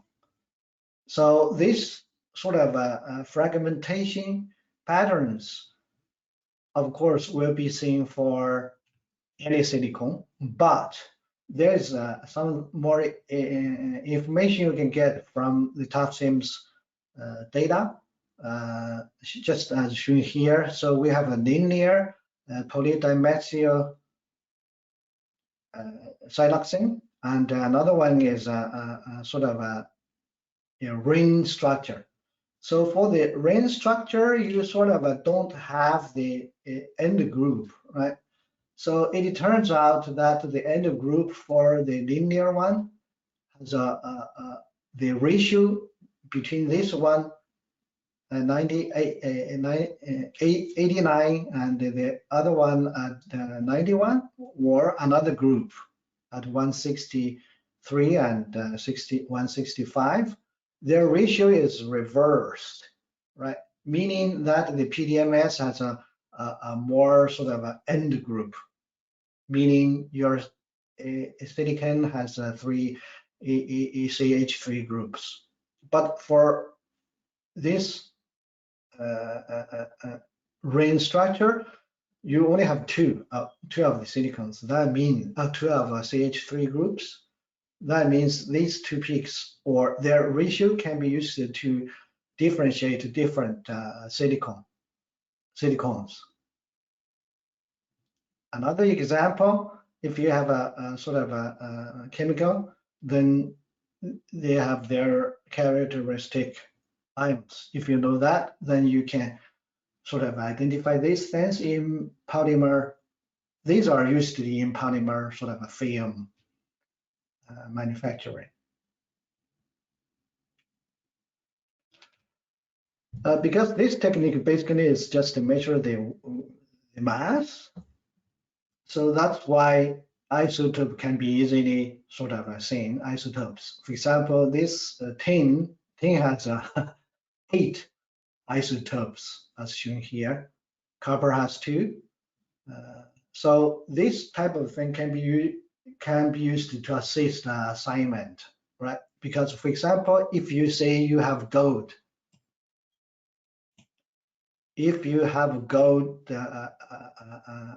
chloride, right? So you have to have this pattern. That's due to the sort of 2 chlorine, which has 2 isotopes. So this is the isotope patterns, right? So this has 2, so you have the sort of 3 major peaks. For this pigment, yellow pigment, you have 8. That means you have many different peaks. That's the pattern. I mean, as a result of having 8 chlorine in the molecule.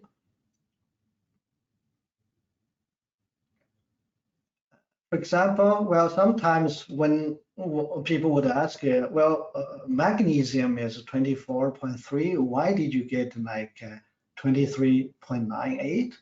So that's because it has isotope, the abundance is like that. So in the sort of a periodic table, you got the average of these 3 isotopes.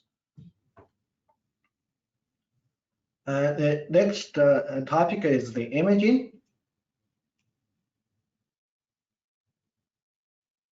So why you can do imaging is only because this technique scans on the surface pixel by pixel. At each pixel, you have a full ion mass spectrum, right? So if you take any peak,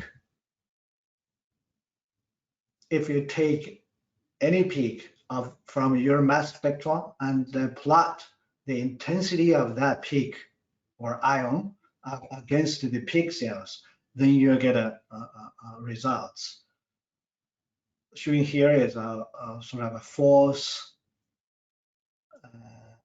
corner image, meaning the brighter the corner, you have more sort of ion intensity.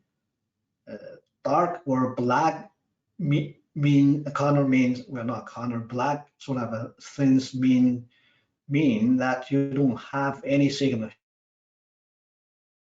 here. Showing here is a photograph of some contamination on a paint surface. It turned out that this sort of a thing are perfluorocarbon. So the characteristic ions are like negative ions, like fluorine, CF, CF3, something like that. So that this one is important, especially when you want to identify a defect that are small but can cause huge problems.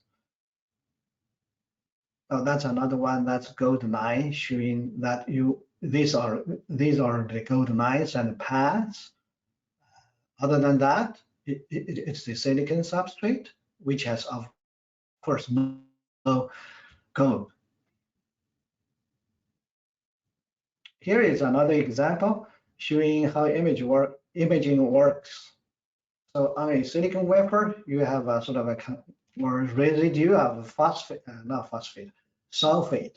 So that pattern is seen on the silicon wafer. Another one is a photo mask thing. So you have patterns, metal patterns, chromium patterns there on silicon wafer, but they say, well, there's apparently there's a contaminant there. So it turned out this thing is a sort of a aluminum particle or dust.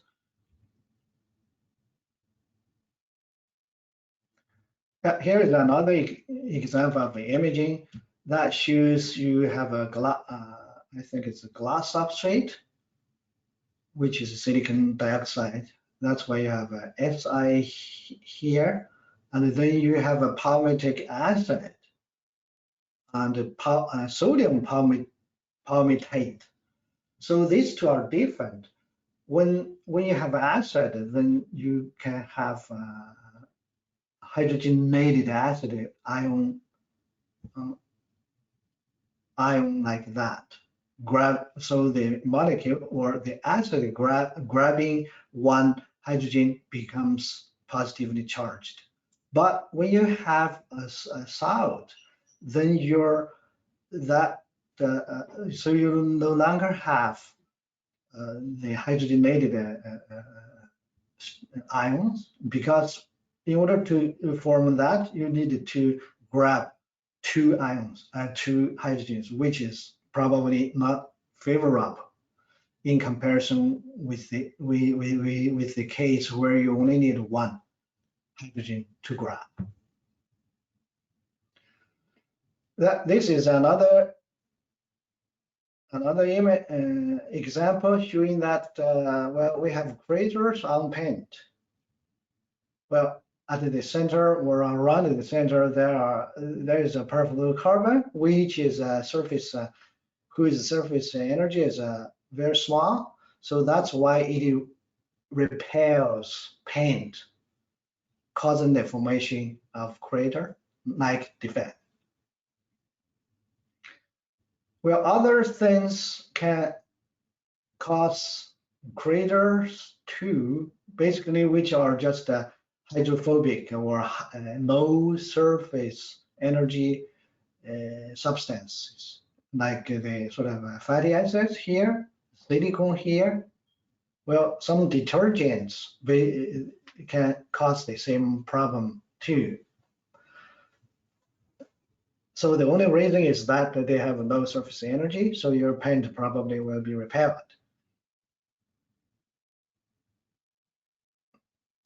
By using another sputter ion beam to sputter the surface, you can get into your sample. So that's depth profiling. Shown here is an example of, let me see. Well, On silicon wafer, you have an aluminum film on which you have a zinc oxide, right?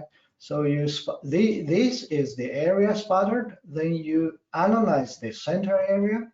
That way you get a sort of a through the sample. In this case, into like 150, 200 nanometer deep. For example, this shows that we have a sort of a layered structure. We annealed it. Then you'll see how the interface sort of changes by depth profiling through the two different samples. This is a reference, and another one is sort of a treated one, heat treated one or annealed one. This is another example of depth profiling. So here you can see there is a silicon wafer on which you have a polymer PLGA, polymer polyglycol type of thing. You have that layer, then you have a vancomycin layer on which you have another sort of same layer as this one.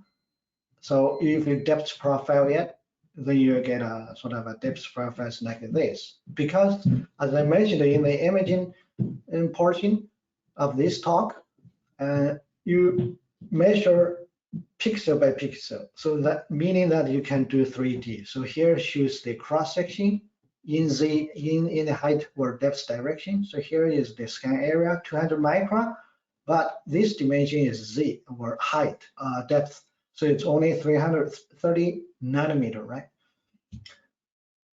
From the data, you can section in the XY direction, like here at 34 nanometers below the top surface. Then you get that. That's only PLGA layer. Then get into this vancomycin layer, you can see here in the middle of the vancomycin layer, it's just vancomycin, but on the top or bottom of vancomycin layer, you got both of them.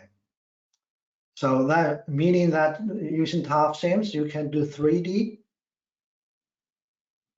Yes, 3D depth profiling. Here is another example. So the point is, so here you see a carbon sort of a peak in the middle. The reason being, of course, this sort of a multi-layer, the structure was made in vacuum. So it turned out that they started at some point and then do the deposition again. So that's why you see a peak of carbon, because even if you say you are doing things in vacuum or whatever the vacuum level is, then you still have a sort of a hydrocarbon in your vacuum. So when you when anything stays in that sort of even in that vacuum, you have a hydrocarbon deposition or absorption from the vacuum or space inside of your vacuum chamber. So that's why hydrocarbon is basically everywhere. Even if you don't put any carbon on it, you will have carbon. That is called adventitious carbon. Another depth profiling thing example showing that if this is the sort of a good sample, then you have the layer would be nickel and chromium. The bad one, they know it is bad. Then it turned out, of course, it is, because this one you have aluminum as a major component. Then of course that's totally different from this. So from depth profiling, you can get information like that to sort of do analysis, failure analysis. So here I will show some sort of example stressing the high surface sensitivity and superior chemical selectivity of the technique. For example, here is a photograph of aluminum substrate on which, of course, it's visible that there is a stain there, right? But the question is, even if you see it optically, can you detect it? Or even you can detect then what are these stains. Well, shown here is we use EDX or STM EDX, sort of X-ray analysis. Then there's really no information that you can use in associated with the identification of this thing here. Well, XPS performs a little bit better, seeing that this thing area basically has more carbon. Then that's it. So likely organic. But what it is? So top seams shows that this thing has a lot of sort of fats related signals, like the fatty acids groups, but connected with CH. CH showing here is the sort of identified from top seams. So that's this structure. It can be called a diacyl glycerides, right? So you can get the sort of fatty acid chains here, many different fatty acids there, and the molecular ion of this with the removal of one hydroxyl group. So that way, top seams says, okay, this thing is due to this kind of fats. Then you can search for the orange of your contamination.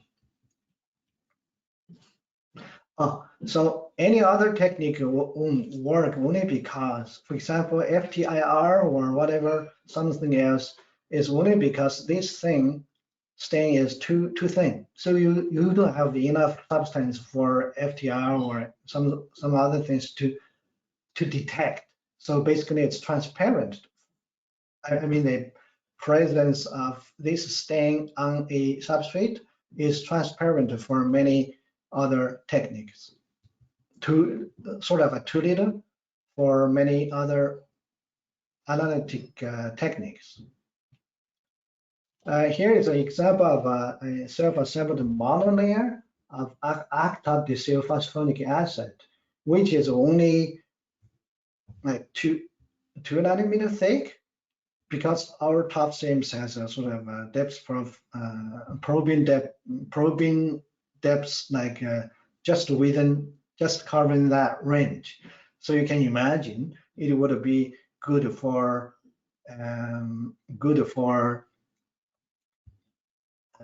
interface chemistry exploration for self-assembled monolayers. Shown here is the OPA SAMs on aluminum surface and the silicon surface. Of course, it has oxide there. So for aluminum case, it's condensation reaction, meaning that there is a covalent bond of aluminum covalent bond formed there.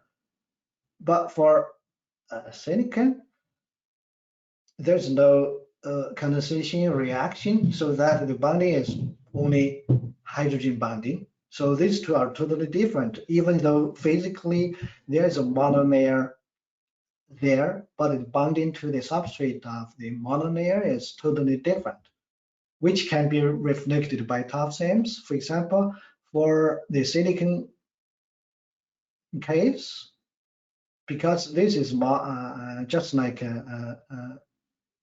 the OPA themselves, because of the hydrogen bonding. So that way you can get a dimer like this, dimer-like thing from this case. But for hydrogen, for aluminum case, you have a covalent bonding. So there's nothing like you can get the dimer there. So that means the interaction for the aluminum case is much stronger than for the silicon case. So top seams is useful. I mean, can tell why it is so. Another thing is For top sims, sometimes for these materials like polyethylene, polypropylene, and polyisoprene and polystyrene, basically they just contain carbon and hydrogen. They are quite similar. Their spectrum looks similar here, but there is a sort of a thing that you can use to differentiate even these very chemically similar materials. That is, if you take a look at this sort of a peak here, ion here, C4H is kind of similar for all of them, but C6 and of course C8 and C10H2, that will grow with, I mean, in this order. So what does that mean is that if you plot the ratio of CXH to C4H, then you can you can say for C6H, you can see this difference, right? So why it is that? When you look at the sort of carbon density thing, then you can see that with the increase of carbon density, that ratio is more, meaning that you can use top sims to sort of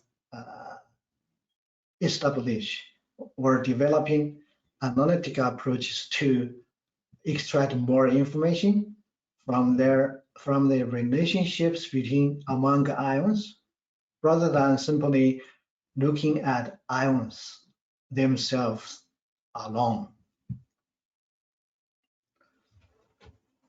Yeah, so the summary for this talk is that top sims is really surface sensitive, having high mass resolution and superior chemical selectivity, so that it can be used to identify surface contamination, or, well, basically it is quite useful in surface or material failure analysis. Another thing is all ions are detected, so that you can go back to look at things to get more information. Because, yeah, that's just because you have all the information there. In many cases, you probably only use, let's say, 10%, 20%, 40% information of the top sims data. But you can go back to dig more if you know more about your system or more about your question you are asking by taking the sort of a top sims data. Another thing is, well, top sims is largely application oriented, right? So that's why it provides opportunities for developing new methodologies to get things that other techniques may not be able to answer. That's what I have for today. Thank you for your attention. I'm done. Thank you, Dr. Heng Yong, for your presentation. Is anyone having any questions?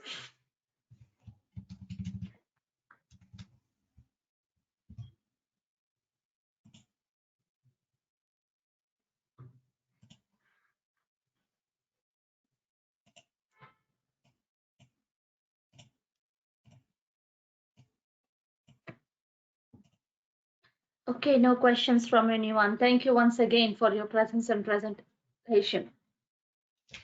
You're welcome. Okay, sorry. So moving on to our next session, that is poster presentation. I'm sorry, I wish Dr. to ask a Svetlana question.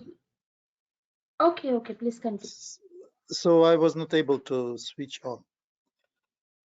So really very nice lecture and rather complicated.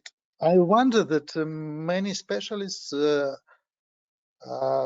presenting something similar in mass spectrometry do not have any questions. I'm not a specialist, but I pay attention on one thing that you you focused the thickness of the layer about 2 nanometers or 2 millimeters. Sorry. Oh, so it's 2 nanometers. So no, 2 nanometers. Yeah. So because it only sort of can go through. I mean, it generates ions.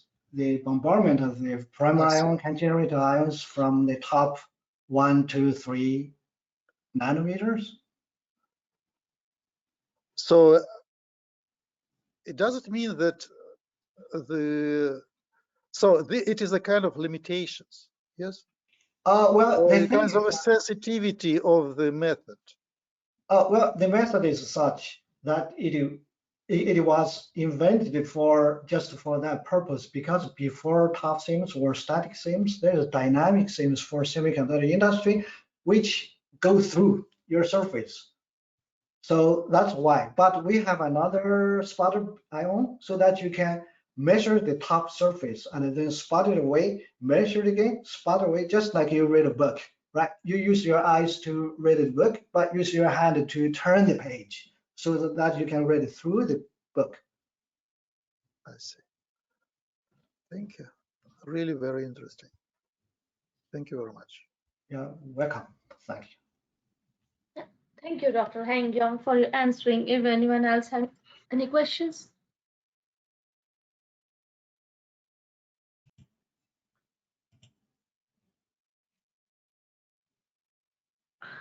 Okay, no questions from anyone. So next is the poster presentation from Dr. Svetlana Mochileva from Federal Horticulture Research Center for Breeding, Agrotechnology and Nursery, Russia. But she cannot able to present today, so she sent us the presentation to us. So we will share the screen of our poster presentation.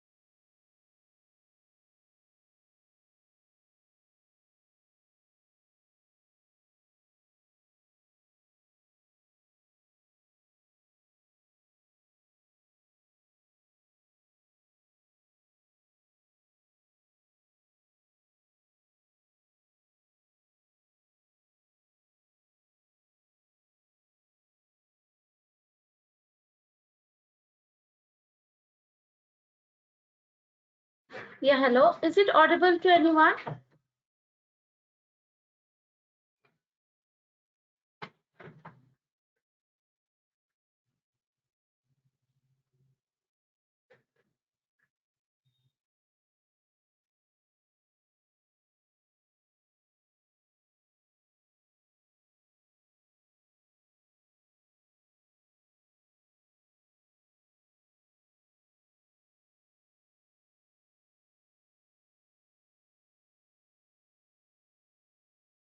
Okay, we are having problem with his presentation. So we will move forward for the next presentation from Dr. Miguel Vieira de Milionato from University of Brasilia, Brazil. Hello, Dr. Miguel.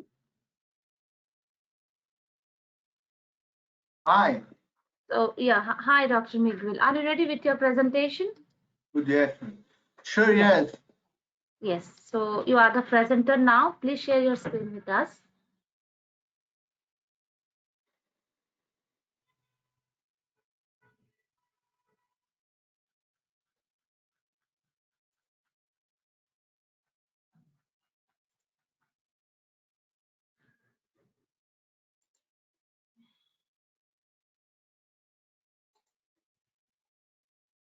Yeah, hello, Dr. Yes, perfect. Hello. Yeah, you can start your presentation. Good afternoon. Let me introduce myself. My name is Miguel.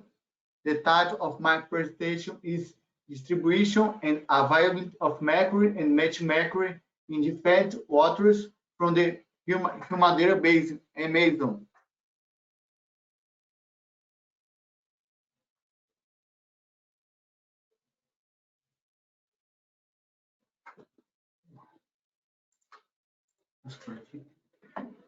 This is the abstract of the study.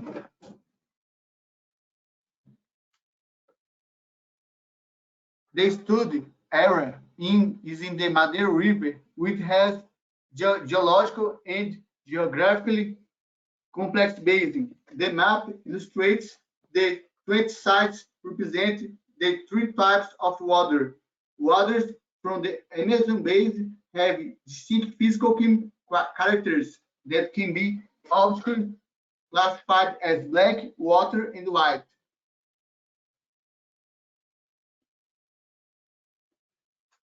The data collection was carried out on 18 occasions over 4 consecutive years.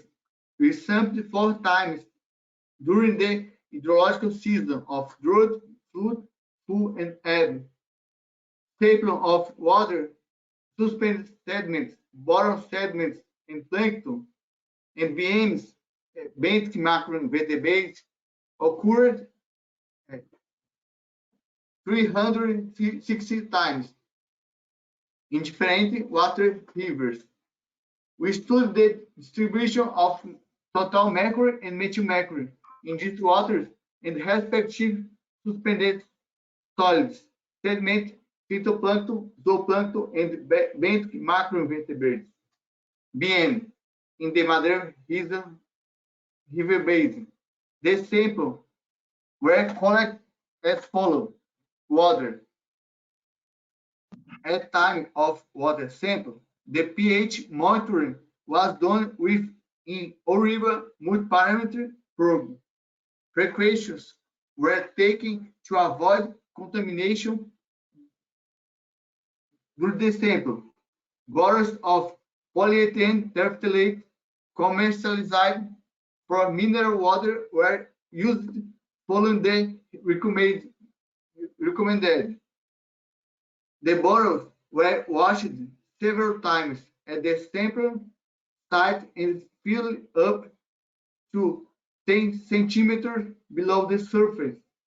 The water samples were collected properly, identified, and conditioned with nitric acid solution, maintaining the pH of the sample lower than 2 until the time of analysis, according to EPA. The samples intended to methyl mercury determination were extracted according to laboratory protocol. suspended sediment, suspended sediment,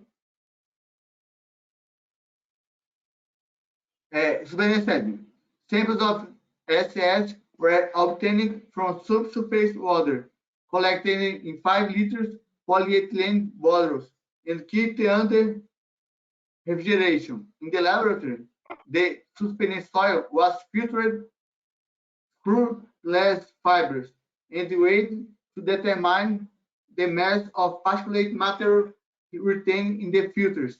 The filters were subject to chemical extraction for methyl mercury determination. Bottom sediment.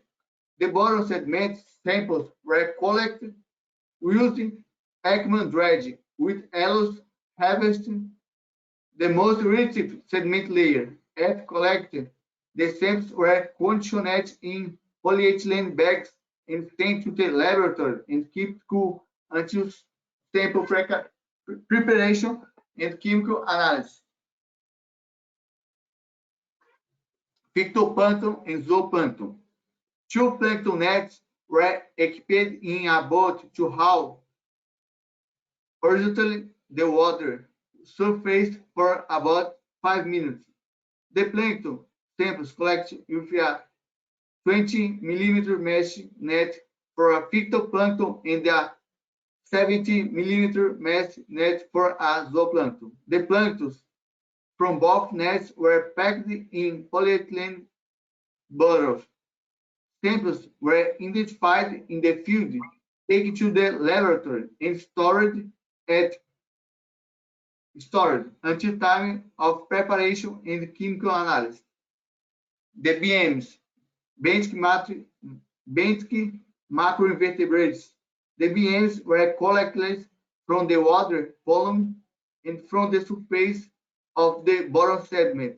When appropriate, the samples were sieved to separate the BMs from the macrophytes, leaves, and litter. Samples were identified in the field, taken to laboratory, and stored until the time of analysis.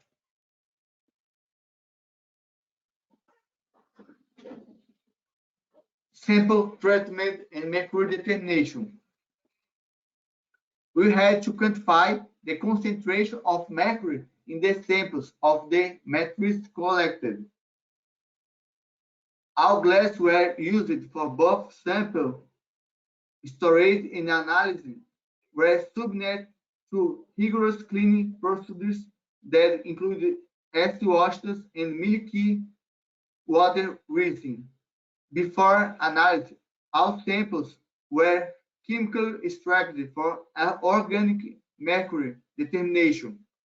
The procedure for organic mercury extraction is based on acidification with 10% hydrochloric acid, followed by stepwise methylene chloride extraction and black extraction into order.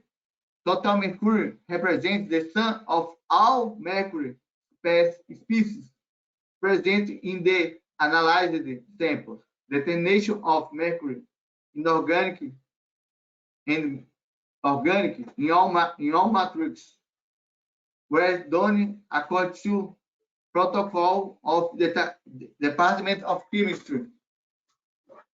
Analytical results were run in duplicate and blanks were prepared as appropriate to check any contamination. The coefficient of variation between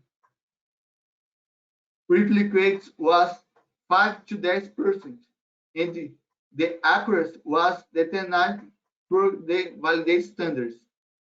The detection limits for total mercury and methyl mercury were 0.1 and 0.1 and 0.002 nanograms per liter in water. In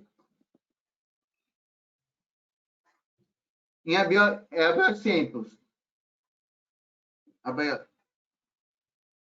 in abiotic samples, the total mercury concentrations followed the procedure described by Bisnod. It starts with the determination of reactive mercury, which can be reduced by strontium chloride, 100 milliliter of water samples were placed in a bottle and added with 2 milliliter of 10% stannochlorose solution. Briefly, total mercury was determined according to the adapted EPA method. The formed mercury is stripped out with argon and trapped. The quantification was done using fluorescence spectrometry coupled to the system of cold vapor generation and gold pre-concentration. Total mercury represents the sum of all mercury species. The extraction and quantification of organic mercury from water sample is done with 10% hydrochloric acid followed by methylene chloride extraction and extraction. The methyl mercury quantification was done by chromatography in a schematic model GC14B equipped with an electron capture detector. HG determination in both segments, solid segment and bottom segment, suspended solid and bottom segment was preceded by extraction of organic mercury. The procedure of total mercury described by Bisnod is carried out in a 1-2 grams of sediment sample mixed in a 10 milliliter of milky water and then added with 5 milliliter of concentrate sulfuric acid, 2.6 milliliter of concentrate nitric acid, and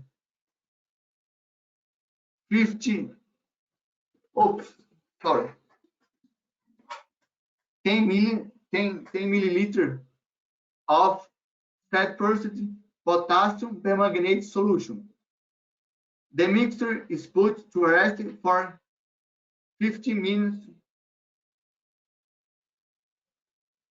and added with the 10 milliliter of 8% potassium persulfate solution and heated for 2 hours about 80 degrees Celsius and left to cool to room temperature. The excess of permanganate was eliminated with 6 milliliter of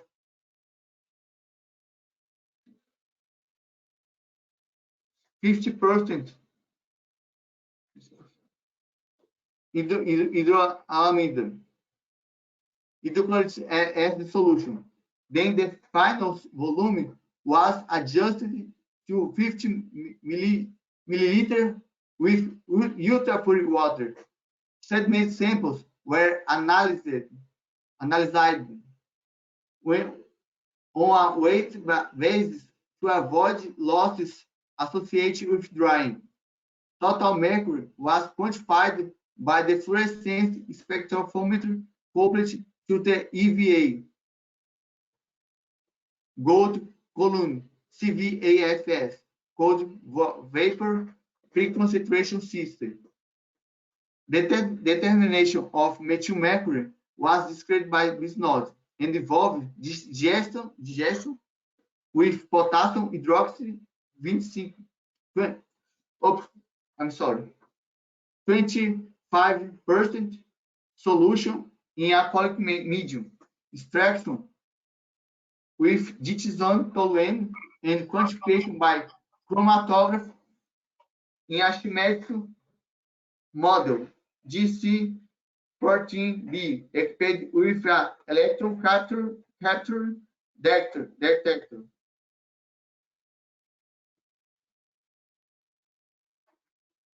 In biotic samples.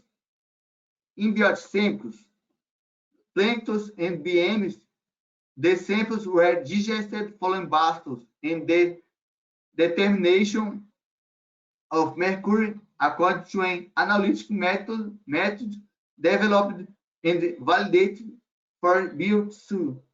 Liquids of biotic sample, planktons and BMs were extracted and processed for methylmercury and for total mercury determination respectively.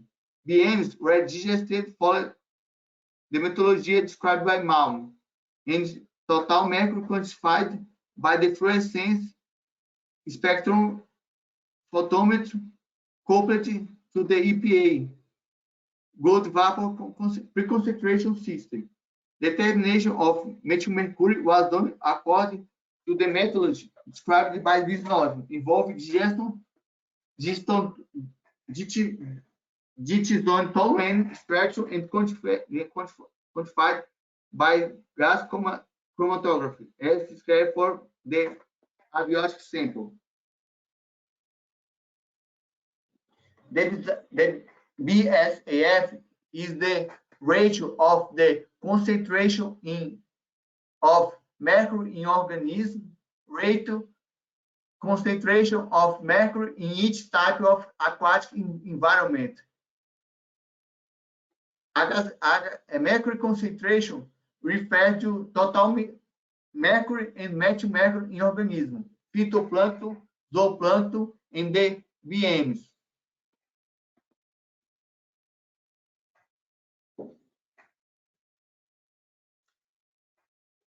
Then we compared the concentrations found using critical oils annulled by test ranking. The post hoc Bonferroni was to identify which of groups of water differed among themselves for the measured variables. So we got this result.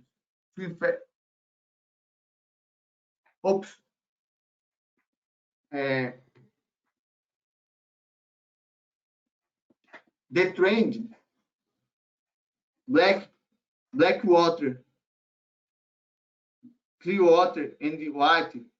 Black water has more concentration than other types of the water,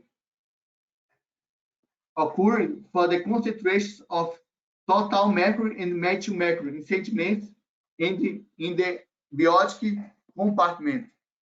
Organic mercury accounted for a small percentage of the total mercury in sediments, but was highest in water.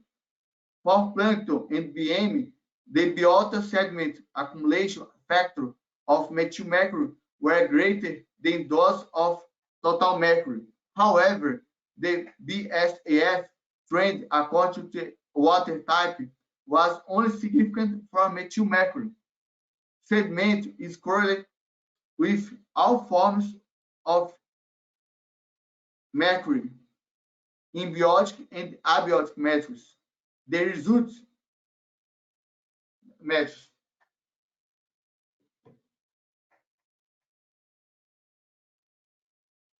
This is the results of Spearman correlations for black waters and the clear water ones and white waters ones.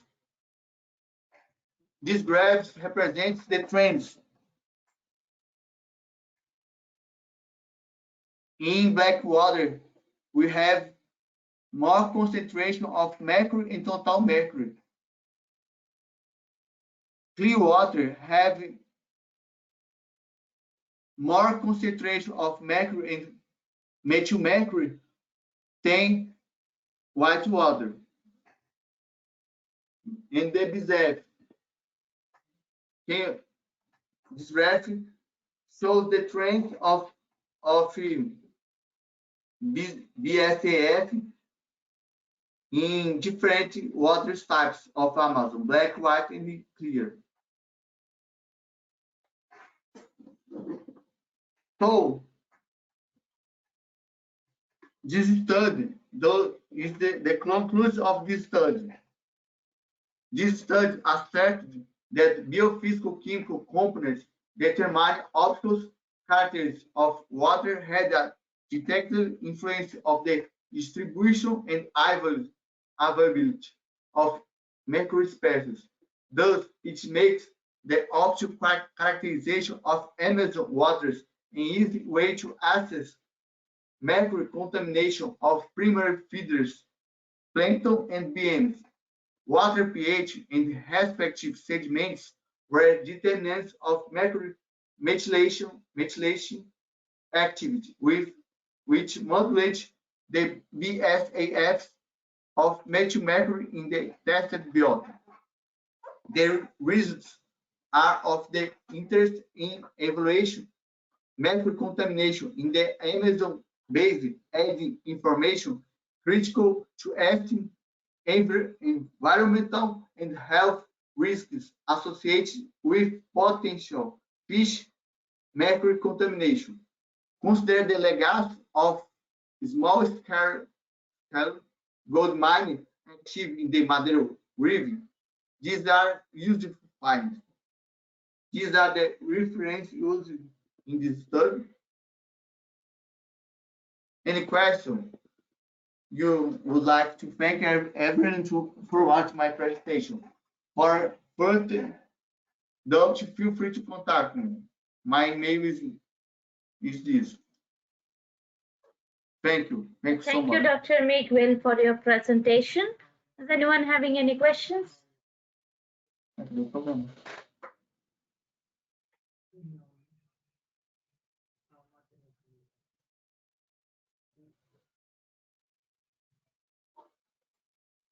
I have one question. Yes, please continue, Dr. Khalid.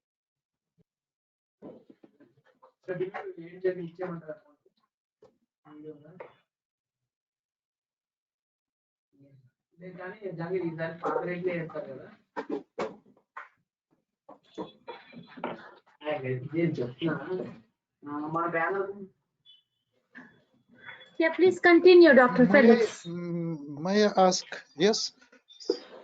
So, no, as far as it is more, at least it is more, it was very interesting to me because it is close to analytical methods of determination of some ions in a river water. So I wish to ask about one slide. In materials and methods, it was mentioned that the sensitivity, so the limited level of determination of is about 0.002 ng. Maybe it is a misprint. Ng is nanogram. Yeah, sure. Yes, nanogram. Nanogram. This is my first presentation in English. I feel a little nervous, but no, everything is all right from the point of view of English, but nanogram really very small amount. Yes, sure, yes. So even it is, if we say about grams, it is about 10 power minus 12. Yes, sure, yes. Can you repeat? I can't hear you. Sorry? I repeat the detection limit. The detection limits for total mercury and methyl mercury were 0.1 and 0.002 nanograms by liter for water. I see. So it is clear. So, and it is not a question, only one comment, so that body P dyes, which I was speaking about, are suitable for detecting mercury in water. Very sensitive. I'm not absolutely sure about the limiting value, but it is really very much sensitive. This is a very refined technique. This is developed for years. The research of mercury in Amazon has 20 years or more. Yeah, I know that mercury is a very actual ion to detect in, so a lot of methods are developed. You do not speak exactly, so that's why I do not ask you. I only give you a notice that body P dyes, which I was speaking about, are suitable for detecting a very small amount of mercury. So thank you. Thank you. Thank you, Dr. Miguel. Yes. Thank you. Yeah, please continue, Dr. Miguel. I continue. Okay, thank you, Dr. Miguel, for your presentation. Is anyone else having any questions?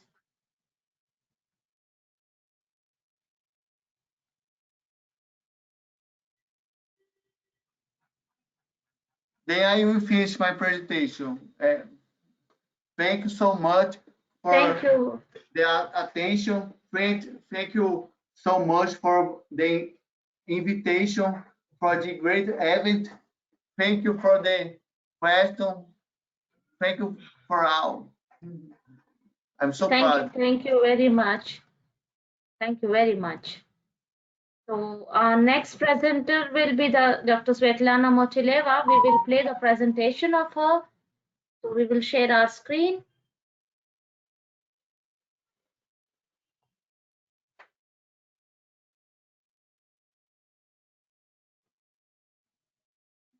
Yes.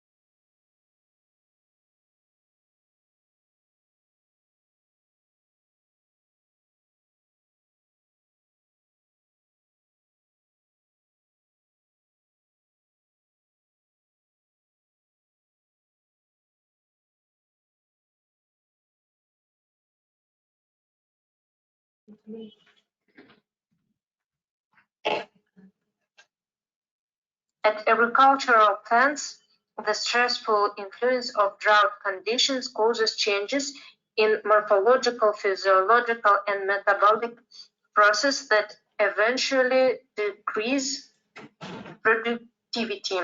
The molecular indicators of water stress involve the accelerated accumulation of active oxygen forms that lead to the development of oxidative stress, change chlorophyll structure, decrease the amount of photosynthetic pigments, metabolites, and damage plant cells. Although the general adverse effects of drought on plant growth are well known, the main effects of water scarcity on physiological process in actinidia species aren't fully understood. Actinidia plants have a narrow range of soil water absorption and require very frequent watering to maintain adequate plant water status due to their poor stomatal regulation. Amaranth is known as a drought-tolerant plant. Amaranth and actinidia species were introduced and successfully grown in the central region of Russia. The leaves of amaranth plants are used as a raw material for the production of food-grade natural dye, for coloring, confectionery products, and beverage, and also can be used as part of salads, soups, and sauces, enriching them with biologically active substance, giving them an original taste and color.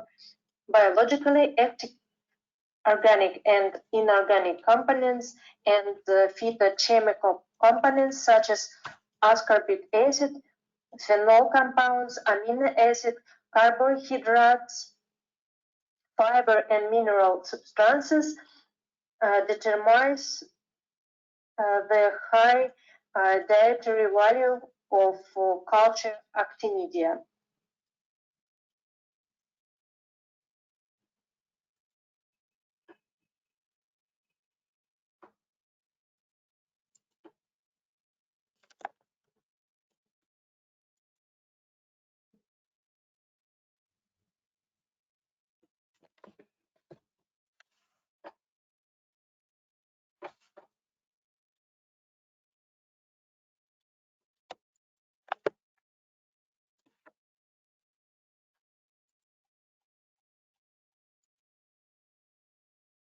Thus, liquid mass spectrometry-based metabolomics were used to investigate metabolic changes in leaves, C3 and C4 plants by drought stress.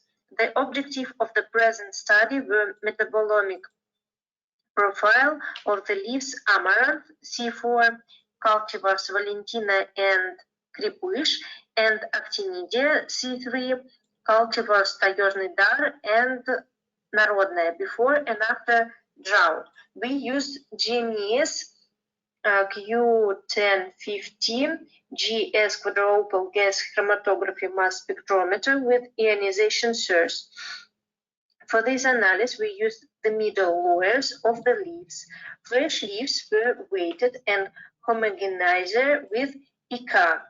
A total of 0.5 grams of the leaves was extracted with 15 milliliters of pure ethanol and centrifugate with sigma 318 KHS. A total of 200 milliliters of centrifugate was evaporated to dryness under helium flow. The derivation was performed with nitrogen-oxygen base, trimethylsilyl, 3-fluoroacetamide for trimethylsilylation in accordance with the method described by Lebedev. Base TFA was used for silylation with 30 minutes at 100 degrees. The metabolized analysis was fulfilled on MCQ 1050 GS quadruple gas chromatography mass spectrometer with ionization source, capillary column DB5HT. The identification of substance was done in accordance with holding values and mass spectra in NIST5, National Institute of Standards and Technology Library, USA.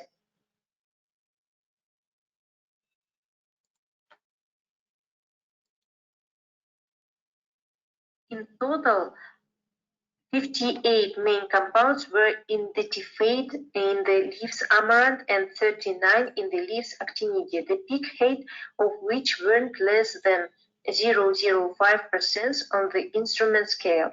The largest share was as sugars, D-glucose, D-psicopyranose, D-fructofuranose, ethyl D-glucopyranazide, and disaccharid sucrose. In leaves, in drought conditions, the glucose was synthesized by 10 till 15% less, and conversely, the fructose and sucrose disaccharides were synthesized by 20 till 30% more. In addition of the main sugars in leaves extracts, 14 more carbohydrates and their derivatives were identified with proportion 0.1 till 5% on the scale. 20 organic compounds were found in which 5 have an antibacterial effect. 4 amibobutanoic acid, benzoic acid, lactic acid, malic acid, and sugar alcohol glycerol. It's important to note that phenolic compounds, cinnamic, shikimic, calic, and chlorogenic acid were found in large quantities in plant leaves under drought stress. The present results concluded that adaptive changes at the biochemical leaves due to drought stress was observed in amaranth and actinidia species. The mechanism of drought resistance was the change in primary and secondary metabolite synesis. The amaranth cultivar Valentina and Actinidia arguta genotype tayorny dar showed the highest adaptive potential to drought stress. Thank you for your attention.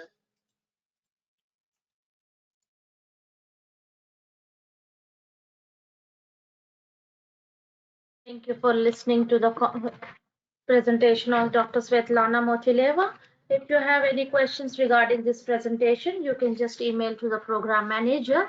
He will forward it to the Dr. Svetlana and will answer you the questions. So by this, we came to end of our day 1 webinar. I would like to thank all the attendees and participants of today's webinar. Hope you enjoyed this and gained some knowledge from the sessions, and request you to attend the tomorrow sessions too. If you have any queries, you can mail to the concerned program manager. Thank you and have a nice day.